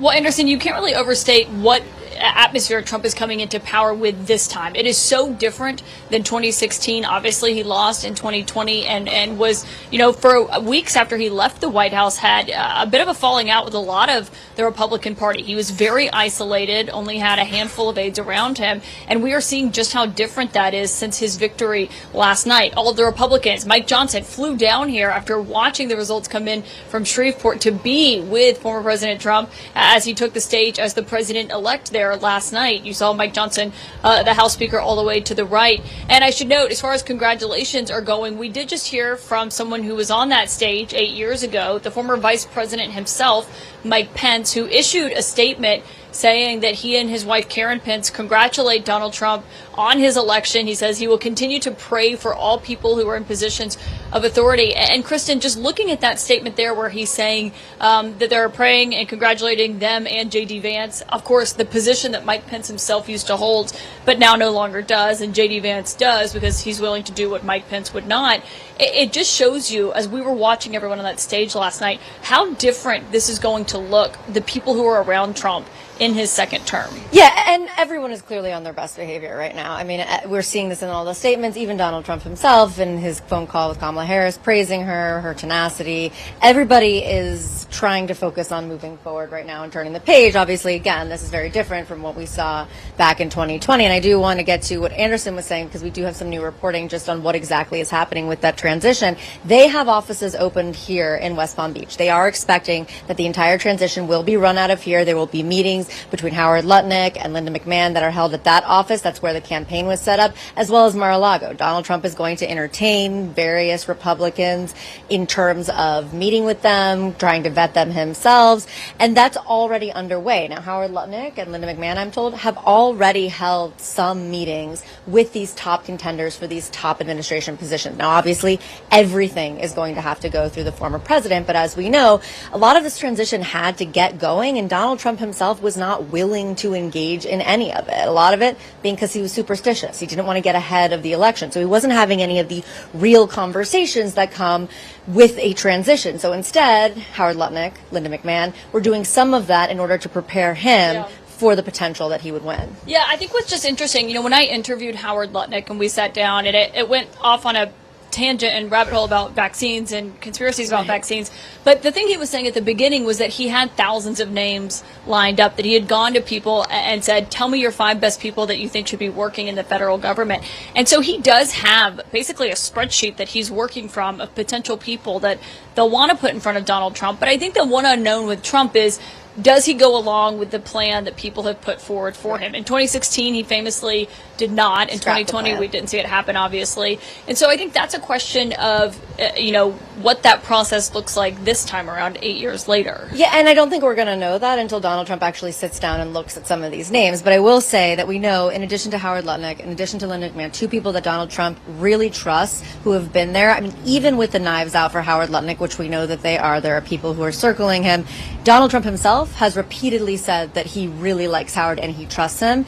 They presenting that will be something he looks at. The other person to watch and the other kind of system and list to watch is Project 2025's personnel list. That was thousands of people. Thousands of people, all vetted for their loyalty, all vetted by Johnny McEntee and his program, still a loyalist to Trump, still close to the former president. They're going to be providing the transition with a long list of recommendations of people that they have handpicked and gone through what they believe is a rigorous loyalty test for people to fill in those thousands of administration positions. And the other interesting thing was when we called the House or called the Senate for Republicans last night, just seeing they flipped even more seats than they were expecting. They were going into it kind of cautiously optimistic. I mean, Trump is entering this with a Republican Senate that a lot of his appointees that he picks for the cabinet could probably easily get confirmed. I mean, we can't say for sure, obviously, but very it's different not position. Yeah, they're not. There's no real, the balance of power. He's going to be able to get them confirmed with as many Republicans. Which actually might be risky for him because he's made a lot of promises, and now that he has all of this power, he might have to actually follow through with some of those people who other people don't want.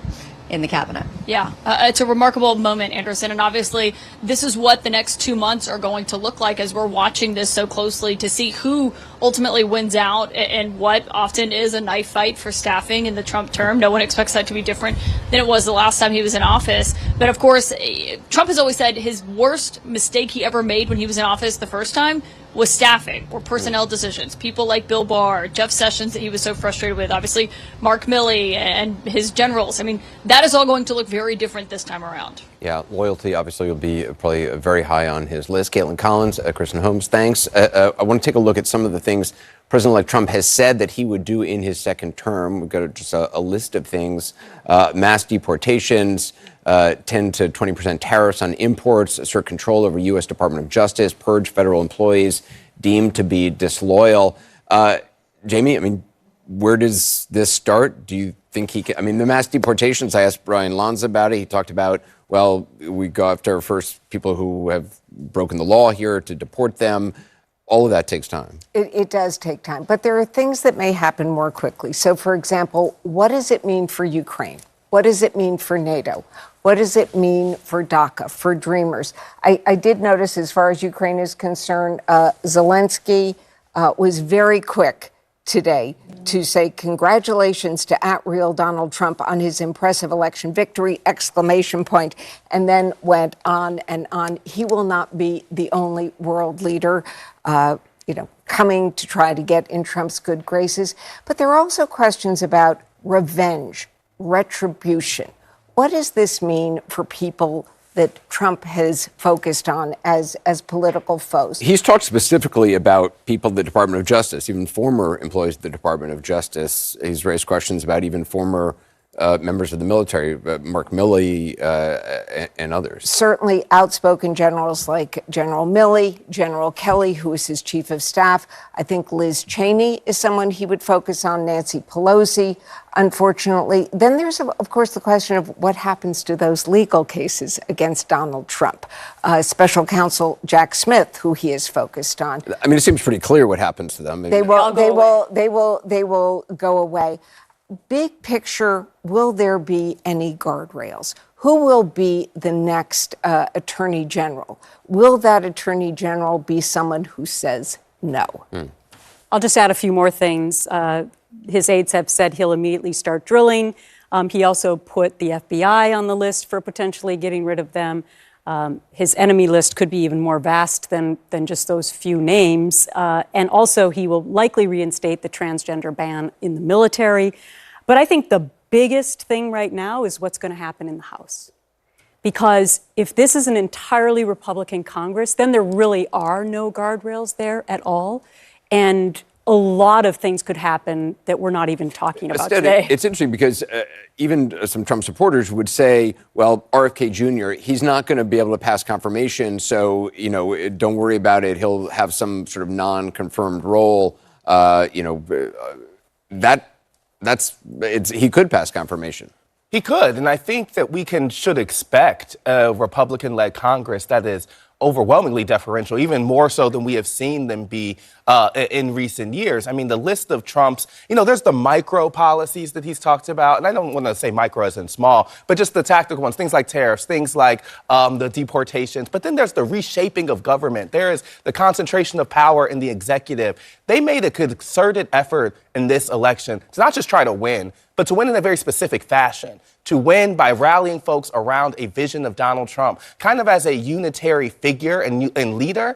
And so I expect them to try to govern in that fashion. It is the reason things like Project 2025 weren't just sideshows in this race, but the layout of a vision that for a lot of conservatives, they see Donald Trump as a vessel as. The question is, will there be folks to say no around him? We know that they're already trying to ensure that answer is no. But I wonder if Donald Trump will say no to some of the things suggested to him, because there's going to be a lot of folks in the kind of conservative ecosystem who see this as an opportunity to do things that they have not been able to do before. That is the laundry list of kind of the suite of proposals that I think that were on paper, if we take Project 2025, could become reality. Just another quick thing. He potentially could have 2 more Supreme Court nominees. For sure. Yeah. That's huge. Everyone stay with us. Just ahead, we touched on this briefly a moment ago. What happens now with the pair of federal cases brought by Special Counsel Jack Smith against the president-elect? Paula Reed joins us with the latest on that.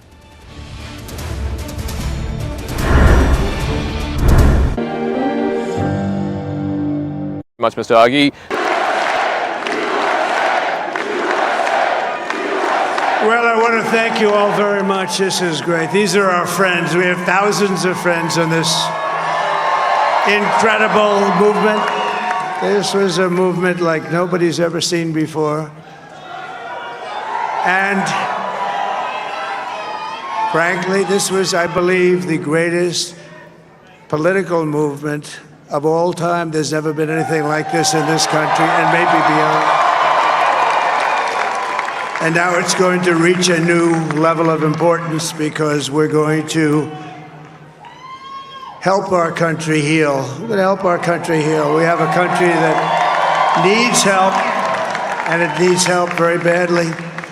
We're going to fix our borders. We're going to fix everything about our country. And we made history for a reason tonight, and the reason is going to be just that. We overcame obstacles that nobody thought possible, and it is now clear that we've achieved the most incredible political thing. Look what happened. Is this crazy?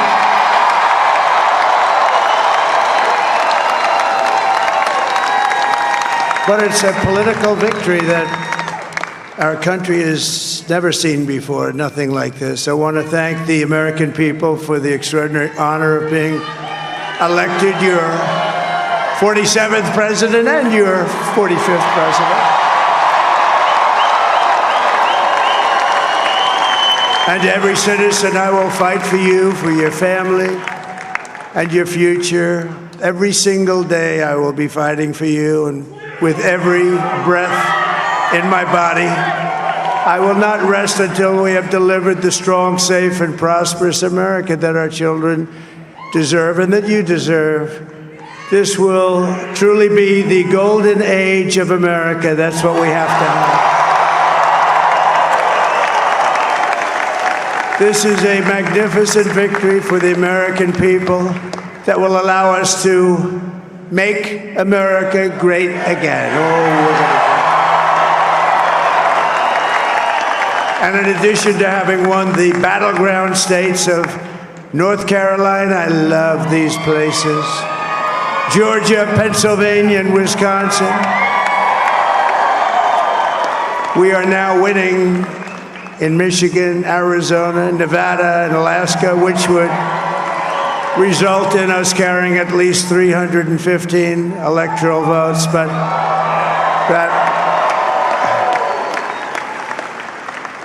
But it's much easier doing what the networks did or whoever called it, because there was no other path. There was no other path to victory. We also have won the popular vote. That was great. Very proud of that.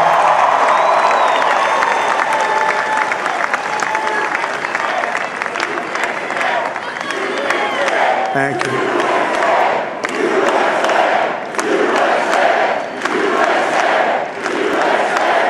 Thank you very much. Thank you. And, winning the popular vote was very nice, I will tell you. It's a great feeling of love. We have a great feeling of love in this very large room with unbelievable people standing by my side. These people have been incredible. They've made the journey with me, and we're going to make you very happy. We're going to make you very proud of your vote. I hope that you're going to be looking back someday and say that was one of the... In the last segment, the question of what may happen with the federal cases against President-elect Trump for trying to overturn the 2020 presidential election and mishandling classified documents. Paula Reed is here with me now. So, Paula, I was just thinking about how many times you and I spoke over the last year or so about the presidential campaign for Donald Trump and everything that was coming his way in terms of federal prosecution being so intertwined for him. And here we are. It really is incredible because, as we reported repeatedly, the whole strategy was delay, delay, delay. Push all four of these criminal cases back as far as you can. Of course, New York, the trial there, they couldn't push back as far as they would have liked, but they're going to push his sentencing back, all in an effort to keep their client out of jail. And it appears that they're going to be successful because I'm told by my sources right now, Jack Smith, the special counsel that has brought two federal cases against President-elect Trump is talking to top leaders at the Justice Department about how to wind down these cases. Now, it was expected that if Trump was reelected, these cases would go away. Trump has said he would fire Smith. Unclear if he could do that, but they would be dismissed by the Trump Justice Department. But I'm learning actually that these folks at the Justice Department, they are looking at an Office of Legal Counsel memo that deals with prosecuting or indicting sitting presidents, trying to figure out how that applies to this case and how they can go about winding down these cases before Trump is even in office. And President-elect Trump is scheduled to be sentenced in New York on November 26th on the hush money conviction. Will that still happen? I doubt it. In speaking with sources over the past few weeks, I've learned that once again, they intend to try to delay this. They have several avenues to do that. There is currently at least one pending appeal on that case. There's briefings by the prosecutors. They aren't due until January, so they could try to appeal to the judge on that basis to get it delayed. And they can also make this novel argument that he's the president-elect. He can't be sitting in a courtroom being sentenced. But at this point, Dana, I do not expect that sentencing is going to happen in a few weeks or probably ever. Paula Reed, thank you so much. Back with my panel here, and also joining us from New York is CNN senior legal analyst Ellie Honig. Ellie, let me start with you because, again, you and I have talked about these legal issues for some time. The fact that is potentially off the table for him seems to be off the table, more than potentially. And then you have the question of the Supreme Court, which ruled this summer that he will, or any president, would be immune from prosecution for official acts while in office. What are the ramifications of that just looking ahead? It's such an important point to keep in mind, Dana. This immunity ruling is still brand new. It came out 4 months ago, and I think we are going to be living with the ramifications of it for decades looking ahead. In that ruling, the Supreme Court decided that a president has very broad immunity, cannot be prosecuted or investigated for anything he does within his official acts. And they defined the scope of official acts both very broadly, but also at the same time quite vaguely. Right now, Jack Smith and the judge are trying to go through and figure out what exactly is and is not immune. And so when Donald Trump retakes office in 75 days, I think if he looks at that opinion, he's going to feel unbound. He's going to feel like pretty much anything he does, as long as he can believably tie it somehow to the office, he is immune from being prosecuted for in the future. And so I think one major guardrail against abuse of office has now been eliminated by the Supreme Court.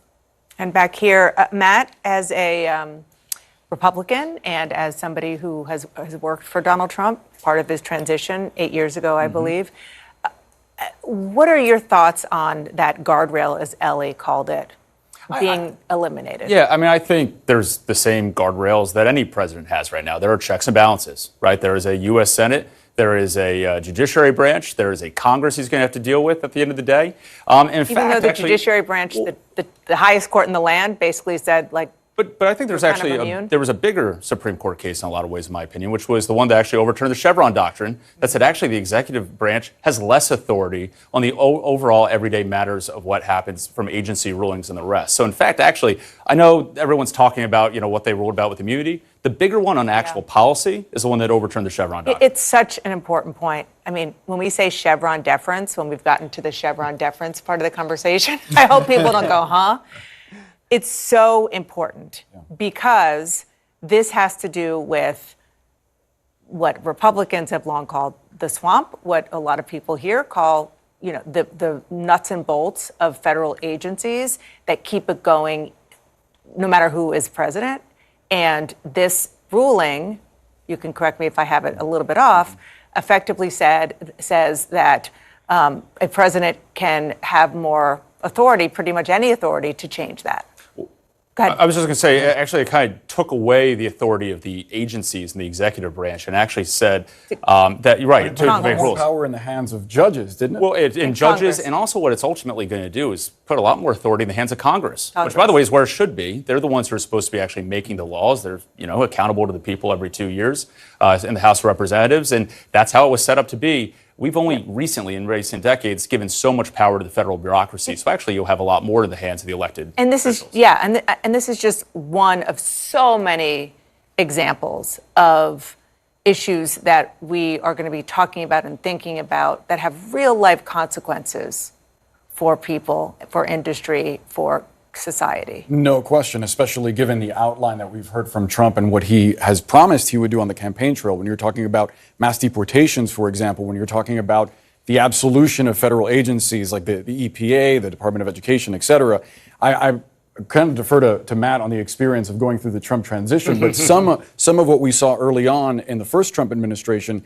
had a lot to do with the chaos, as we were talking about earlier. I'm not sure if it was on air or not, but the physical binders that were destroyed before Trump took office that had sort of the plans that had been laid out by former Governor Chris Christie, who was in charge of that Trump transition. When he went into office, there were all these different fiefdoms in the White House that were fighting against each other. You had the Trump family, and then you had folks from the RNC, and then you had sort of the Steve Bannon wing of it. And that led to a ton of issues. You saw departures very quickly.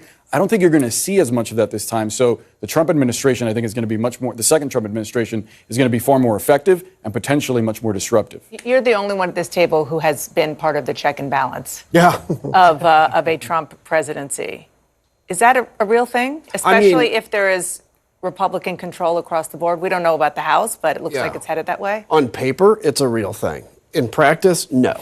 There is no chance, 0.0% chance that Donald Trump says something and Republicans in the House buck him anymore. There was about a 20% chance we would buck him when I was in, but anybody that was going to do that, they're out now. They're gone. So this would be a compliant Congress, compliant House. Look, I mean, the reality is everybody knew this when they voted yesterday. So yes, the American people voted for basically this unchecked power that the president's going to have. But yeah, I mean, look, I agree. Constitutionally, this belongs in the House. This belongs in the Senate. In practice, not a chance. They will not stand up against him. When you say this belongs in the House and the Senate? Like any decision-making, things, you know, like what are we going to do in the various agencies, stuff like that. And the unchecked power argument you helped Kamala Harris make, it didn't work. No, it didn't work. Nope. Yeah, no, look, we are setting ourselves up for an era with almost one sort of unitary government, like one person who's going to control everything about the government. And I'm not sure that we are prepared in any sense for what that looks like when we don't have those kinds of checks and balances anymore. Just before we run out of time, I want to play a Latino voter and what he told CNN about why he voted for President-elect Trump.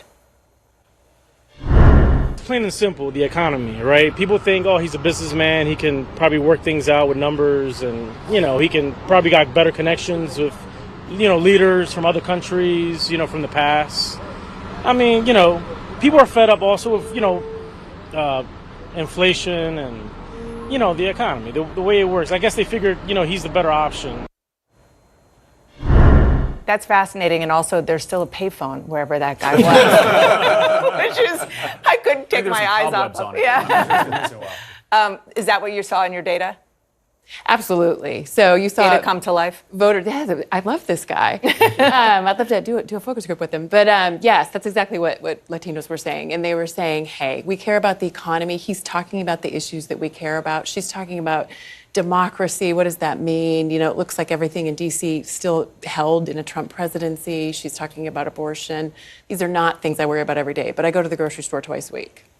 Yeah, I think one of the things that has struck out to me in the conversations that we've had in recent weeks about Latino voters specifically has a lot to do with some of the insults that Trump, over the years, and more specifically, what we saw in Madison Square Garden. Yeah, that was supposed to have such a everybody huge was effect. saying that we were hearing it on the radio I was talking shows to Latino Republican operatives about this, and one of them specifically said, is it any more crude than things we say amongst each other? And there's a working class... And they don't see it differently when somebody else says it about There's a working class sensibility to, I think, a large part of the Latino community, and that's why a lot of those jokes don't land with them. I think also when you look at research, there was a poll out from the New York Times and Siena College, and the majority of Latinos born outside of this country, told the New York Times that they did not see themselves as the immigrants that Donald Trump was speaking about.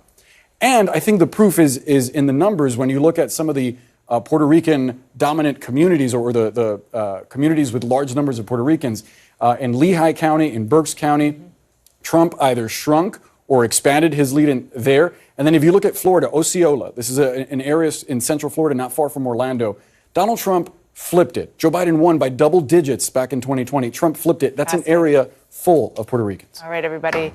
Thank you so much. Don't go anywhere, though. CNN's election coverage will continue. We're going to have more on what we're hearing about the president-elect's transition plans and the keys to his very big win last night.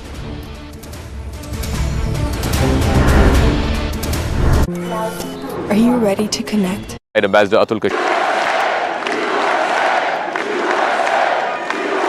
Well, I want to thank you all very much. This is great. These are our friends. We have thousands of friends on this incredible movement. This was a movement like nobody's ever seen before. And frankly, this was, I believe, the greatest political movement of all time. There's never been anything like this in this country and maybe beyond.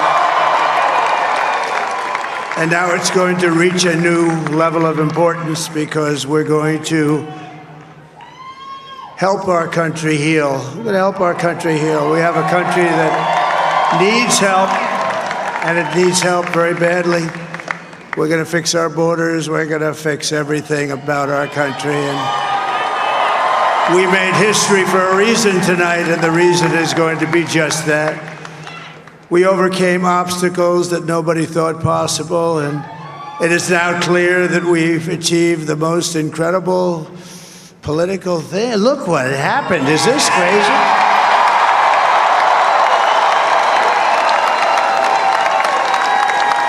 But it's a political victory that our country has never seen before, nothing like this. I want to thank the American people for the extraordinary honor of being elected your 47th president and your 45th president.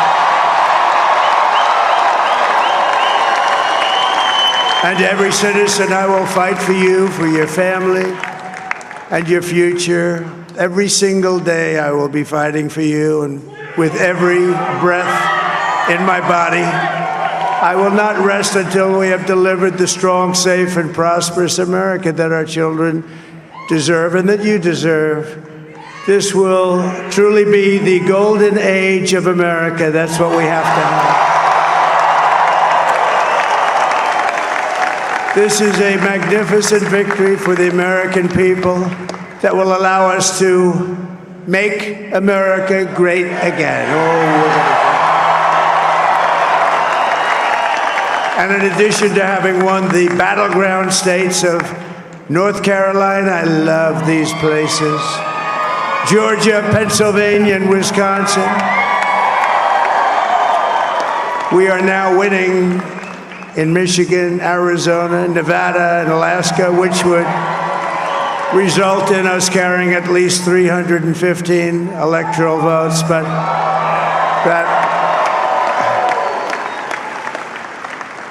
it's much easier doing what the networks did or whoever called it, because there was no other path. There was no other path to victory. We also have won the popular vote. That was great. Very proud of that.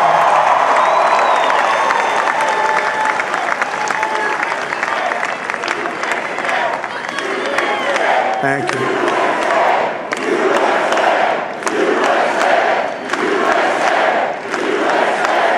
Thank you very much. Thank you. And, winning the popular vote was very nice, I will tell you. It's a great feeling of love. We have a great feeling of love in this very large room with unbelievable people standing by my side. These people have been incredible. They've made the journey with me, and we're going to make you very happy. We're going to make you very proud of your vote. I hope that you're going to be looking back someday and say that was one of the...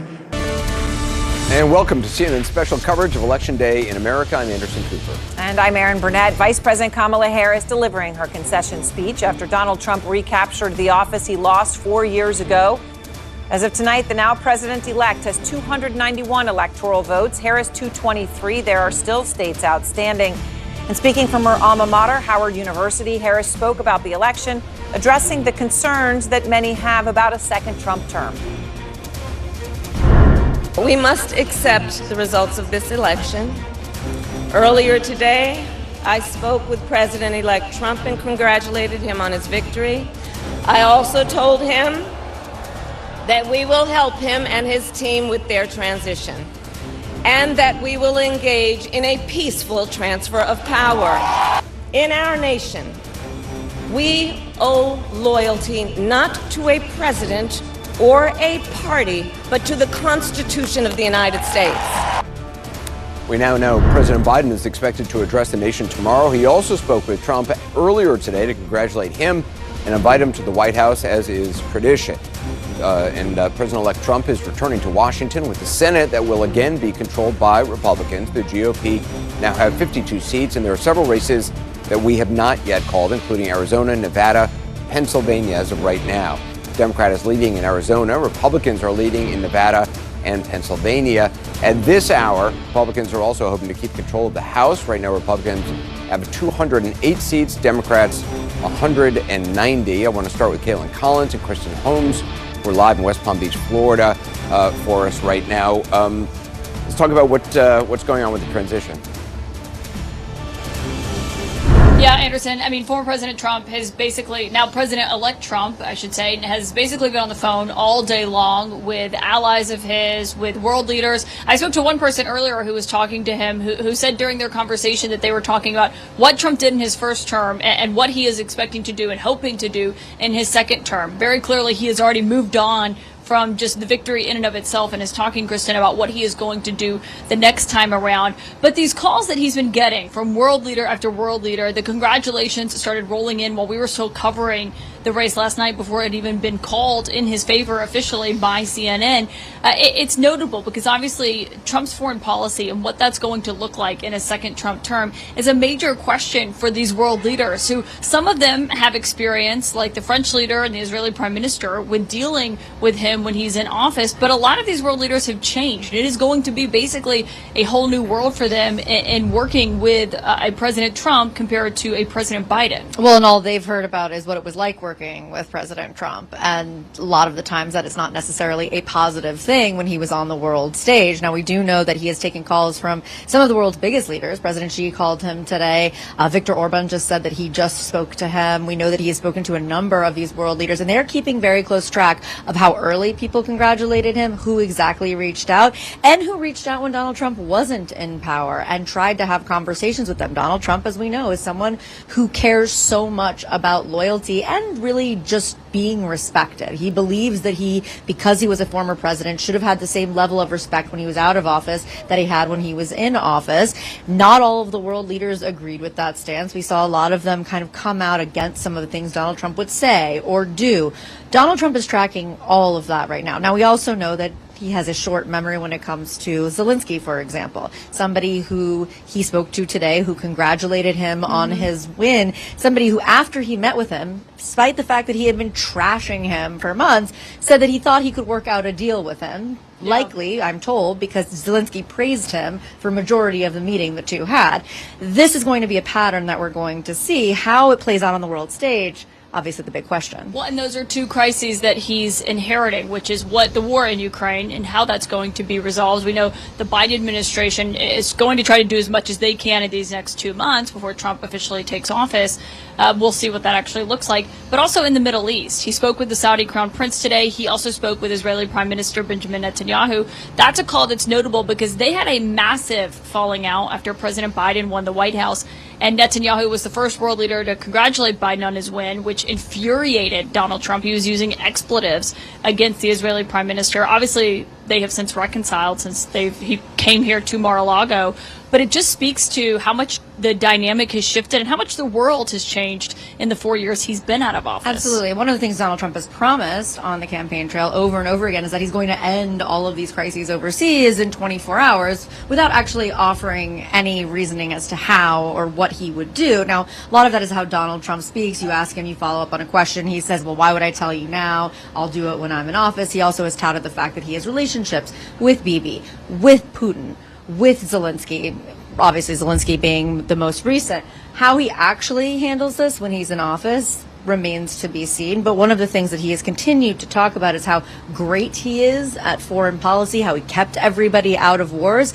Now he actually won the presidency, and now he actually has to prove that the things that he has been promising can come to fruition. Yeah, and it remains to be seen if I don't think he's spoken to Putin yet, and the Kremlin had said earlier Putin didn't feel the need to call and congratulate him. Obviously, we'll see if that changes. But just to speak to what Trump has been doing today, being on the phone constantly, having these constant meetings. I mean, he hasn't even posted on Truth Social today, which if you look at Trump's Truth Social, as we are required to do for work, I mean, that just speaks to the level of where he's putting his energy forth and what he's doing today. He's not really on social media at all. He's instead, dealing with a flurry of activity of something that 4 years ago was taken from him in such a powerful way to where he felt isolated and angry when he came back to this very place after leaving the White House.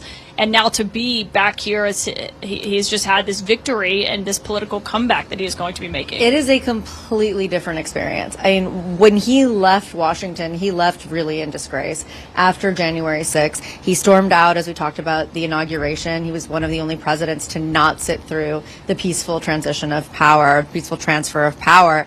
He was secluded here in Mar-a-Lago, surrounded by really some of the only people who are still with him now, like Susie Wiles, who spent time with him over the last several years. But so many of these Republicans distanced themselves from him. We saw them putting out statements, not responding to his calls.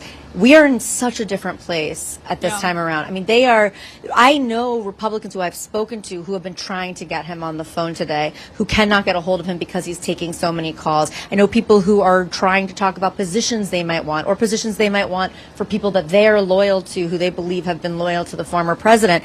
He is in the probably best position for himself than he's been in for the last 4 years or plus since he left office. Well, and obviously he is someone who, a lot of politicians do this. I'm not going to say it's just former President Trump, but to the degree of that he keeps track of who calls when and who is around him. I mean, you could see on that stage last night how the influences around him have changed in terms of the Susie Wileses, who was his campaign manager here, the Chris LaCivitas. Donald Trump Jr. has been obviously one of his most prominent children throughout this race compared to the last 8 years ago. Ivanka Trump certainly was holding that role. I mean, we have just seen such a change. And I think one thing that allies and detractors of his will acknowledge, his second term will be nothing like his first term was. Absolutely. Well, he's going to have a completely different world of influence, as you said. I mean, these are people who, for better or for worse, have different ideas, who many of them have been planning on him winning and planning on what they want to do and how they want to influence government or the administration as a whole, or society. I mean, in terms of RFK, talking about the things he wants to do with various health departments. I mean, these are people who are planning for him to be in office. One of the things to remember is that a lot of the people who were around him in 2016, they actually didn't think that he was going to win. They put it all on the field, they ran the campaign, but when the results were coming in, they were shocked. That's why so much of the transition process, other than the fact that we know Donald Trump threw out what was in place, but so much of the transition process was a lot of chaos because the people that he kept in office were all over the place. These are people who have been planning for months for him to win and planning what they want out of this administration. It's a completely different scenario than what we saw before. Yeah, and one they are now confronting head on. Kristen Holmes, thank you for that. Aaron, obviously a lot of activity that has been happening here in Palm Beach in the last 24 hours. Yeah, absolutely. And, when you all were talking, Kristen saying that no one can even get on the phone with him because of all the people calling to jockey for jobs and the world leaders, just a sense of how that day has gone today. So different from the day that Kamala Harris has had. Abby Phillip and Jeff Zeleny have been at Howard University throughout the day in Washington. That's where Harris did come out and give her concession speech to a crowd of young people, many of whom were in tears, as she came out and spoke for just about 12 minutes or so. And you both were there watching that.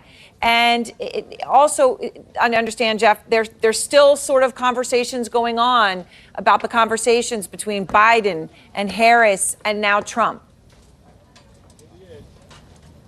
There are, Aaron. I mean, we do know that President Biden had conversations with both Vice President Harris and former President Donald Trump this afternoon, and we expect the former president to accept the invitation from the current president to come to the White House for a meeting. But we are just receiving a statement from President Biden. Just a short word on it. He really speaks to the future of Vice President Harris. He says it was one of the best decisions he ever made by bringing her into the fold 4 years ago. But he said she will continue to have a stamp on the the nation's future here. So really talks very glowingly about her. We know that he was watching her speech from the residence of the White House, we were told. But it was striking, as you were saying, Aaron. I mean, the emotion on the face of supporters was very clear here, even as there are so many questions inside the Democratic Party and finger-pointing that will continue in the coming days about President Biden's role in this, obviously, and the extraordinary set of circumstances that led to this 107-day campaign that ended in defeat. In defeat, and such a shocking defeat to so many. I mean, Abby, as you were sitting there, I mean, there was so much of the speech, and I'm sure being there in the moment, you have a unique perspective on it. There was one part, though, that I just wanted to play. Here it is. My heart is full today.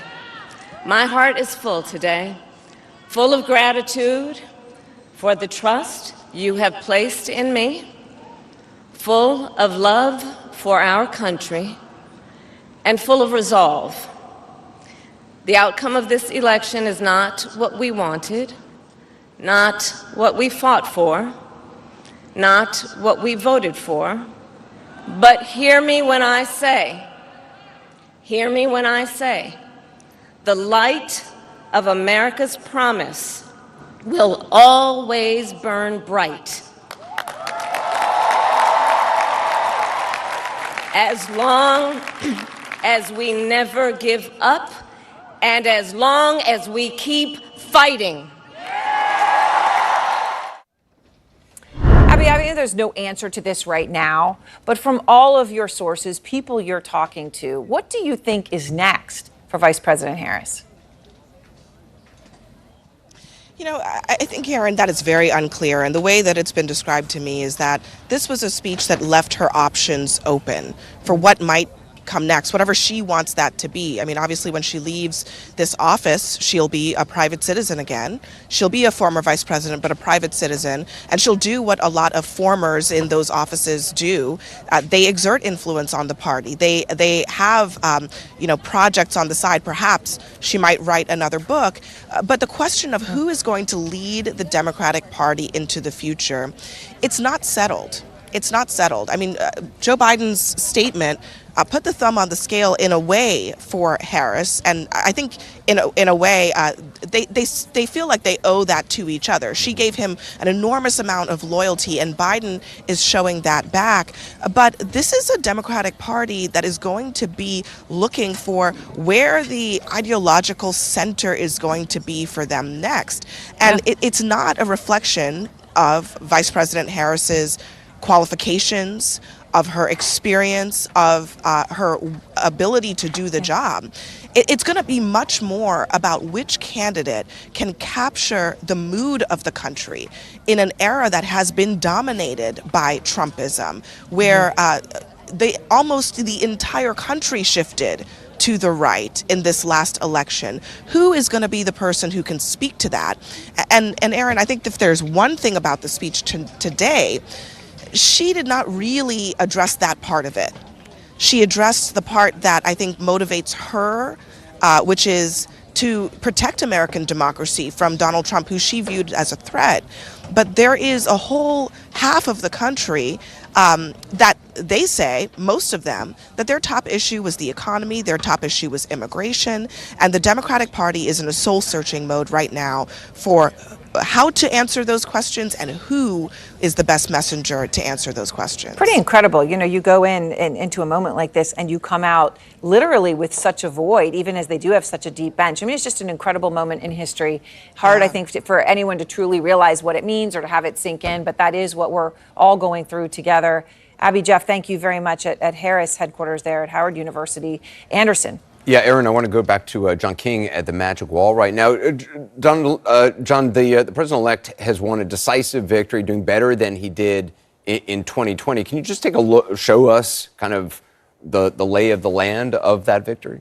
Sure, we'll walk through it, Anderson. This is why the president-elect is now saying that, unlike 2016, maybe, that he believes he has a clear mandate. His team is saying he should get a honeymoon. He should get at least some of his big agenda items. We still don't know if he's going to have a Republican or a Democratic House. He will have a Republican Senate. But just before you start, just look at all the red. I don't need to say anything. You just look at all that red on the map, and it's pretty overwhelming. And you look over here. At the moment, there are some Democrats who think California and New York are going to be counting votes for a couple of weeks even. Some Democrats who think there's a remote possibility Harris catches up in the popular vote. I think that's unlikely, but it could narrow significantly. 4.8 million, though, advantage now for Donald Trump in the popular vote. Remember, Anderson, even when he won in 2016, he lost the popular vote. So that's a trophy. He's over 50% at the moment. Let's see if he stays there. He's at 50.9. But if you just look at the sweep, it was the blue wall that made him president in 2016. Joe Biden flipped it back. Donald Trump has it again. North Carolina was a battleground state Trump has held repeatedly. Democrats thought they could get it. He held it. Georgia was a state that Biden flipped in 2020. So was Arizona, not called yet out there, but it looks likely for Trump. Nevada, a state even Hillary Clinton won in 2016 and Biden won in 2020. So if you look at the scope of the victory from a battleground state perspective, it is overwhelming. And I just want you to look at this. This is every county in America. These are the results you're looking at right now. And a lot of Democrats, this is a problem for the Democratic Party. A lot of the Democrats look at all this out here in rural America and the prairies, and they say, oh, nobody lives there. Those are the flyover states. Those are hardworking Americans. And they vote overwhelmingly for Donald Trump. And Democrats are going to have a conversation about this. But look at this. This is Trump overperforming by county 2020. Overperforming by county. Look at all those counties that are lit up. Yes, some of them are blue. Harris won those counties, but Trump increased his performance by a little bit in those. 3,897 of the 4,600 counties and townships. So that's almost everywhere. That's boosted over 2020 to 2024. Now let's look at it from this perspective. This is overperforming by 3% or more. So this is overperforming by a significant margin. And if you look at this, it's nearly 1,175 of those 4,600 counties and townships. So if you're Trump, you're looking at this and you're saying, a lot of it's in red rural America, but look, that's Nevada. That's a swing state. That's Arizona. It's a swing state. Look at all these counties in Georgia. I'll bring that one up. The counties in Georgia where he overperformed by 3% or more in 2020. So if you're the Republicans, a lot of Republicans still don't love Donald Trump. They can't argue with his political power and the strength of his base out there. And if you're a Democrat, Anderson, as you look at this map, whether you're looking at it from a county perspective like this, or whether you just come back to the full perspective like this, that's a lot of hurt if you're a Democrat, and that means a lot of soul searching. John, do you still have on the magic wall the map of the places where Vice President Harris overperformed or did not overperform? No, we can do that. Let's bring in the counties here and bring this out. And then you bring this out here, and you look at Harris overperforming. Oh, this is Harris overperforming 2020 by this could be just a little bit. And you see she did in 613 of those 46 counties, she overperformed at least by a little bit. But here's where you bring in here, and you look at, I don't have the 5% anymore. Sorry, we took that one off for this purpose. But she did overperform a little bit in a modest amount of counties. But when you put the 3% or the 5% test to it, that's when this goes blank. And again, that's a challenge for the Democrats. That will be one of the big conversations, Anderson, about not only Donald Trump made inroads with black voters, inroads with Latino voters, a little bit of inroads in the suburbs. Democrats are going to have a big conversation about their own turnout operation and why it looks at the moment, we're not done yet, but it does look at the moment that turnout in 2024 is likely to be down a little bit from 2020. And that was the pandemic year. It was easier to vote in many ways, but there are going to be a lot of conversations in both parties about what happened. And for Democrats, it's an autopsy. For Republicans, it's a celebration, and they try to build. Yeah. John King, thanks very much. I want to bring back my panel. We just got a Trump campaign statement, Jamie, that I want to read. It says, President Joe Biden called President Donald J. Trump to congratulate him on his victory and extended an invitation to the White House to ensure a smooth transition between the current administration and the incoming administration. President Trump looks forward to the meeting, which will take place shortly, and very much appreciated the call. Interesting that Trump is accepting Biden's invitation. Yeah, especially since he didn't show up for the inauguration of, look, he clearly is anxious to get back in. And at least for the moment, he's following a norm. It's a lot easier to return as the victor than it is. Yes. And also what we're seeing is very quickly, even though there seems to be some question about why they haven't signed the transition forms to allow that to go ahead, we're seeing CNN, on CNN.com right now, you'll see reporting from Kristen Holmes and Caitlin about everybody's name who's being floated for different positions, from Secretary of State to Defense. So you're seeing that jockeying going on. I just want to make, including, by the way, Elon Musk, who wants to be in charge of the Department of Government Efficiency, which would be interesting, RFK in health. But it looks as if in the Senate, the Republicans have enough power to get people through who normally would not get through. And again, we've mentioned this before, RFK Jr., this was a lot of Republicans were saying, well, look, he couldn't, don't worry about it. He's not going to be head of a department because he wouldn't pass confirmation. Maybe he will. Maybe he will. Right.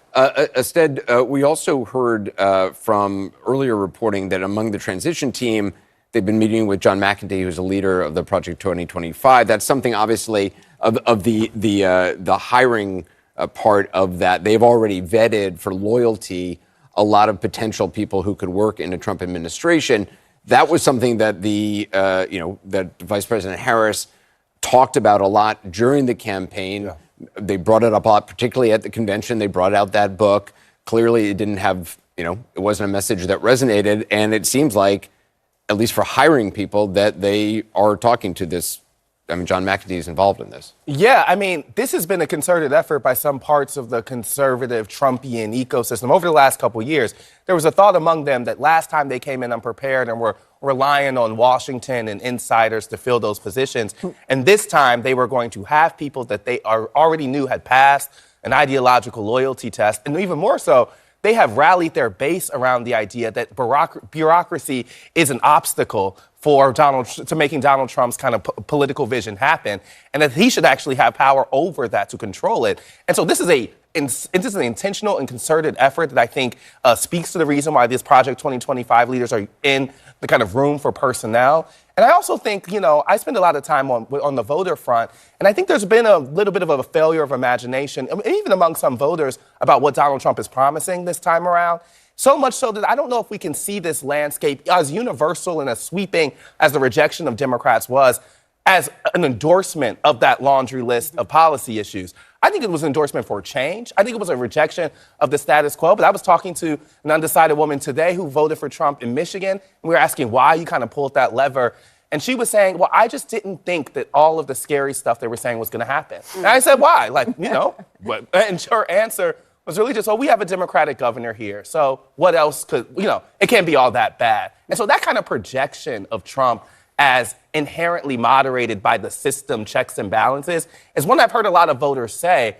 But I would also say it's not clear that those norms hold. And so it can be, I think, for voters, a failure to believe Trump at his word. Mm-hmm. And I think this time around, you should take him at such. I've heard that so much from friends and from sources that they just don't believe what he is actually saying. And I think one of the things that he accomplished so much in the last 4 years was desensitizing Americans to the crazy things that he said. It almost became the norm so that you just tuned out when you heard the crazy things. And obviously those did not resonate with the voters. And it makes you wonder about all the attention that the Harris campaign put into talking about the threat to democracy. And over the last couple of weeks, we were saying, well, they must have internal information that is saying that that's working with the voters. But now you have to wonder, because we don't know what Donald Trump's going to do. Yeah. I mean, he says he's not going to do a full-scale abortion ban, but we don't know that. If he has Congress, could happen. We don't know exactly what he's going to do about his enemies list. We don't know what he's going to do about he tried to take himself completely away from Project 2025, but we don't know what he's going to do. The only thing I would say is I take him by his word for some of the things that he's promised. And it wasn't just a pitch on democracy. It was one that was specifically targeted to moderate Republicans. And I think that's an important point. It's not as if they were going to disaffected folks or folks who don't participate in political systems, those low propensity voters, and saying, hey, this is how we'll fix the political system. They were making it pitch to more centrist conservatives. And I think there's some evidence here that the type of folks who are most motivated by the Liz Cheneys of the world have already become Democrats over the last several years. They did not win the persuasion battle. This is not just a turnout question. It's not like this is a collapse in places like we kind of saw in 2016. In a lot of states, they got the makeup of the electorate they wanted. The people who showed up to the polls just pulled the lever for Donald Trump. Just quickly about norms, it's not as if Donald Trump doesn't have a track record of breaking norms. Our government depends on the goodwill of men and women. January 6th was an example. The fact that voters chose to ignore his history, I think we will see that he will push the envelope when he gets back into office. Our special coverage continues in just a moment. For the first time in 4 years, Republicans will be in charge of the Senate, but just how much of a majority they will have, we'll look at that. Manu Raju is next.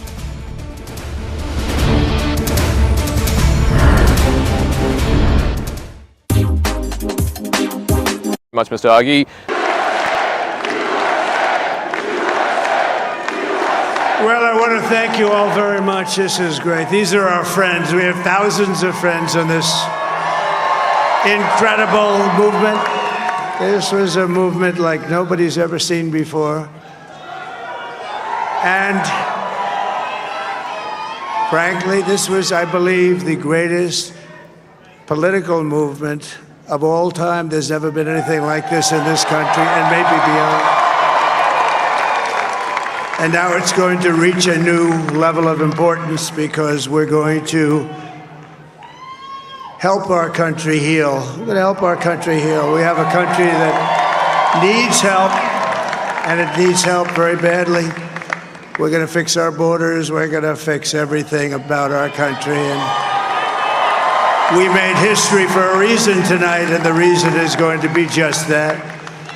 We overcame obstacles that nobody thought possible, and it is now clear that we've achieved the most incredible political thing. Look what happened. Is this crazy?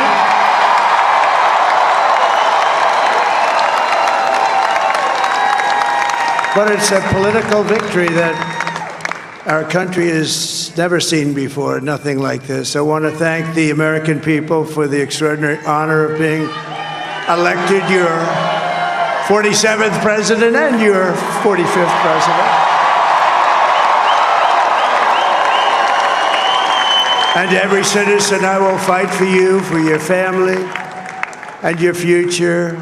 Every single day, I will be fighting for you, and with every breath in my body, I will not rest until we have delivered the strong, safe, and prosperous America that our children deserve and that you deserve. This will truly be the golden age of America. That's what we have to have. This is a magnificent victory for the American people that will allow us to make America great again. And in addition to having won the battleground states of North Carolina, I love these places, Georgia, Pennsylvania, and Wisconsin,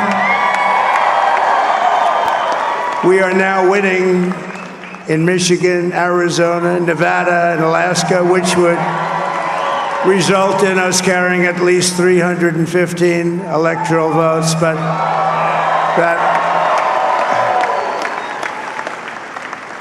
it's much easier doing what the networks did or whoever called it, because there was no other path. There was no other path to victory. We also have won the popular vote. That was great. Very proud of that.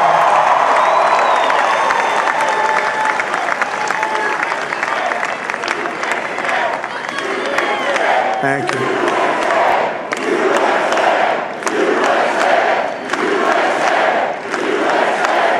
Thank you very much. Thank you. And, winning the popular vote was very nice, I will tell you.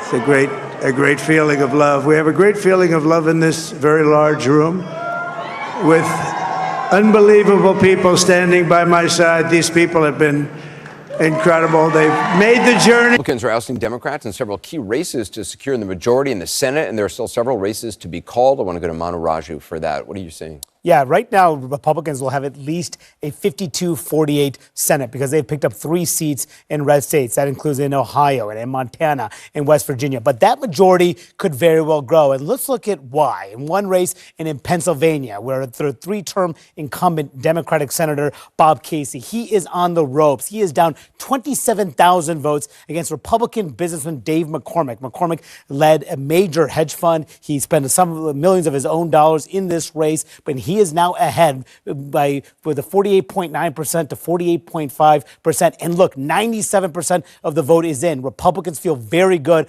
about adding another seat to their majority. And that's not the only one. Also in Nevada, this was a big surprise. In fact, at the beginning, headed into Tuesday, Sam Brown, the Republican candidate there, an Army veteran, was seen as a bit of an underdog, but he is ahead in this race by 3,800 votes against the incumbent first-term Senator Democrat Jackie Rosen. 3,800 votes, 47.4% to 47.1%, 89% of the vote in. Still more to go, but I've talked to Republicans and Democrats who believe this is going to come down to the slimmest of margins. There is another race, a purple state that we have not called, in Arizona, a state in which the Democratic candidate Ruben Gallego running ahead of the top of his ticket. He's beating Kerry Lake, the Republican challenger, someone who ran unsuccessfully for governor 2 years ago. He's beating Kerry Lake by 59,000 votes with 63% in. So there's still some more votes to count in Arizona, but Democrats feel good about keeping that seat. But, there's some questions here, Aaron, about why it matters, because the Republicans already have a majority, 52-48. What's the difference between 53-47 or 54-46? Well, there is a significant difference. It would give more of a buffer to incoming President Trump's agenda. It would allow him to confirm nominees, particularly to the Supreme Court, even easier if he lose some races. And perhaps most significantly, the minority party would have a harder time digging out of the minority in the successive midterm election and the 2026, 2028 elections and the like. So every seat so significant here, Aaron, which is why we're looking at these very closely. Republicans could have a 52-48 Senate, but it could be as high as 54-46. Huge news here today. It is huge news. All right, Manu, thank you. So here with our political commentators. All right, so let me start with you, Anna. So what happens as Manu goes through this if the GOP ends up controlling all three branches of power when we talk about the House, the Senate, and the White House? Right? We obviously have not called the House, but Manu was laying all that out. What happens in that scenario? That Donald Trump has a mandate and he can get his agenda through. I would say to Republicans, be careful what you wish for, because you just may get it. It also means that he can have, and by the way, I would also argue that he has the Supreme Court. Right, So I know, I purposely the, didn't mention that, but not fair only does point, he, yes. which has given him immunity, right? He's going to have, it means that he has more leeway on who he appoints and picks for his cabinet, right? So maybe if he had a 50-50 Senate, a Robert F. K. Jr. would not be a possibility, because maybe, just maybe, there'd be one Republican who would not want an anti-vaxxer with a worm in his head to be in charge of health. But if he's got 54, he's got much more leeway. He's got much more leeway to appoint a General Flynn if he wants to. He's got much more leeway to appoint the people that he knows will be 100% loyal to him and who have been there with him. And Shermichael, he said he wants individuals like certainly RFK Jr., right? He has said he wants. This was a mandate, and he has the leeway to do what people expect him to do as it pertains to economic dislocation. There's a lot of economic anxiety out there, and the American people have two simple questions for President-elect and the Republican Party. What's going to be the solution to figuring out a way to lower cost and making sure that hardworking, working-class people, particularly men who work with their hands, who have seen a lot of those jobs dissipate over time, return back to them? And number two, how do you address the immigration issue? There are a lot of communities that have seen an influx of people coming in and very limited resources being spread to those people and not to them. And that has caused a lot of division from Chicago to New York. These are Democratic strongholds. So we as a party have to figure out a way to address those answers. That's the mandate. Can I say something to Anna's point? I agree. I think he does have a mandate, and that's how he should read it, and that's how the Republicans should read it. Something that's been on my mind for several months. There was an article in the New York Times in June that said resistance to new Trump administration already forming. And it was this long article about all these groups that were already out there. At that time, they thought he was going to beat Biden, but already planning to try to tie up the administration in court. You've had Jamie Raskin out there already saying, we got to try to tie him up, maybe even before he's sworn in. Today, Sheldon Whitehouse and the Senate put out a press release saying we're going to focus not on progress, but on containing Donald Trump. My political advice to all these people is, please pick up the election results today and see what happened. The American people want this president and his administration and his party to make progress on the things they promised to do. This is exactly what happened last time. They were plotting to impeach him before he ever took office back in 2016. Let us not have a replay of this. Can we just have a couple of years of peace for the Republicans and President Trump to do what they promised to do, because the American people clearly are asking for it. But Scott, I have to tell you, that's really rich, though, from a party and from Trump, who for 4 years never even acknowledged that Joe Biden had won the election. Yeah, also from... He still hasn't, except for when he said to Joe Rogan by accident. But also from your mentor, Mitch McConnell, when Barack Obama was elected with a 60-person majority in the Senate, which would have overridden a filibuster, said he was not going to do anything to allow him to get another term or to make any progress. So let's call a spade for a spade. People are elected to represent a constituency. If you're a Democrat right now and your constituency has sent you back in this election, you have a responsibility to them also. And it is not to allow Donald Trump to get away with everything he wants to get away with. That is our democracy. People are allowed to take positions. That is the difference between a dictatorship and a democracy. That's what we've been fighting for. I agree that they have constituents, but there is a difference in responding to your constituents and working overtime to try to prevent the duly elected government from doing anything. Obama nominate a Supreme Court justice. It is so duplicitous, I feel like. I respect you, Scott, and you're my friend, but please do not sit here and say that Republicans, when Democrats are elected, just roll over and let you all are struggling. My advice is, if you all go down this road and try to stop this government, which just won a mandate, from doing anything, you will again pay the price in election after election. The American people are asking for progress. Do not tie this man up. Give this person a chance to lead. I'm not sure of that. I'm not sure that if and we'll see it, right? We've got elections again in 2 years, and Donald Trump most likely will have a House and a Senate, so he will be able to impose the tariffs he wants. He will be able to pass the deportation programs he wants. He will be able to do the things that he has promised to do. We'll see if all of those things get done, if there isn't some reshifting in 2 years, if people applaud those things getting done, because as you know, in the minority, there's only so much the Democrats will be able to do. They can talk about tying things up, but they really won't be able to. No, we haven't. Okay, you all haven't touched on this one. I mean, you're on the edges of it, but there is also the conversation out there, and people who are very angry who are saying, "Well, this is proof of." Okay, and you can go to other networks to hear this in quite strident terms of the racism, bigotry, anti whatever ists in American society that we're in this situation. But I just want to play what Charlamagne said about it. Charlamagne supported Harris. Charlamagne came out and addressed this directly today, and I thought it was interesting how he addressed it. I want to play it. I don't think it's fair to just chalk up, Trump winning to racism, sexism, homophobia, anti-Semitism. Yes, he tapped into all of the worst things America has ever had to offer, and there are a lot of people who agree with his rhetoric and voted for him because of those reasons, but I truly believe most people voted for him because they want more money in their pocket and they want to feel safe. That's a good point. I've seen so many people say, well, half of white women who voted for Donald Trump, they did what they always do. Why would any white woman want to vote for a Democrat going forward? Well, there's a lot of offensive stuff supporting the patriarchy and all that. Again, I say you can go to another network. Right, and then they go after Latino men and black men and say, oh, there's a lot of misogyny with black men. They don't want to really support a black woman, as if there aren't other reasons, legitimate reasons, for people to vote for and support Donald Trump. Just as Charlamagne said, there are reasons, Aaron, people made the decision. You know what? We tried Joe Biden and Vice President Harris for 3.5 years. We don't like the results. Yep. We're going to take a shot with Donald Trump. And Donald Trump has an opportunity to provide some real solutions to those voters. I don't speak in absolutes. I think that misogyny exists. I think sexism exists. And I think people want more money in their pockets. Multiple things can be true at one time. When you're an adult, you realize that. So I don't think anyone is saying that the only reason why Kamala Harris is lost this election is because of misogyny and racism. But I think it would be putting blinders on to not think it exists. I just think it would.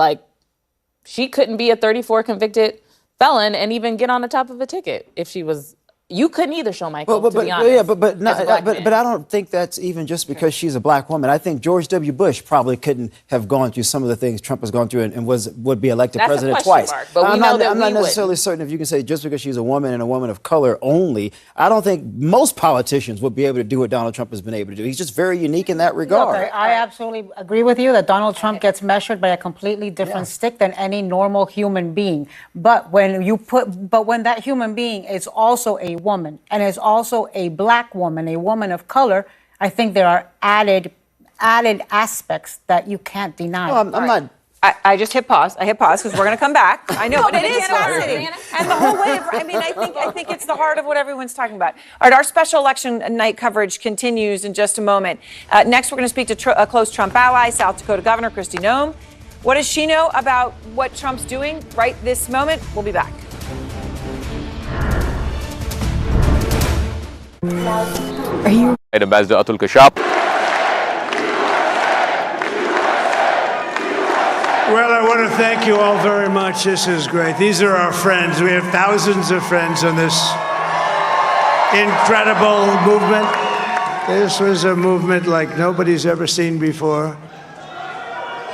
And frankly, this was, I believe, the greatest political movement of all time. There's never been anything like this in this country and maybe beyond. And now it's going to reach a new level of importance because we're going to help our country heal. We're going to help our country heal. We have a country that needs help, and it needs help very badly. We're going to fix our borders. We're going to fix everything about our country. And we made history for a reason tonight, and the reason is going to be just that. We overcame obstacles that nobody thought possible, and it is now clear that we've achieved the most incredible political thing. Look what happened. Is this crazy?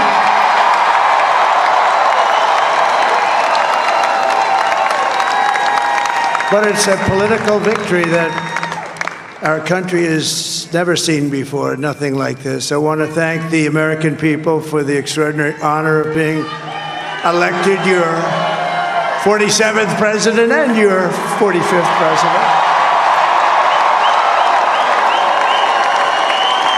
And every citizen, I will fight for you, for your family, and your future. Every single day, I will be fighting for you, and with every breath in my body, I will not rest until we have delivered the strong, safe, and prosperous America that our children deserve and that you deserve. This will truly be the golden age of America. That's what we have to have. This is a magnificent victory for the American people that will allow us to make America great again. And in addition to having won the battleground states of North Carolina, I love these places, Georgia, Pennsylvania, and Wisconsin, we are now winning in Michigan, Arizona, Nevada, and Alaska, which would result in us carrying at least 315 electoral votes. But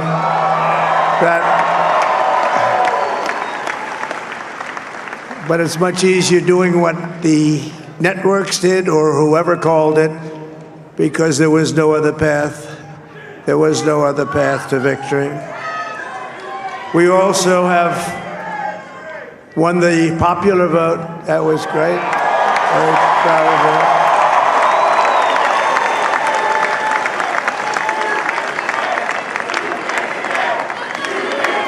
Thank you.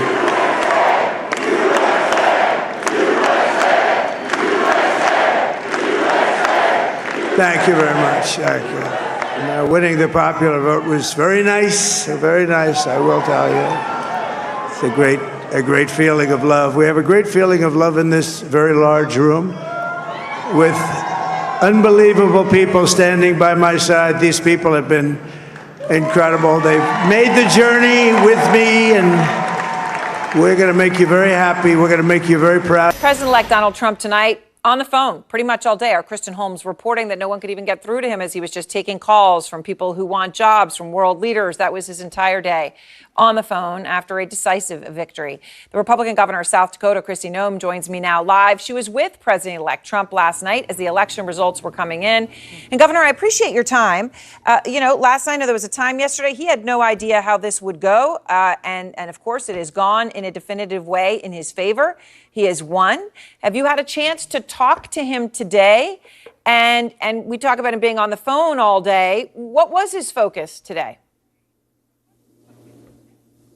I did. I chatted with him for a few minutes, congratulated him again for doing so well, and he was right to work. He was visiting with other world leaders, talking to folks about what this transition would look like, and making a list of things that he wanted to get done as soon as he got back into the White House, and what the American people told him was important yesterday. When these election results came in, they clearly said they want a secure border, they want their streets to be safe, they want to raise their families with more money in their pockets, and President Trump heard them loud and clear. He's anxious to get to work. All right. So, look, they voted loud and clear for him. That is true. Of course, there are nearly 67 million people who did not cast that vote. And many of them have a fear that President Trump will revert to some of the rhetoric that we have heard from him in recent days. So last night, as you know, Governor, he came out, he said he wanted to fight for every American. Those are words people want to hear. But they are in a stark contrast to some of what we have heard from him these final days of the election, like this. You know, she's a very low IQ person. She's a communist. She's a radical left lunatic. We do have an enemy from within. We have some very bad people. And those people are also very dangerous. They would like to take down our country. We have some very bad people. We have some sick people, radical left lunatics. And I think they're and it should be very easily handled by, if necessary, by National Guard, or if really necessary, by the military. So, Governor, why now should the nearly 70 million Americans who voted for someone other than Trump, most of them voted for Harris, why should they think that he will not treat people the way he says that he would treat them? Why should they think he will not follow through on those promises? Well, President Trump clearly gave a message last night of unifying this country and fighting for every single American. And I know that the American people overwhelmingly last night, they voted for a president that wants to get things done to make their lives easier. And they found Kamala Harris far too extreme, that she had radical ideas on social policy, on tax policy. She wanted to mandate decisions in their lives. And the American people said no. They're looking forward to someone who takes a different path than what we've seen these last 4 years. And that's President Trump. They know what he did the last time he was in the White House, and they trusted him to put him right back there again and make sure that he took care of this country. They absolutely did. And I know you probably haven't talked to him about, specific things like this, but when he talks about radical left lunatics could be handled by, if necessary, the National Guard, or if really necessary, by the military, do you believe that that really is rhetoric? You know, President Trump is focused on dangerous people. Today, when I was visiting with him, he's focused on making this country safer. We live in a very unstable time on the world stage. He is now the leader of the free world, and he recognizes that every word he says tips that balance of power, and he is working to strengthen America. He also recognizes a lot of families during this campaign came to him and told him tragic stories of losing loved ones because of illegal immigrants that came in that were rapists or murderers or terrorists that are dangerous to this country. And he is focused on making their communities more safe. And he really, truly wants to turn this economy around. He recognizes that so many families right now just aren't able to go after the jobs that they want. They aren't able to afford to take a vacation with their family. Energy prices have gone through the roof, and he knows exactly what he needs to do to help every single individual in this country. All right. Well, Governor Kristi Noem, I appreciate your time, and thank you. Thank you. All right. And next, much more of our special election coverage. We're going to go back to the White House for the latest reaction there after the vice president's concession speech and about the upcoming transition.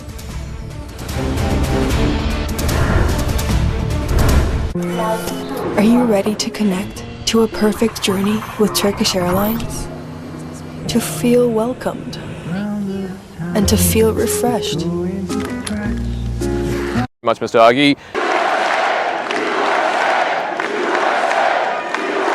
Well, I want to thank you all very much. This is great. These are our friends. We have thousands of friends on this incredible movement.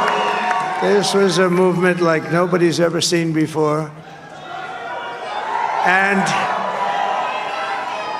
frankly, this was, I believe, the greatest political movement of all time. There's never been anything like this in this country, and maybe beyond.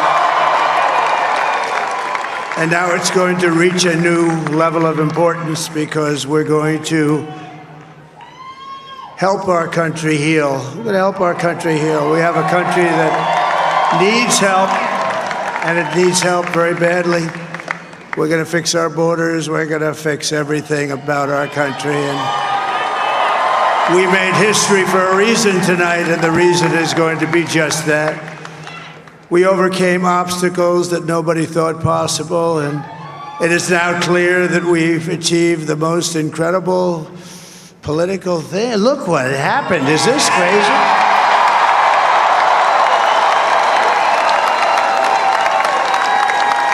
But it's a political victory that our country has never seen before, nothing like this. I want to thank the American people for the extraordinary honor of being elected your 47th president and your 45th president. And every citizen, I will fight for you, for your family, and your future. Every single day, I will be fighting for you, and with every breath in my body, I will not rest until we have delivered the strong, safe, and prosperous America that our children deserve and that you deserve. This will truly be the golden age of America. That's what we have to have. This is a magnificent victory for the American people that will allow us to make America great again. And in addition to having won the battleground states of North Carolina, I love these places, Georgia, Pennsylvania, and Wisconsin, we are now winning in Michigan, Arizona, Nevada, and Alaska, which would result in us carrying at least 315 electoral votes.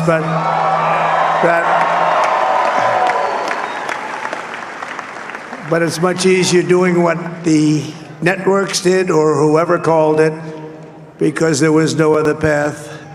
There was no other path to victory. We also have won the popular vote. That was great. Very proud of that.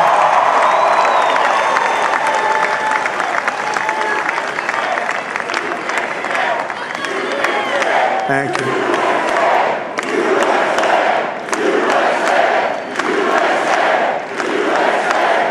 Thank you very much. Thank you. And, winning the popular vote was very nice, I will tell you. It's a great feeling of love. We have a great feeling of love in this very large room with... And welcome back to our special coverage. Election night in America continued with the Trump transition now in full swing. We want to go back to the White House and Kayla Tausche for the latest there. So, Kayla, President Biden released a statement tonight saying choosing Kamala Harris as his vice president was, quote, the best decision he made. What more have you heard about how their relationship is tonight? Well, Anderson, we know that call was cordial, it was complimentary, but it is no secret among aides that the relationship between the two has been relatively fraught in recent months, as Harris has tried to establish some distance between her and an unpopular incumbent whose lack of popularity ended up costing her the election in the views of many aides. So there's certainly been some friction between the two of them, as Biden, who believes that he's done a good job as president, believes that he deserves more of the credit, and that where they had successes that she shouldn't have been taking the credit. And certainly there is a lot of Monday morning quarterbacking among aides in Biden world. They believe that perhaps she was a flawed candidate, perhaps that Biden, with his long won favorability among the white working class coalition, maybe he perhaps could have pulled out the blue wall if he remained the candidate. There's also some finger pointing at former President Barack Obama, House Speaker Emerita Nancy Pelosi, who at different times urged Biden to step aside in favor of other candidates. But then there's also just this reckoning over the president's deep unpopularity, and perhaps they just didn't truly grasp how the electorate was truly feeling about his agenda. The Trump team released a statement saying that the president-elect was looking forward to meeting with President Biden. Do you have any reporting on when that might actually happen? Well, we know that the statement said that the meeting would take place shortly and that the teams are working to put it on the books. It's something that didn't happen back in 2020 when President Biden won election and former President Trump was the outgoing incumbent at the time. So certainly the teams are working to put that together. And of course, we'll let you know as soon as we have more details on when exactly that lands, Anderson. And looking ahead to tomorrow, the president is expected to speak. Do you know where that's going to take place, what message he wants to convey? Well, most of these messages he's delivered from the White House, certainly the addresses of the most consequence he's delivered from the Oval Office. And we're still waiting for a location for this address to be nailed down. But we expect it to be one of reflection, but one with very high level messaging. President Biden ran on a platform to restore the soul of the nation. He saw himself 4 years ago as the great unifier of the country who could bridge the gap across the aisle. But of course, what we've seen in just recent weeks is that the deep divisions in this country still remain. So we expect him to give a nod to that while also giving nod to the power of democracy, peaceful transitions of power, which of course Vice President Harris said in her call with former President Trump that she expects there to be this time around. Anderson. Kayla Tausche at the White House, thanks very much. Up next, our special election coverage continues with more on President-elect Trump's plans for his transition back into power.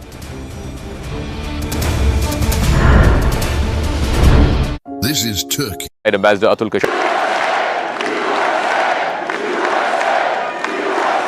I want to thank you all very much. This is great. These are our friends. We have thousands of friends on this incredible movement. This was a movement like nobody's ever seen before. And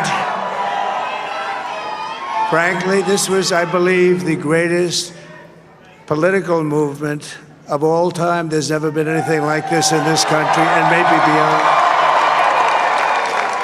And now it's going to reach a new level of importance because we're going to help our country heal. We're going to help our country heal. We have a country that needs help, and it needs help very badly. We're going to fix our borders. We're going to fix everything about our country. And we made history for a reason tonight, and the reason is going to be just that.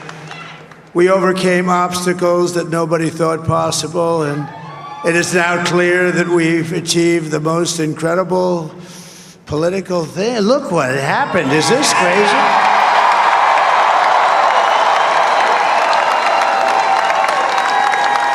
But it's a political victory that our country has never seen before, nothing like this. I want to thank the American people for the extraordinary honor of being elected your 47th president and your 45th president. And every citizen, I will fight for you, for your family, and your future. Every single day, I will be fighting for you, and with every breath in my body, I will not rest until we have delivered the strong, safe, and prosperous America that our children deserve and that you deserve. This will truly be the golden age of America. That's what we have to have. This is a magnificent victory for the American people that will allow us to make America great again.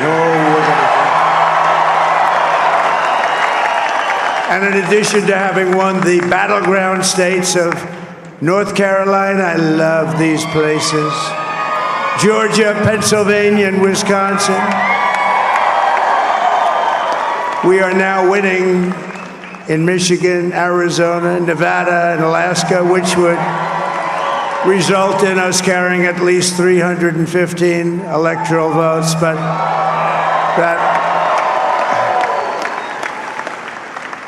but it's much easier doing what the networks did or whoever called it, because there was no other path. There was no other path to victory. We also have won the popular vote. That was great. Very proud of it.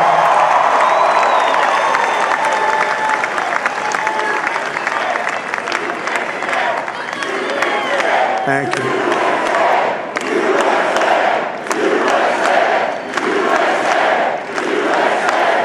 Thank you very much. Thank you. And, winning the popular vote was very nice, I will tell you. It's a great feeling of love. We have a great feeling of love in this very large room with unbelievable people standing by my side. These people have been incredible. They've made the journey with me, and we're going to make you very happy. We're going to make you very proud of your vote.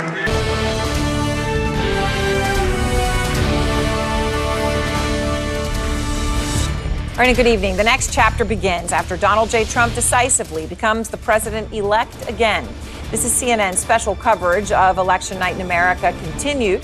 At this hour, Republicans have now gained control of the White House, the Senate, with only the House still in flux. President Biden spoke with President-elect Trump this afternoon. He's planning to address the nation tomorrow, and earlier this evening, Vice President Harris spoke to supporters in Washington. You have the capacity to do extraordinary good in the world. And so to everyone who is watching, do not despair. This is not a time to throw up our hands. This is a time to roll up our sleeves. This is a time to organize, to mobilize, and to stay engaged for the sake of freedom and justice and the future that we all know we can build together. A lot to get to, starting with CNN's Priscilla Alvarez, who is covering the vice president. I just want to play another portion of what the vice president said tonight. I am so proud of the race we ran and the way we ran it. And the way we ran it. Over the 107 days of this campaign, we have been intentional about building community and building coalitions. Priscilla, obviously this was a historically short campaign. What are you hearing from staffers on the campaign tonight about what happened? Well, sources I've been speaking with since her remarks tell me that they thought it was, quote, pitch perfect. But also, Anderson, many have told me that it was also heartbreaking. This was a campaign that, yes, was truncated, but also in the final hours of the election, there was a sense of optimism and confidence about where the race was headed. And then hours into the night, it became clear that the vice president did not have the support that they believed they had. And that is what they have been contending with over the course of the day. Anderson, a lot of people just going dark over the course of the day and then resurfacing and just describing the gut punch that they feel that the vice president has lost. And part of this also includes finger pointing. Of course, there were strategies that were deployed by the Harris campaign that included, for example, trying to reach those disaffected Republicans that they thought were fatigued by former President Donald Trump, and trying to bring them over to their side. And in some of the counties where they tried to do that with the vice president and her vice presidential nominee going to those counties, they still overwhelmingly voted for former President Donald Trump. There was also an argument that there was not enough done to lock in their base and their coalition. But the vice president, in her remarks this afternoon, tried to strike the balance between gratitude, and there was a somber tone to that, but also trying to be uplifting. What became clear, and what the vice president intentionally wanted to do with these remarks, was to tell supporters to respect the outcome of this election. She said, quote, they must accept the results of this election. And then she committed to what she called a peaceful transfer of power. Of course, something that President Joe Biden and Vice President Kamala Harris were not afforded when former President Donald Trump left the White House back in 2021. But certainly the vice president here trying to chart a way forward and asking her supporters to continue the fight that she talked about repeatedly on the campaign trail, for example, on reproductive freedom. So we'll see where this goes from here and how the vice president continues the fight that she was talking about over the course of those brief remarks at her alma mater of Howard University today. But there is no doubt, Anderson, that several hours in now, the campaign is still grappling with this loss and trying to sort what happened. I will say, though, senior campaign officials really also telling their own staff in emails and in calls that they put everything out on the table, and they do feel as though they did try their best effort. It just did not lead to a victory that they believed could be possible just 24 hours ago. Priscilla Alvarez, thanks very much. I want to go to CNN's Caitlin Collins and Kristen Holmes near Mar-a-Lago. Caitlin, President Biden, President-elect Trump, so they are set to meet pretty soon, a transition meeting that did not happen, obviously, in 2020. It's fascinating, the different mindset, obviously, that the former president now has on this. Yeah, fascinating, but not exactly surprising, Anderson. It's a meeting that was supposed to happen 4 years ago, and of course now is expected to happen this time, but with the reversals of the fortunes. Instead of Biden being the incoming president, Trump will be the incoming president. But we are hearing from Trump's team he has accepted the offer that was extended by President Biden during that phone call today to have the two of them meet. We are told it will happen in short order. Obviously, we'll be watching that closely if Donald Trump does go to Washington to meet with him. We don't exactly see, envision President Biden coming down to Palm Beach to do the reverse. But that moment in and of itself just speaks to the way the dynamics have shifted 4 years later. And Kristen, looking at this, if Trump does go to Washington to meet with Biden at the White House, one, it's a moment we did not see in 2020. I was there that day of Biden's inauguration, and Trump instead got on Marine One, then Air Force One, and flew here to Palm Beach and lived a very different life, obviously. But having that meeting happening in Washington, where when Trump does go back there in January when he is inaugurated, it is going to be so different than when he entered in 2016 or even when he left in 2020 in terms of the balance of power, especially in the Senate. I mean, you look at the Republicans in the Senate right now, it is such a different world than it was before in terms of either being obstacles, as the White House often saw them, or as guardrails and stabilizing forces, as critics of the White House saw them. Yeah. I mean, we've talked about this for the last 6 years, but I think it has never been more true than in this moment that the Republican Party is Trump's party. And when he shows up in January of 2025, he will be essentially going to a homecoming. And he will have control of the House, he will have control of the Senate, and he will be in the White House. And the real thing to focus on is what we were talking about, which it comes down to the Senate. I mean, he still did not have support of so many senators when he entered Washington in 2017. Marco Rubio, for example. I mean, that was someone who was one of his biggest critics. They had run against each other. Now Marco Rubio is looking at positions like Secretary of State. He's going to be serving in the administration. Now the people who are actually in the Senate, Bernie Moreno, who was just elected, that was a hand-picked candidate by Donald Trump and his allies. This is a very different makeup of Washington and of the Republican Party. You've really seen the full transformation with this election. We have been saying it again for the last 6 years, but the big question was Donald Trump actually going to be reelected to the White House? He was. On top of that, were his allies going to be put into the Senate? Remember 2022? Almost none, except for Ted Budd, none of his endorsed candidates actually made it into the White House. Dr. Oz, for example, in Pennsylvania. That is not what we saw this time around. Yeah, he is going to have a Senate that is full of people who are Trump allies. And also with the way it looks like the House is going, that Republicans are poised to keep the majority. We'll see how these races bear out. It's still not clear how much of a majority they would have if it goes as expected. But I mean, we've seen with Mike Johnson, he has stuck very close by Donald Trump. Trump saved him many times when people like Marjorie Taylor Greene wanted to move to oust him. Trump stood by him and supported him. And we've seen that dynamic playing out with that last minute flight by Mike Johnson to Palm Beach last night, so he could be on stage with Donald Trump when he delivered that victory speech, at 2 o'clock in the morning. There's almost no one in Washington who owes more to Donald Trump than Mike Johnson. I mean, Mike Johnson's speakership would have been over by now if Donald Trump hadn't stepped in. I mean, the amount of times he has been brought to the table, that has essentially stopped. And the reason it stopped is because Donald Trump and his allies told Marjorie Taylor Greene, let's knock it off. Yeah. I'm clearly standing by him. Marjorie Taylor Greene obviously being another very rabid Trump loyalist and supporter. Mike Johnson owes a lot to Donald Trump, and his career is on the line, and he has clearly tried to show that loyalty back to the former president, and likely going to continue. Yeah, and Aaron, it just speaks to the level of power that Donald Trump will be coming into office with. And I think that's something for people to realize, is that he will have a very different Senate makeup when it even comes to his own Republican Party on the Senate. Obviously, as Kristen noted, House Speaker Mike Johnson, House Republicans, but also, a different level of power. He's the first time entering office with the Supreme Court decision on immunity. It is going to be a reshaped presidency for Donald Trump when he returns to Washington in January.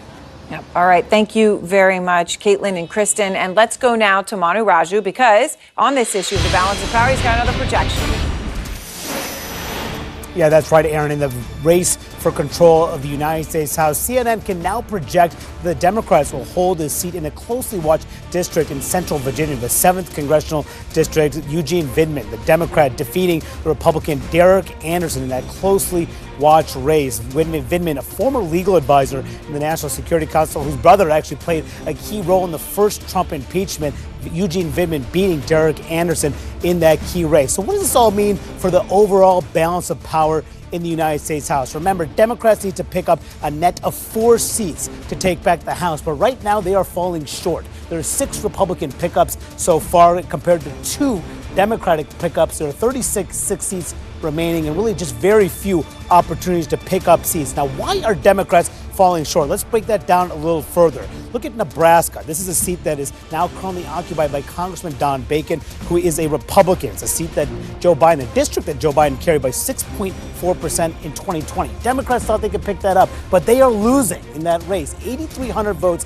Tony Vargas, the Democratic candidate, is behind Don Bacon with 95% reporting in that race. But that's not it. Also in California, another key pickup opportunity for Democrats. They thought they were going to be able to beat John Duarte. He's an incumbent Republican. That's a district that Joe Biden carried by 13 points in 2020. But look, Duarte is ahead by 3,100 votes against his Democratic challenger, Adam Gray, with 48% reporting. Still a long way to go, but one that Republicans think they can hang on to. And this was also just a recent change. Arizona's seat.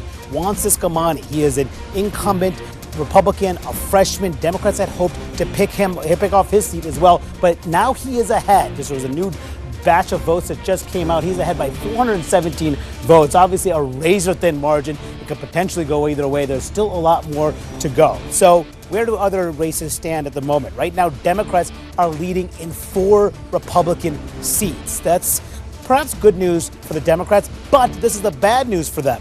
2 seats Republicans are leading in Democratic districts, which shows you, Aaron, why Democrats' path back to the majority is so fraught. Yes, they're up in some, but they're down in some. And getting that net of 4 seats is going to be very difficult. But one thing is very clear. Even if Republicans do maintain control of the House, Aaron, Speaker Mike Johnson would have a very narrow majority like he had in this past Congress. Once again, could have that in this Congress. And that's not always an easy recipe to legislate. No, not at all. All right, Manu, thank you so much. And it's so important to lay all that out because it's complicated, but still unknown who will control the House. Joining me now is Joe Manchin, the retiring senior senator from West Virginia. So, Senator, I'm glad to talk to you. And wow, what an historic moment we are in the midst of even now. So let's just start where Manu, he was laying out, where the House is right now on various races, who's up, who's down. Obviously, Donald Trump has the White House. Republicans have the Senate. Do you have where do you think it stands here on the House? Do Democrats still have a chance, or will Republicans have it in addition to the Senate and the White House? Well, let's say the races that are so close right tonight that we're still looking at and watching and everything is basically in swing areas. Swings that can go either way. And I've said this, Donald Trump didn't win just with MAGA. He won with the centrist, the common sense, the independents in the middle. He was able to have a program that basically more people bought in than what Kamala did. That's the middle. The power of the middle is unbelievable. I just hope when they get to Washington, they remember how they got there.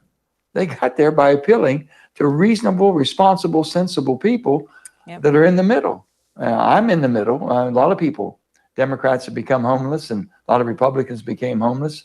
And we weren't Washington Democrats. We weren't Republican Democrats, but we wanted to get things done. You get things done from the middle. So those are the tight races that can barely get by. And when they do get by, remember how you got elected and who voted for you.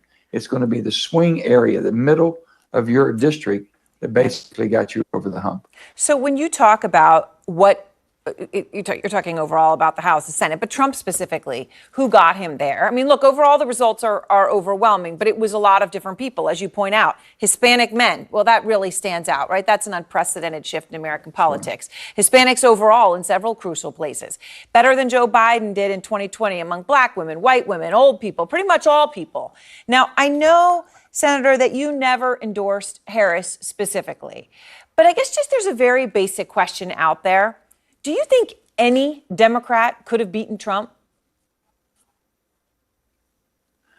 Well, anybody can be beaten if you have the right candidate with the right message. But basically, who's connecting with the people on the front lines that are working, going to work every day, trying to provide for the families?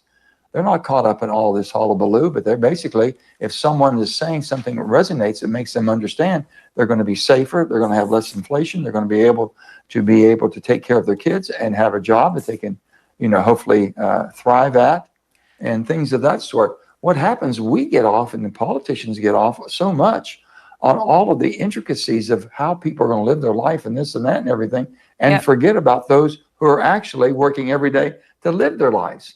And I think that swing area, President Donald Trump has to understand, that's where he won. MAGA, his group has always been there, his base. You're right. And Kamala's base was always there. It was that middle that basically swung to him. No, that's right. I mean, I guess I'm just saying there are people out there who say, well, Joe Biden should have stayed in, or he should have gotten out earlier and you could have had a primary, and then they, choose your own adventure.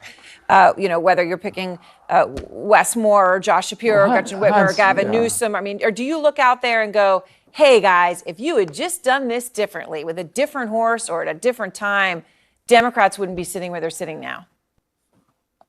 I'm not going to second guess. You know how I felt about many primary things of that sort. But the bottom line is you need to be tested. Okay, when you're tested in a situation such as that, you get good ideas. Every time I run for an office, every time I had primaries, I got tested in the primary, I got tested in general.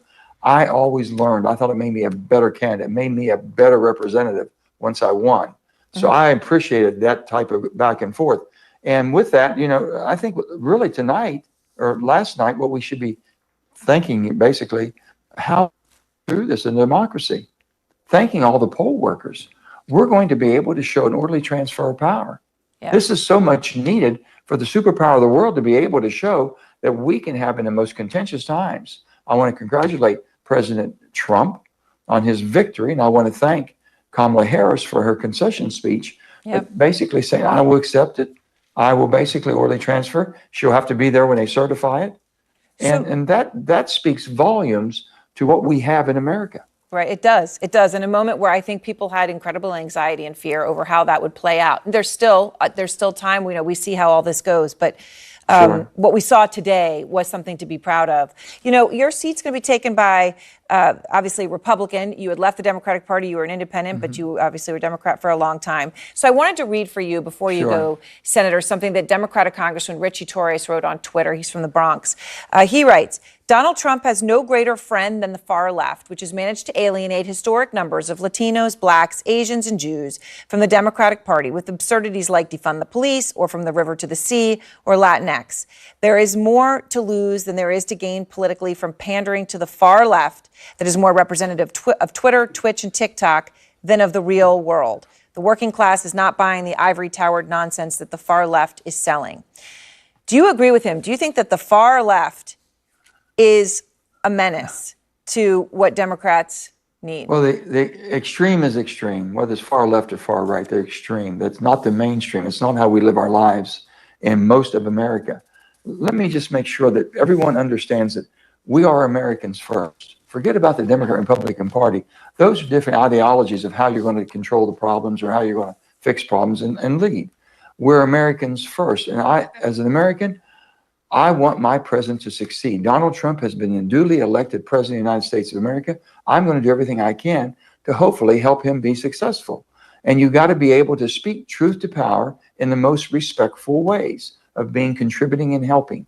If we can take that attitude now, because when my country does well, my president does well, my state does well. And when it doesn't, it goes to hell in a handbasket. That's the thing I don't want to see happen. I want them to remember that. I hope the 60 vote threshold, you know how sacred that is to me. Yes. The filibuster. because that's the glue that holds us together in a very political tough atmosphere. And I'm hoping that President Trump will understand how delicate that is and how important it is for him to be able to have something that he might really believe in that gets done with a 60 vote threshold. That's going to be lasting and enduring. You do it with a simple majority, and I'll guarantee you it'll swing back and hit you as fast as it took you somewhere. And we don't want that ping pong back and forth. And that's the differences I had with what was going on, and I thought was wrong. All right. Well, Senator Manchin. God bless America. We're going to make it. We're going to survive, Aaron. We're going to be good. We're going to do well. And you know what? We're going to work and try to make our country to come together and work basically for a better tomorrow. All right. But we are going to hold people accountable. And remember, it's the middle that got people elected. All right. Well, Senator Manchin, thanks. We all appreciate speaking to you, as always. And ahead, Democratic Congressman Jim Himes. As we all wait to find out which party controls the House, this is going to be so crucial. Republicans have managed to flip the Senate. Much, Mr. Agee. Good.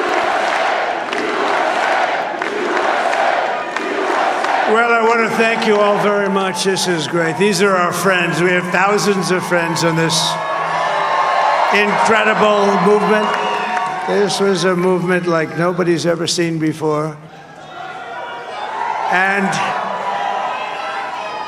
frankly, this was, I believe, the greatest political movement of all time. There's never been anything like this in this country, and maybe beyond. And now it's going to reach a new level of importance because we're going to help our country heal. We're going to help our country heal. We have a country that needs help, and it needs help very badly. We're going to fix our borders. We're going to fix everything about our country. And we made history for a reason tonight, and the reason is going to be just that. We overcame obstacles that nobody thought possible, and it is now clear that we've achieved the most incredible political thing. Look what happened. Is this crazy?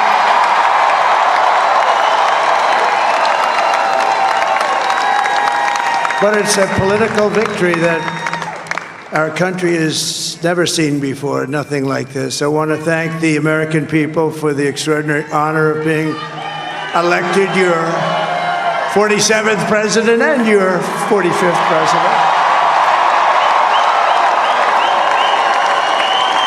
And every citizen, I will fight for you, for your family, and your future. Every single day, I will be fighting for you, and with every breath in my body, I will not rest until we have delivered the strong, safe, and prosperous America that our children deserve and that you deserve. This will truly be the golden age of America. That's what we have to have. This is a magnificent victory for the American people that will allow us to make America great again. And in addition to having won the battleground states of North Carolina, I love these places, Georgia, Pennsylvania, and Wisconsin, we are now winning in Michigan, Arizona, Nevada, and Alaska, which would result in us carrying at least 315 electoral votes.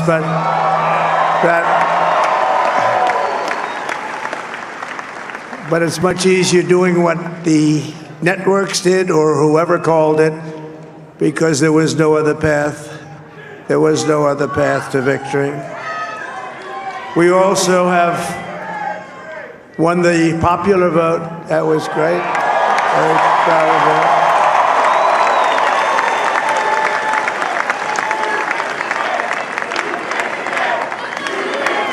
Thank you.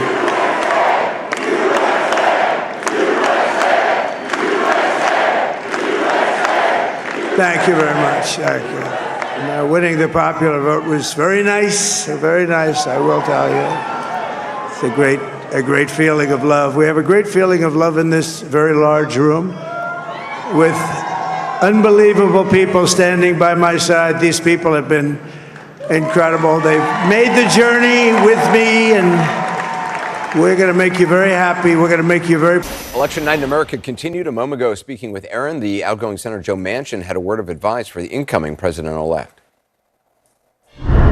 Donald Trump didn't win just with MAGA. He won with the centrist, the common sense, the independents in the middle. He was able to have a program that basically more people bought in than what Kamala did. That's the middle. The power of the middle is unbelievable. I just hope when they get to Washington, they remember how they got there. Senator Joe Manchin tonight, back now with the panel. Said the middle is often a difficult place to be. It's not clear how much Donald Trump is going to be sort of tacking to the middle and how much he's going to be basically have free reign to do whatever he wants. Right. I mean, that's the irony of the statement, is that Donald Trump may have won the middle, but he didn't do it pitching centrism, right? He pitched it with a more, I think, fringe version of his message than even he had 4 years ago or even back 8 years ago. I think what we see is a middle rejection of the administration. Actually, was really interested in a report from Kayla Tausche that she said a couple of minutes ago, talking about the friction between Biden and Harris, possibly around her distancing from him. If anything, Harris was overly deferential to Joe Biden. I think what we see from the results this week is a story that the unwillingness to break from the administration, whether it be on inflation or Gaza or immigration, is a central problem with the candidacy. The second thing that I think stuck out on that front was they were saying that maybe they were slightly underrating of Biden's unpopularity. I mean, of course, that's the lesson from this week. If they did not see that, that is an ignoring of evidence that have shown him as a historically unpopular president for years. And so partly, even hearing the post-mortem coming from the Democrats is a reminder of just how far they were from the baseline feeling of the electorate. It is not a thing they should have figured out the day after the election that Joe Biden was unpopular. It was the fundamental fact of this election was a status quo that we are seeing consistent evidence that people didn't like, and that included the middle. It's also so fascinating to me, Gretchen. I mean, I feel like we learn this every election cycle, but how often polls are wrong, misleading, we're looking in the wrong places, counting the wrong people, or we just are not finding what the actual momentum is. It also fascinates me is, we always hear about these internal numbers that campaigns have. And so Democrats were talking so much about their ground game and the number of doors they had knocked on and all of this stuff. All of that seems to have been wrong. I mean, they didn't know what was actually happening any more than any of us outside knew. I was digging into some of those numbers today. First of all, when the first exit polls came out last night from Georgia, that usually I don't give a tremendous amount of credence to exit polls, but it was like they were spot on. 50% of the independents had gone with Trump in Georgia. And it was like, whoa, wait a minute. I mean, why would the middle do that? And that was sort of the beginning of how the entire night went. But also, we have not talked about the Latino vote. The Latino vote went overwhelmingly in the favor of Donald Trump. I mean, Harris still won it, but she won by 8 points. Biden won that by 33 points. So what happened there? Also, New York City. 1/3 of the vote in New York City went to Donald Trump. In the Bronx, you had 35% increase for Donald Trump. In Queens, in Brooklyn. In New Jersey, Harris only won by 5 points. These are wake-up calls to staunch blue Democratic areas that there is something going on here that is out of the norm of how they were predicting it to go. Can I just say, Donald Trump, I mean, I think the question began with, does Donald Trump have to live up to whatever it is? Donald Trump thinks he has a mandate. Donald Trump has been very clear about what he's going to do. And he won. Looks like he won the popular vote. I think in New York, if the numbers held, he went up in all 5 boroughs. Yeah. That is not the rural vote. You see, even in blue states, he got, he went up in numbers. In some of the exit polling, voters were not happy with the choices they had in elections in general. So I think Manchin was getting to this idea that people may have gone for Donald Trump who didn't love everything about Donald Trump, but given the choices, this is the choice they made. But there was sort of an overall dissatisfaction with choices. Nevertheless, the mandate is clear. Correct. No question about it. I think the other thing that we just have to come back to is the word anger. This was something that we heard across the board. It went along with the economy.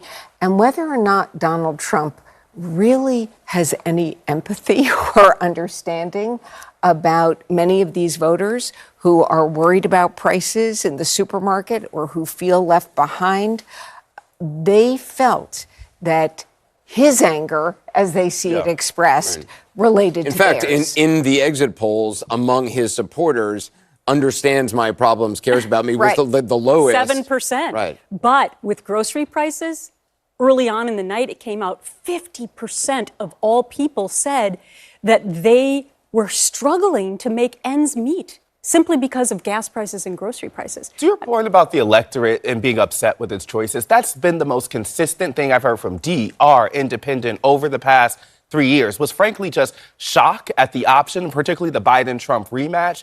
So much so that I think that was fueled the kind of breath of fresh air that came for Harris after the candidate switch that obviously tapered off at the end. But I would say that I think it also filters to like the broader point about a political system. If there was a miscalculation, I think I was kind of unsure of going into this, was Donald Trump a candidate who can summon the anger?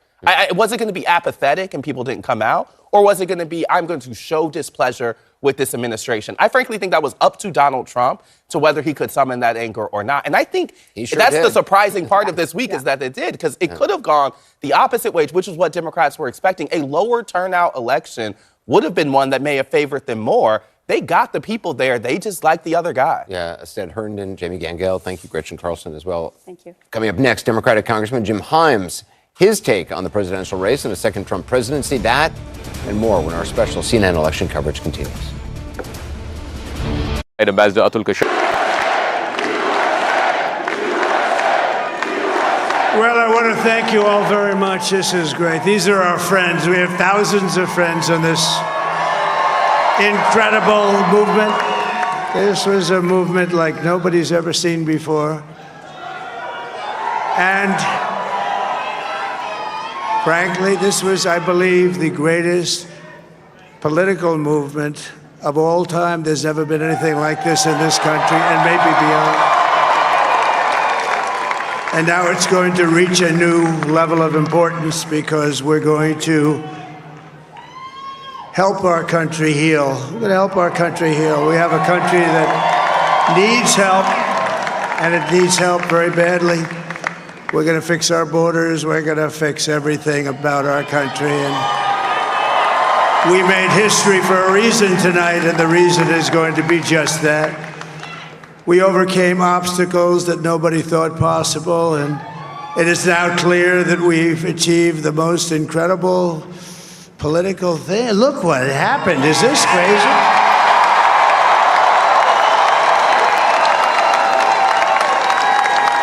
But it's a political victory that our country has never seen before, nothing like this. I want to thank the American people for the extraordinary honor of being elected your 47th president and your 45th president.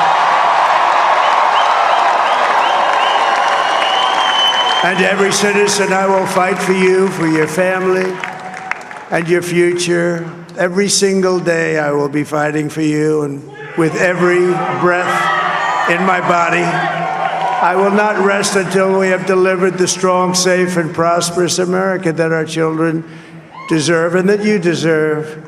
This will truly be the golden age of America. That's what we have to have. This is a magnificent victory for the American people that will allow us to make America great again.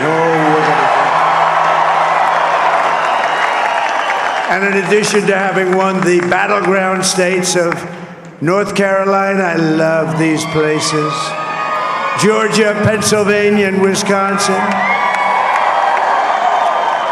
we are now winning in Michigan, Arizona, Nevada, and Alaska, which would result in us carrying at least 315 electoral votes.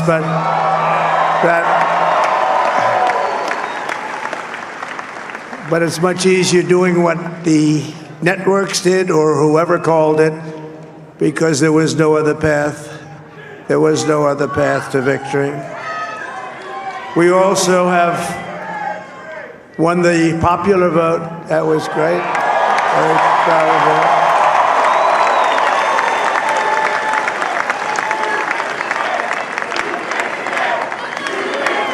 Thank you.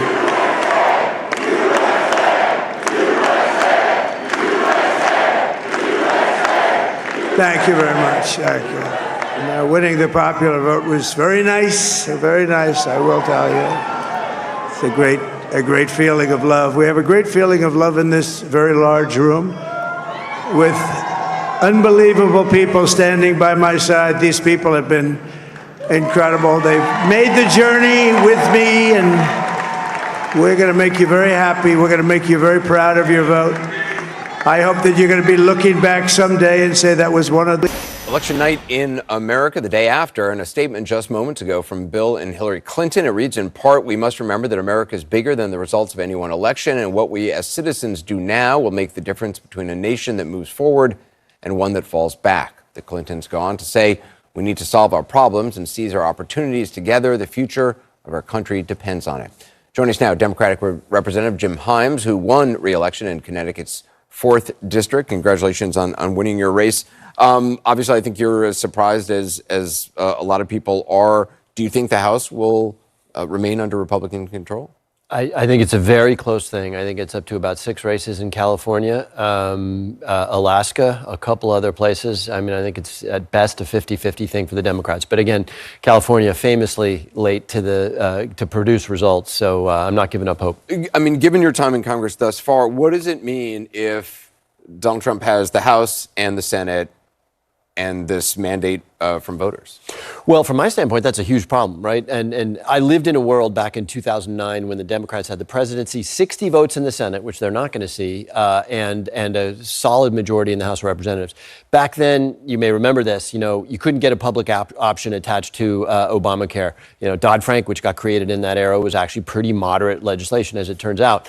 What I do worry about is if that's the situation, I don't have much doubt that Donald Trump is going to make a phone call on day one and say, you guys get rid of the filibuster. And if they get rid of the filibuster, of course, it is open field running for the Republican Party. And from my standpoint, if Donald Trump is to be believed about what he says he's going to do with tariffs, with national security, with so many other things, that's a pretty scary thought. One of the things that some Republicans were saying to those who were concerned, to voters who were concerned about RFK Jr. running HHS was, he would never get past confirmation.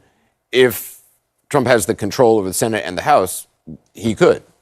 Yeah, that's right. That's right. And again, this is why I'm sort of concerned about the filibuster, which has been around for a long time. And love it or hate it, it's if they do, in fact, keep control of the House. There's a couple moderating factors. The filibuster, the fact that, if they do have a House majority, it'll be 1, 2, 3 votes tops, right? They weren't able to manage a House with a 4-vote majority, so they're going to have all kinds of problems associated with actually governing. Remember, the House was not governing in the last Congress because the Senate was Democratic and the president was Democratic. So that's really, really hard to do and could be a moderating factor. There's going to be a lot of nervous Republicans if Donald Trump really lets his freak flag fly and goes extreme. People like Brian Fitzpatrick in Pennsylvania are going to say, wait a minute, this is the end of my career if you do this stuff. And so, again, there's nothing good about this from the standpoint of a Democrat, but there are moderating factors in play. Do you see, though, Mitch McConnell is stepping down from leadership position. Do you have any doubt that whoever becomes the leader on the Republican side in the Senate will be an acolyte of Donald Trump? Well, no, is the short answer to your question. Democrats like me always said, Donald Trump has never won the popular vote. Well, he's going to win the popular vote. Donald Trump is not a winner. Well, he was a big winner. It hurts me to say that, but he was a big winner. So what are my Republican colleagues going to take away from that? This is not like, is this the Donald Trump with whom we lost the Senate majority? Is this the Donald Trump with whom we lost the House? No, this is the Donald Trump with whom we win big time. So whatever Adam Kinzinger instinct, Liz Cheney instinct existed in the Republican Party, that's gone. That's gone. Donald Trump owns these guys. He ran on mass deportations. There were signs of this at the Republican convention. Is that something you see happening quickly?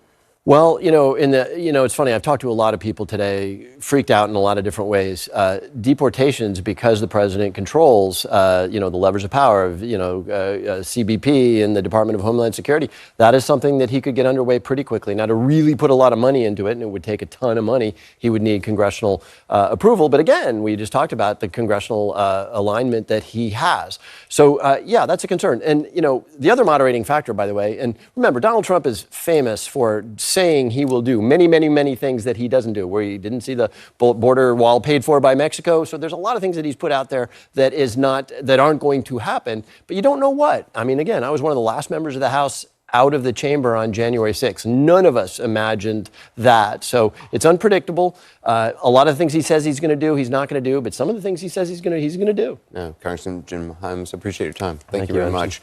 Our special election coverage continues with more on the shape the new administration might take and what to expect from the president-elect in the days and weeks ahead. Much, Mr. Agee.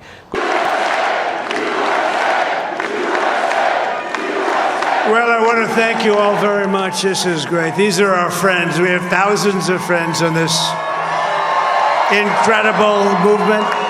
This was a movement like nobody's ever seen before. And frankly, this was, I believe, the greatest political movement of all time. There's never been anything like this in this country, and maybe beyond. And now it's going to reach a new level of importance because we're going to help our country heal. We're going to help our country heal. We have a country that needs help, and it needs help very badly. We're going to fix our borders. We're going to fix everything about our country. And we made history for a reason tonight, and the reason is going to be just that. We overcame obstacles that nobody thought possible, and it is now clear that we've achieved the most incredible political thing. Look what happened. Is this crazy?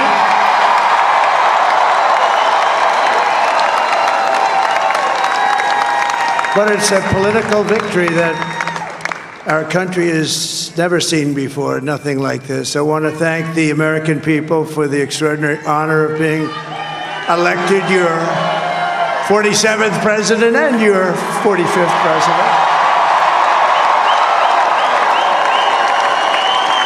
And every citizen, I will fight for you, for your family, and your future.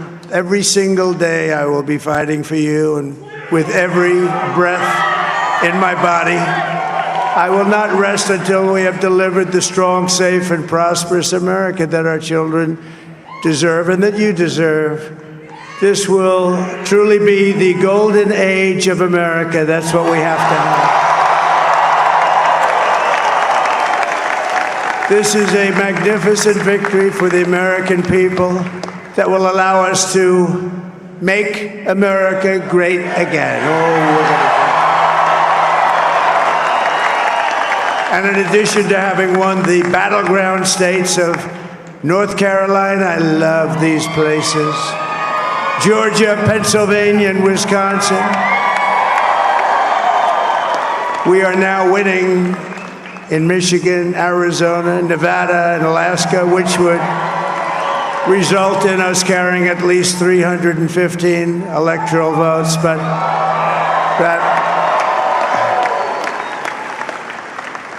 it's much easier doing what the networks did or whoever called it, because there was no other path. There was no other path to victory. We also have won the popular vote. That was great. Very proud of that.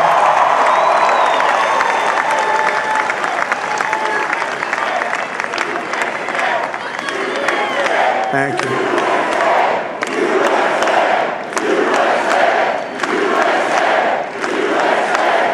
Thank you very much. Thank you. And, winning the popular vote was very nice, I will tell you.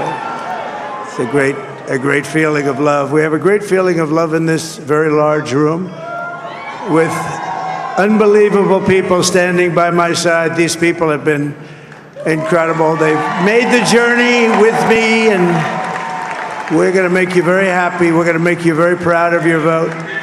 I hope that you're going to be looking back someday and say that was one of the truly important. Take two, CNN just learning President Biden held a call with White House staff in which he said, and I quote him, "While I'm sure you are all feeling a variety of emotions today, I hope there's one emotion you don't lose sight of. That's pride. Pride in everything we've accomplished." That's the direct quote from President Biden. And my panel is back with me. So, Ashley, that comment comes ahead of President Biden going to address the nation tomorrow. Obviously, Kamala Harris spoke today to concede. What does he need to say? I think he needs to say, not talk about him not running, which I doubt he will. He'll be doing it from. Oh, you don't think he should come out and say, "Yeah, see, guys, don't you wish you kept me?" Why hide what's inside? Because that's what he's thinking. Maybe. But and I think he should thank the vice president for being a great partner, for running a great race, acknowledge, most importantly, that Donald Trump has won the election, because that's what adults do when people win and when other people lose. And then I would not use this as a moment to tout the accomplishments of the Biden administration. There will be time for him to take a lap, right, in December and before the inauguration.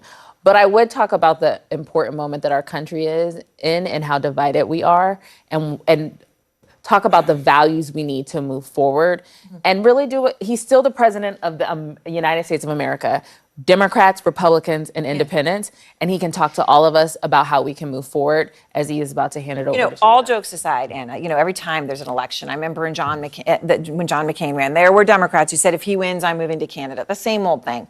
This time, though, there were people who really felt that they would not want to be a part of a country where this was the outcome.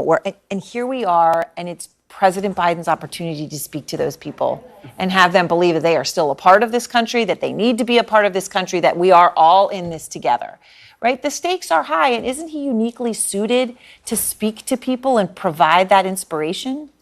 Well, I'm not sure he's going to convince the people who have bought second homes in Portugal, but for the rest... They're a different group. Joe Biden is a wise elder, and he is a man who has a particular way of being empathetic, and I suspect he will be very unifying. I agree with Ashley. I think he will thank Kamala Harris. I think he will thank and talk about democracy, the people who participated, the voters, the fact that it was a peaceful process, the fact that it was a process with very few anomalies. The systems held their ground. He's going to be out there defending democracy, and I think saying to everybody, "Let's get forward. Let's move forward, and let's do it together." I think he's going to say to us what he told Donald Trump on the phone today. I have invited Donald Trump to the White House. He has accepted. My administration is going to help him transition. So, Scott, at the meantime, there's the transition that's got to start and all these things. And, you're in this moment of having people accept what's happened, people move forward together. And then and then you're going to start talking about a cabinet. So RFK Jr. was out there today, and he was talking about this because Trump has said RFK Jr. will go wild on health. That's what he said. He said he will go wild. And today, RFK Jr. spoke out about what that means if he were to be running the FDA. And here's what he said. Okay.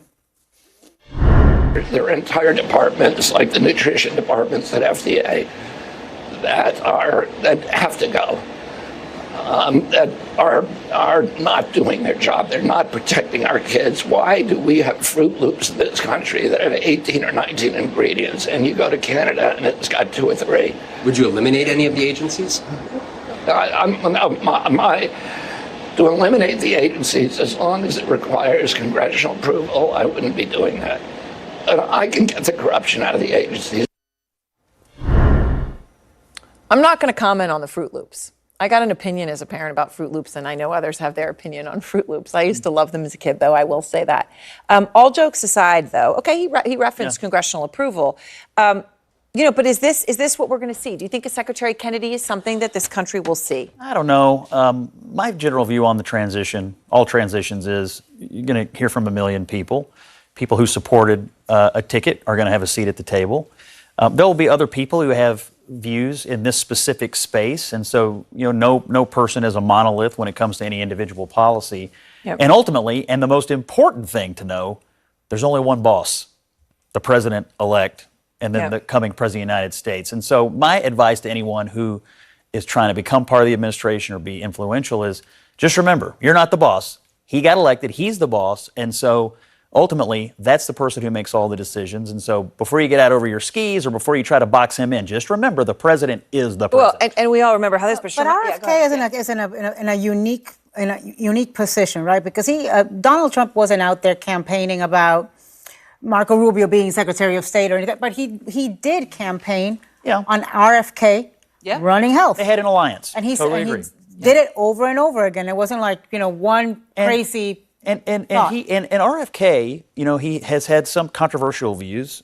Some. And other things that he says actually there are a lot of people on the left and right who happen to agree with him about overly processed foods and the impact on obesity in the United States. All these things. What's happening to our children. So, yes. Ultimately, there's a range of issues that may get tackled here. But there's also, I think, going to be a range of people who get involved either at the White House or the agency level. But that's the purpose of the transition, the purpose of building an administration. I'm old enough to remember when Republicans, all hell broke loose when Michelle Obama tried to talk about nutrition and children. She tried to tweak the food labels, which is exactly what he's talking about. And right? do you remember the attacks? Oh, yes. Well, we know more about, but honestly, that's as a how society, we know how many things are in fruit as a society, we now know more about what you put in your body, the impacts it has on you than we've ever known. And why shouldn't the government look into things like that? I mean, think about the number of younger people getting cancers compared to other developed worlds. Now, one could debate if RFK should be the person overseeing that or not. Could he be a part of the conversations? I'm not going to say one way or the other. But I do think there's some very serious elements that we're seeing an increase in with younger people. People are starting to worry, what's going on with our food system? Why aren't we taking better care of ourselves? It would be great for Republicans to spearhead go ahead and that. try to take people's Frosted Flakes away and see how, see how that works in 2022. I was waiting for my Fruit Loops poll. Not even his family thinks. Are there Fruit Loops in your house, Scott? Oh, there's all kinds of things in my house that ought not be there. But that's the struggles of a parent that has four. Look, you and I are in the same boat here. Yes, we know what it's like to try to fight the food situation in this country. And when you have kids, it's damn near impossible to fight it. So I have some sympathies for this because I worry every day about what the kids are ingesting. And then, a lot of days you're like, I guess I'm just going to have to go with it. And you don't feel great about it. But the parents wrestle with these questions all the time. As a Republican, you're for individual choice. You're for parental choice. You're not for RFK telling you that you have to choose or that you can't choose what cereal you buy These are for the your conversations, and she loves Fruit Loops. I wasn't allowed to eat them as a child, but I love them. I was in that situation too. What did Mama say? Okay, we got to go. But the ingredients are different in Fruit Loops in Europe than in the U.S. Just saying. Sorry, I hope everyone can get some smiles and laughs out of this. All right, more of our special coverage coming up ahead. Coming up with what the federal charges that were brought against Trump, all of this, that so much time was appropriately spent discussing by the special counsel Jack Smith. We have breaking news on that. Paula Reed has that next. Ambassador Atul Kashif. Well, I want to thank you all very much. This is great. These are our friends. We have thousands of friends on this incredible movement. This was a movement like nobody's ever seen before. And frankly, this was, I believe, the greatest political movement of all time. There's never been anything like this in this country and maybe beyond. And now it's going to reach a new level of importance because we're going to help our country heal. We're going to help our country heal. We have a country that needs help, and it needs help very badly. We're going to fix our borders. We're going to fix everything about our country. And we made history for a reason tonight, and the reason is going to be just that. We overcame obstacles that nobody thought possible, and it is now clear that we've achieved the most incredible political thing. Look what happened. Is this crazy?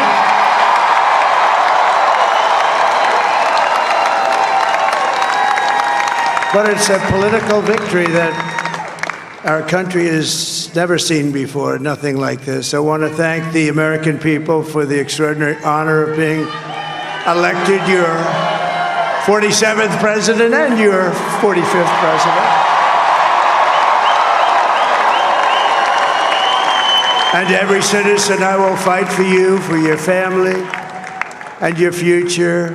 Every single day, I will be fighting for you, and with every breath in my body, I will not rest until we have delivered the strong, safe, and prosperous America that our children deserve and that you deserve. This will truly be the golden age of America. That's what we have to have. This is a magnificent victory for the American people that will allow us to make America great again. And in addition to having won the battleground states of North Carolina, I love these places, Georgia, Pennsylvania, and Wisconsin, we are now winning in Michigan, Arizona, Nevada, and Alaska, which would result in us carrying at least 315 electoral votes. But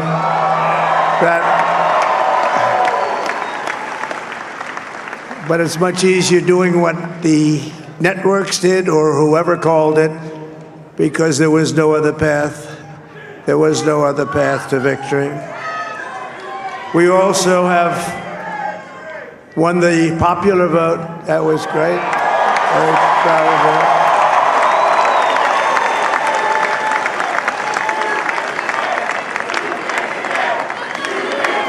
Thank you.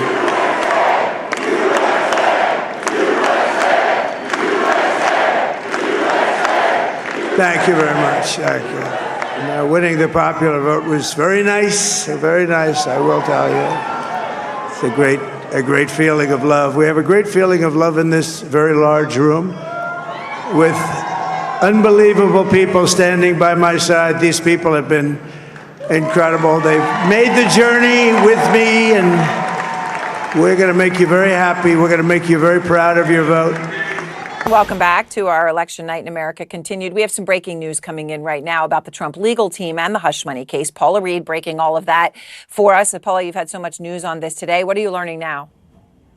So here I've learned that the Trump team is going to try to get Trump's upcoming sentencing in New York canceled. Historically, their strategy in that case, and really all the cases, has been to delay. But this time, they're going to argue to the judge that as a president-elect, Trump is entitled to the same protections as a sitting president and should be protected from any state prosecutors, any action in a state-level proceeding.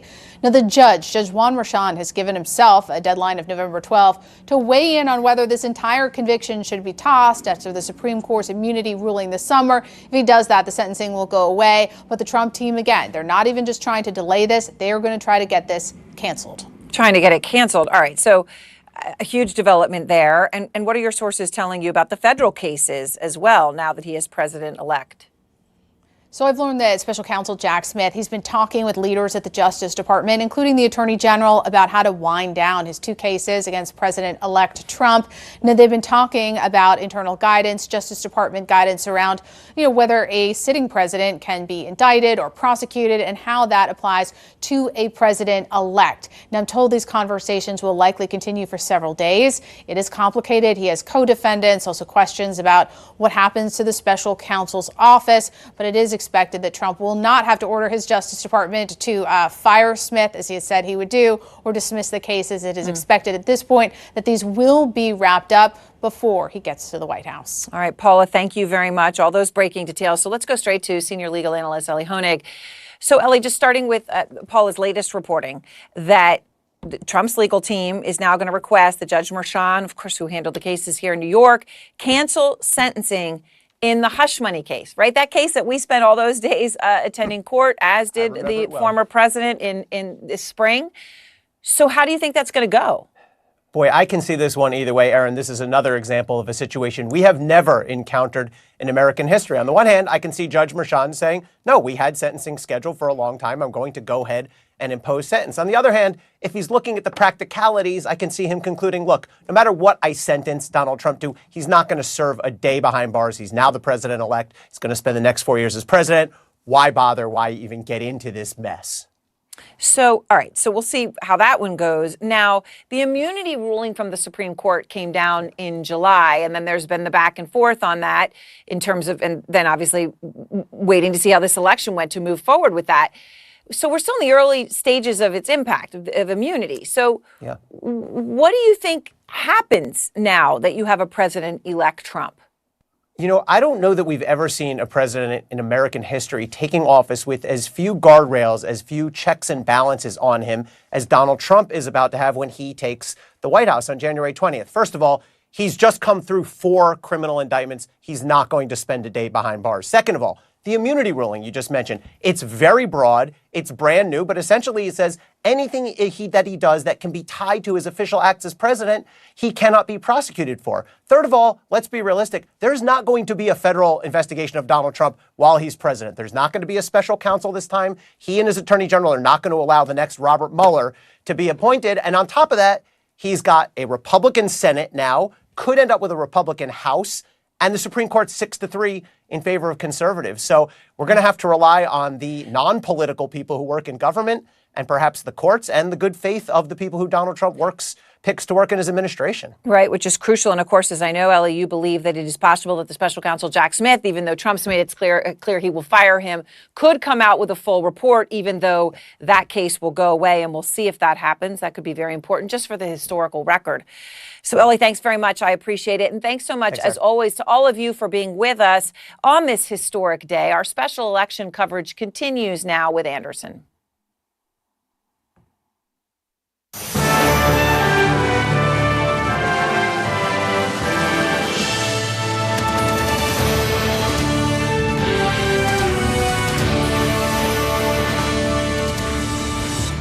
Live view of our nation's capital, Washington, D.C., as Donald Trump is preparing to return to the White House. The greatest hope of many Republicans and the worst fears of many Democrats now becoming a reality. This is CNN's special coverage of Election Night in America continued.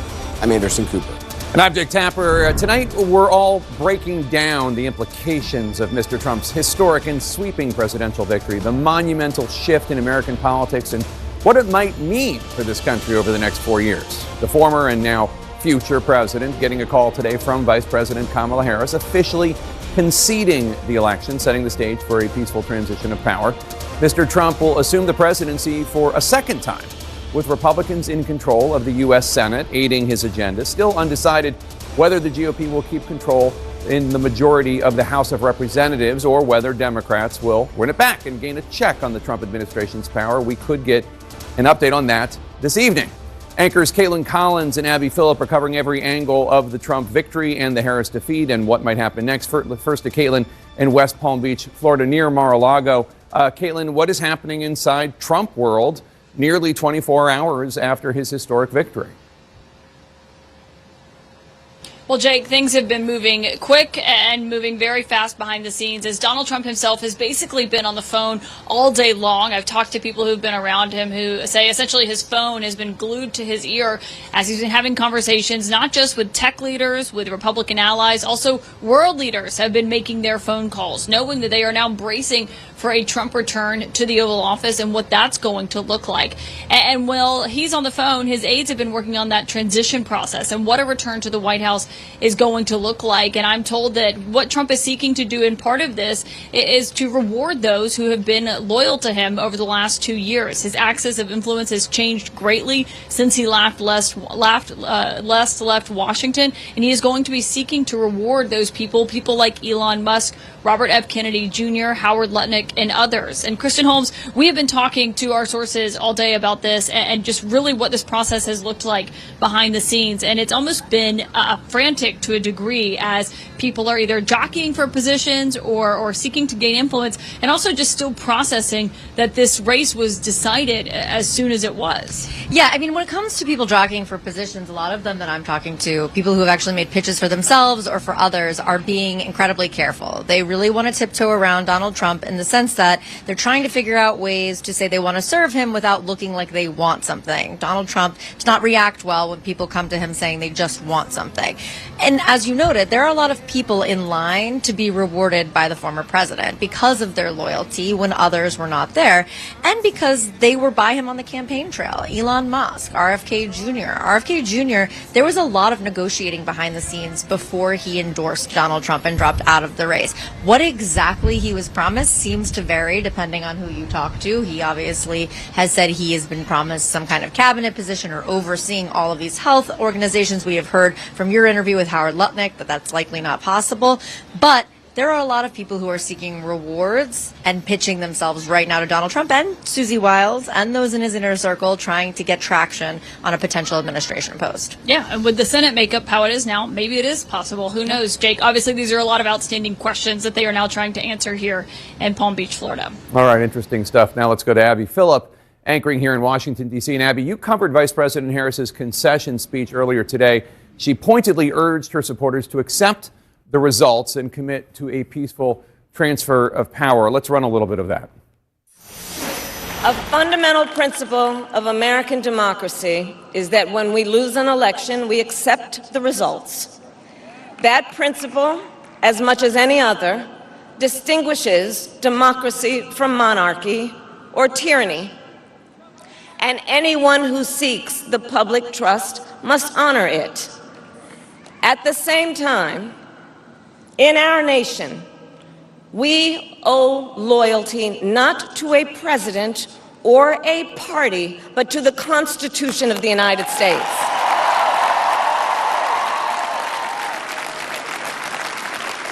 And loyalty to our conscience and to our God. Abby, tell us more about the vice president's message and what comes next.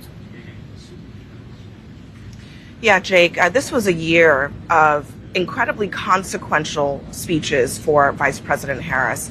And this speech that she delivered today is certainly one of them. This was her moment to speak to the thousands at Howard University, her alma mater, where they gathered last night hoping for the best, and that night ended not the way that she wanted or any of them wanted.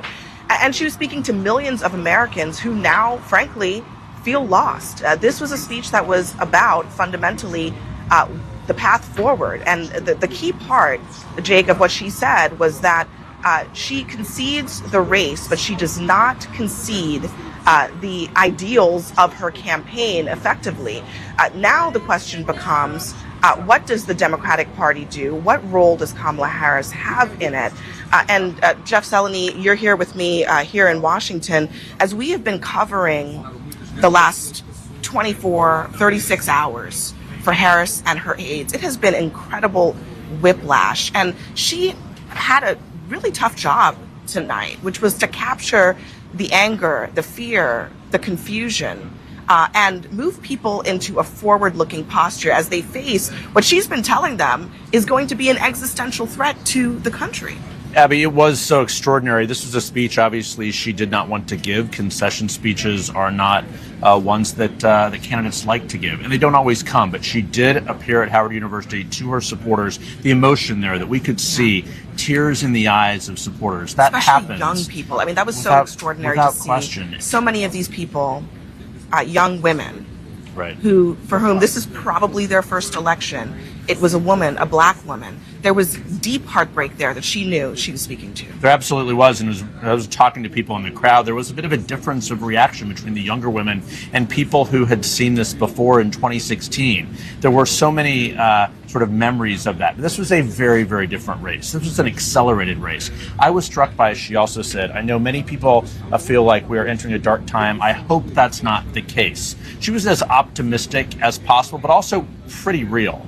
And the reality is she has 75 more days to be serving in the White House here behind us. And she is the vice president. I'm told she's going to go about her day job, but also she's going to be focusing on her future. We do not know what that is, but as of now, she's as much the leader of this Democratic Party as anyone. So I think she exits this race with her head held fairly high as we begin sort of deciphering what happened. It's not all on her.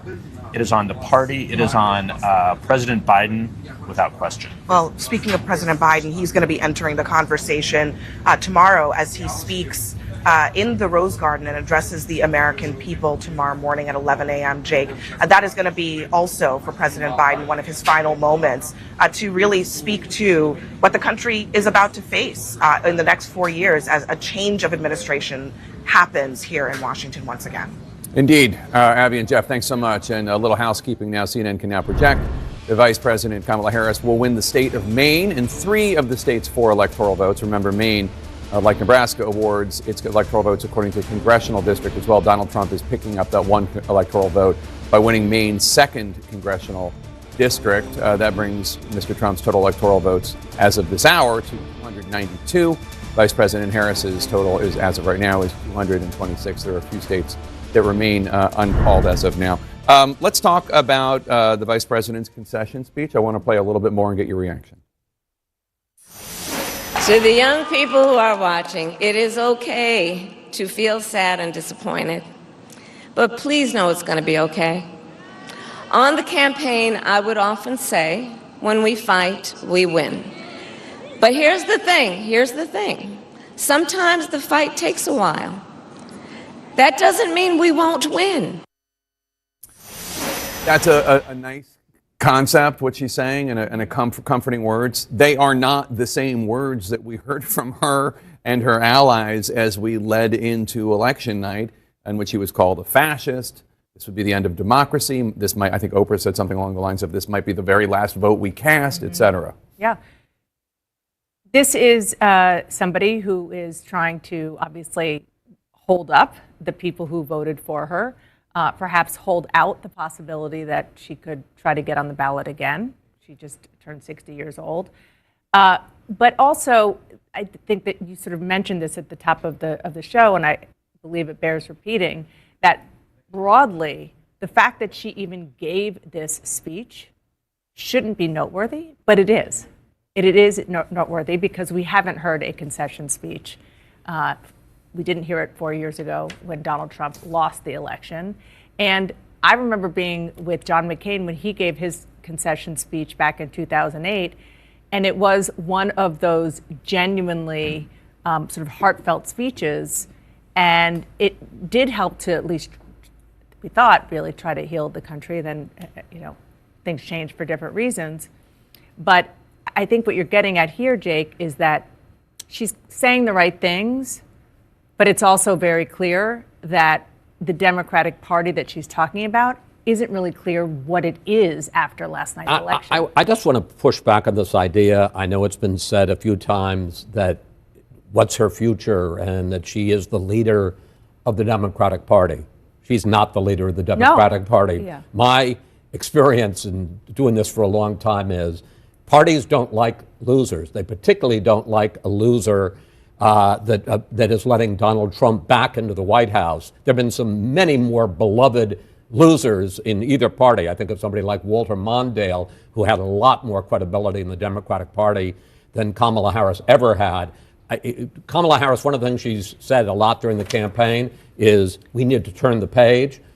I don't think the Democrats, they can't wait to turn the page on Joe Biden and Kamala Harris, and because frankly, this is going to be seen now as a failed presidency. Yeah. And with the vote, the only way to read the vote was the majority of Americans did not like the way the Biden-Harris administration ran this country, and they want to see something different from the Democrats. The 2024 Republican Party did embrace a loser, just for the note, and then he became a winner again. Well, one thing, you're talking about turning the page. On Monday night, David Plouffe, a senior advisor to the Harris campaign, said he thought Harris could win all 7 swing states.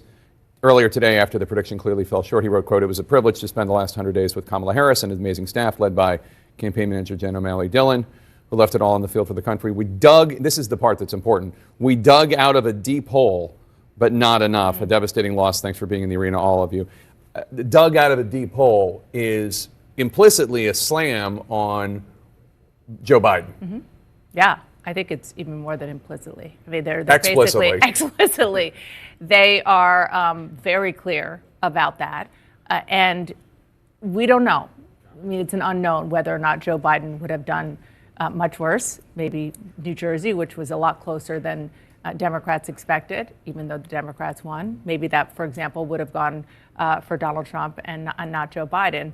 But despite what David Plouffe is saying today, and it's understandable that he is trying to maybe clean things up a little bit, we heard yesterday from the Democrats in the Harris campaign and the Republicans in the Trump campaign the same thing. Our data shows that we're doing well, that we're closing well, that we'll be good. And only one of the campaigns was right with their data, and that was the Trump campaign. No, and there's no question that there was a deep hole, and it was that Joe Biden, with his policies on inflation and the economy and foreign policy and immigration, dug for the party. I mean, the thought experiment, this idea that Joe Biden would have run closer to Donald Trump than Kamala Harris, maybe the Joe Biden of 2020. Yes, but not the Joe Biden of June 28th after the debate that you and Dana did. But the question that I think people will ask is, if he had stepped out after the midterm, a very successful midterm, and thrown the party open to a full nomination process, first of all, I don't think it would have been Kamala Harris. It would have been somebody else. And could they have beaten Donald Trump? We'll never know that, but I think that's the only sensible question you can ask. If it had been Kamala Harris, it would have been a much more strong and much more battle-tested Kamala Harris who had won a primary system. Yeah, but I understand your skepticism, right. Certainly. Just to add, Donald Trump is pledging to keep his campaign promises. What are those campaign promises? We're going to take a deep dive into what his second term is going to look like. That's next.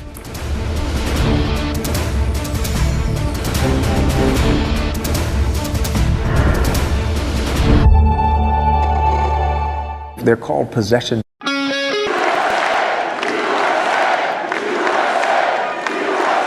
I want to thank you all very much. This is great. These are our friends. We have thousands of friends in this incredible movement. This was a movement like nobody's ever seen before. And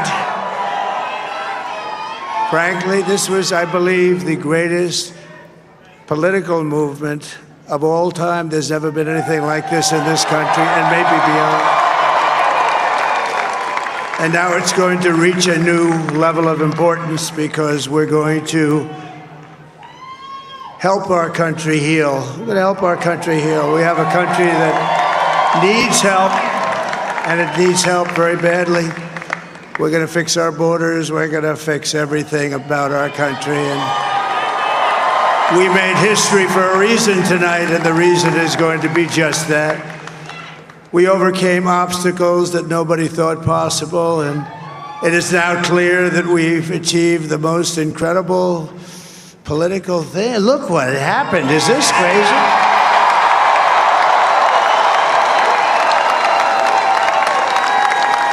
But it's a political victory that our country has never seen before, nothing like this. I want to thank the American people for the extraordinary honor of being elected your 47th president and your 45th president.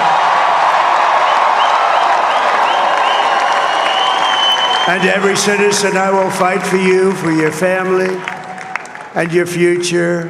Every single day, I will be fighting for you, and with every breath in my body, I will not rest until we have delivered the strong, safe, and prosperous America that our children deserve and that you deserve. This will truly be the golden age of America. That's what we have to have. This is a magnificent victory for the American people that will allow us to make America great again. And in addition to having won the battleground states of North Carolina, I love these places, Georgia, Pennsylvania, and Wisconsin, we are now winning in Michigan, Arizona, Nevada, and Alaska, which would result in us carrying at least 315 electoral votes.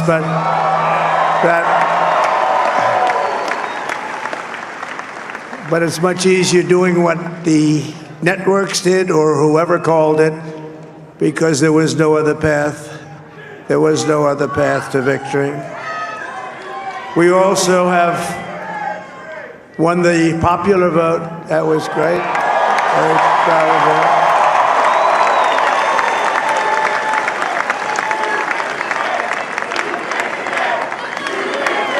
Thank you.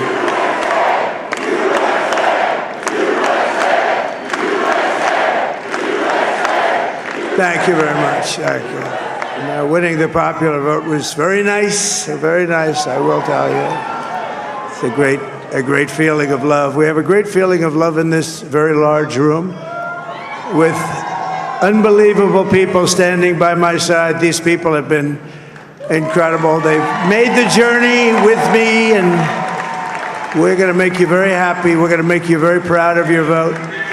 I hope that you're going to be looking back someday and say that was one of the truly important moments of my life when I voted for this group of people beyond the president, this group of great people. They are going to argue to the court that as president-elect, Trump is entitled to the same protections as a sitting president and should be protected from state actors, including prosecutors. Now, the judge here, Judge Juan Merchan, has given himself a November 12th deadline to decide if his conviction should be tossed because of the Supreme Court's immunity ruling this past summer. Now, if he tosses the conviction, there won't be a sentencing, but I am told the Trump team here, they are going to continue to fight to make sure this is not just delayed, but that this never happens. All right. Paula Reed, thanks very much. Kristen Holmes has a report from West Palm Beach. Kristen, what are you hearing about the second term and the transition that's already underway? Well, Donald Trump has made a series of promises for the last 2 years, and some of them people are wondering how exactly he's going to get done. President-elect Donald Trump already has a lengthy to-do list. Promises made, promises kept. We're going to keep our promises. Promises he made during his campaign, starting with immigration. We've got to have the largest mass deportation effort in history, and we're going to. Going forward, the future children of illegal aliens will not receive automatic U.S. citizenship. Vowing to immediately go after millions of undocumented immigrants, calling for a ban on sanctuary cities, a death penalty for human traffickers, and to reinstate his travel ban on people entering the U.S. from predominantly Muslim countries. I will send Congress a bill to ban sanctuary cities in the first day that I become president. I will immediately restore and expand the Trump travel ban on entry from terror-plagued countries. On the economy, Tariffs are the greatest thing ever invented. Trump has promised massive tariffs on foreign goods, despite economists saying American consumers are likely to pay the price, as well as ending and cutting specific taxes. My plan will massively cut taxes for workers and small businesses, and we will have no tax on tips, no tax on overtime, and no tax on Social Security benefits for our seniors. Trump has claimed he could end the conflict in the Middle East and the Russia-Ukraine war immediately. We're going to take care of Israel, and they know that. I will stop the chaos in the Middle East, and I will prevent World War III from happening. Before I even arrive at the Oval Office, shortly after we win the presidency, we win the presidency, I will have the horrible war between Russia and Ukraine totally settled. While not offering any explanation of how. He's made commitments on changing the education system. On day one, I will sign an executive order banning schools from promoting critical race theory or transgender insanity. And I'm going to close the Department of Education and move education back to the states. Trump has also promised to go after his perceived political enemies. For those who have been wronged and betrayed, I am your retribution. I will appoint a real special prosecutor to go after the most corrupt president in the history of the United States of America, Joe Biden, and the entire Biden crime family, including firing special counsel Jack Smith. I would fire him within 2 seconds. Trump has also made promises to those prosecuted for their actions on January 6th. Will you pardon the January 6th rioters who were convicted of federal offenses? I am inclined to pardon many of them. I can't say for every single one because a couple of them probably they got out of control. And while unlike some other Republicans, Trump has stated he doesn't want a national abortion ban. No, I'm not in favor of abortion ban, but it doesn't matter because this issue has now been taken over by the states. His administration could implement new restrictions without passing a federal law. And right now, Anderson, what's going on is that the wheels are already in motion. The people who would put in these laws or these kind of policies into place, they are currently meeting with transition officials, likely going to meet with former President Donald Trump or President-elect Donald Trump, and they will be put into the positions of power to actually implement the things that Donald Trump has promised. All right, Kristen, thanks very much. Here with the team in New York. David Urban, let me start with you. How do you think this transition, and what do you think they learned in the first transition that they're going to implement this transition in? Well, they've already signed the lease with GSA. I think that there's a start, right? Getting into building space. I mean, there's like a whole, there's a mechanical part of this that takes place, right? In terms of getting people into place, having, getting FBI files, people starting to get vetted. I mean, if you look, there's a book called The Plum Book, which has 4,000 Schedule C jobs that need to be filled, from lower level policy positions all the way up to cabinet secretaries. And it is a daunting task. And so what Howard Lutnick has been doing, he's been trying to assemble kind of an A list of people that be submitted to the president and his team, these close advisors, group of advisors, to kind of go through and vet and say, it's like collecting baseball cards when you're a kid, got it, need it, kind of like, and they're going to go through and figure out who they want to interview, and then they'll vet those folks, and then the president will finally pick. And some of it has been done for the Project 2025 thing. Do you think that's going to be, because that was the Democrats made a lot out of that. I'm not bringing it up to do that. I don't disagree. So the AFPI, the American First Policy Institute, I think is, if you're going to look at an organization that has much more credibility and standing within this group, the American First Policy Institute. That was a group that started, I think, just a couple of years ago. It was kind of the Trump administration. Hello, I'm Well, I want to thank you all very much. This is great. These are our friends. We have thousands of friends in this incredible movement. This was a movement like nobody's ever seen before. And frankly, this was, I believe, the greatest political movement of all time. There's never been anything like this in this country, and maybe beyond. And now it's going to reach a new level of importance because we're going to help our country heal. We're going to help our country heal. We have a country that needs help, and it needs help very badly. We're going to fix our borders. We're going to fix everything about our country. And we made history for a reason tonight, and the reason is going to be just that. We overcame obstacles that nobody thought possible, and it is now clear that we've achieved the most incredible political thing. Look what happened. Is this crazy?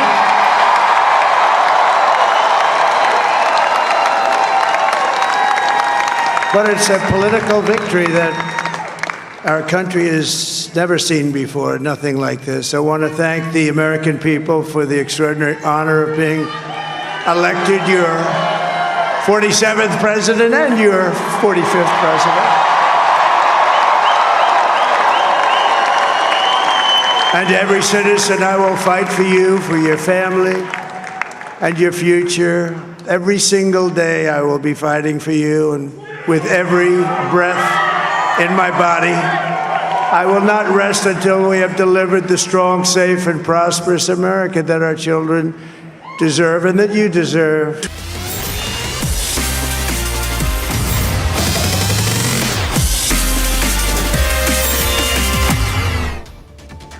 Hello and a very good morning to all our viewers. You're watching the Morning News Show on CNN News 18, and I'm Sakshi Singh Litoria, here to walk you through the top headlines from the nation and across the globe over the next 30 minutes. At the top of this segment, we are taking you straight down south to the state of Karnataka amid the ongoing Karnataka Waqf showdown. Jagdambika Pal, the chairman of the Joint Parliamentary Committee on the Waqf Amendment Bill, is all set to visit Hubballi, Vijaypura and Belagavi today. He will interact with farmers impacted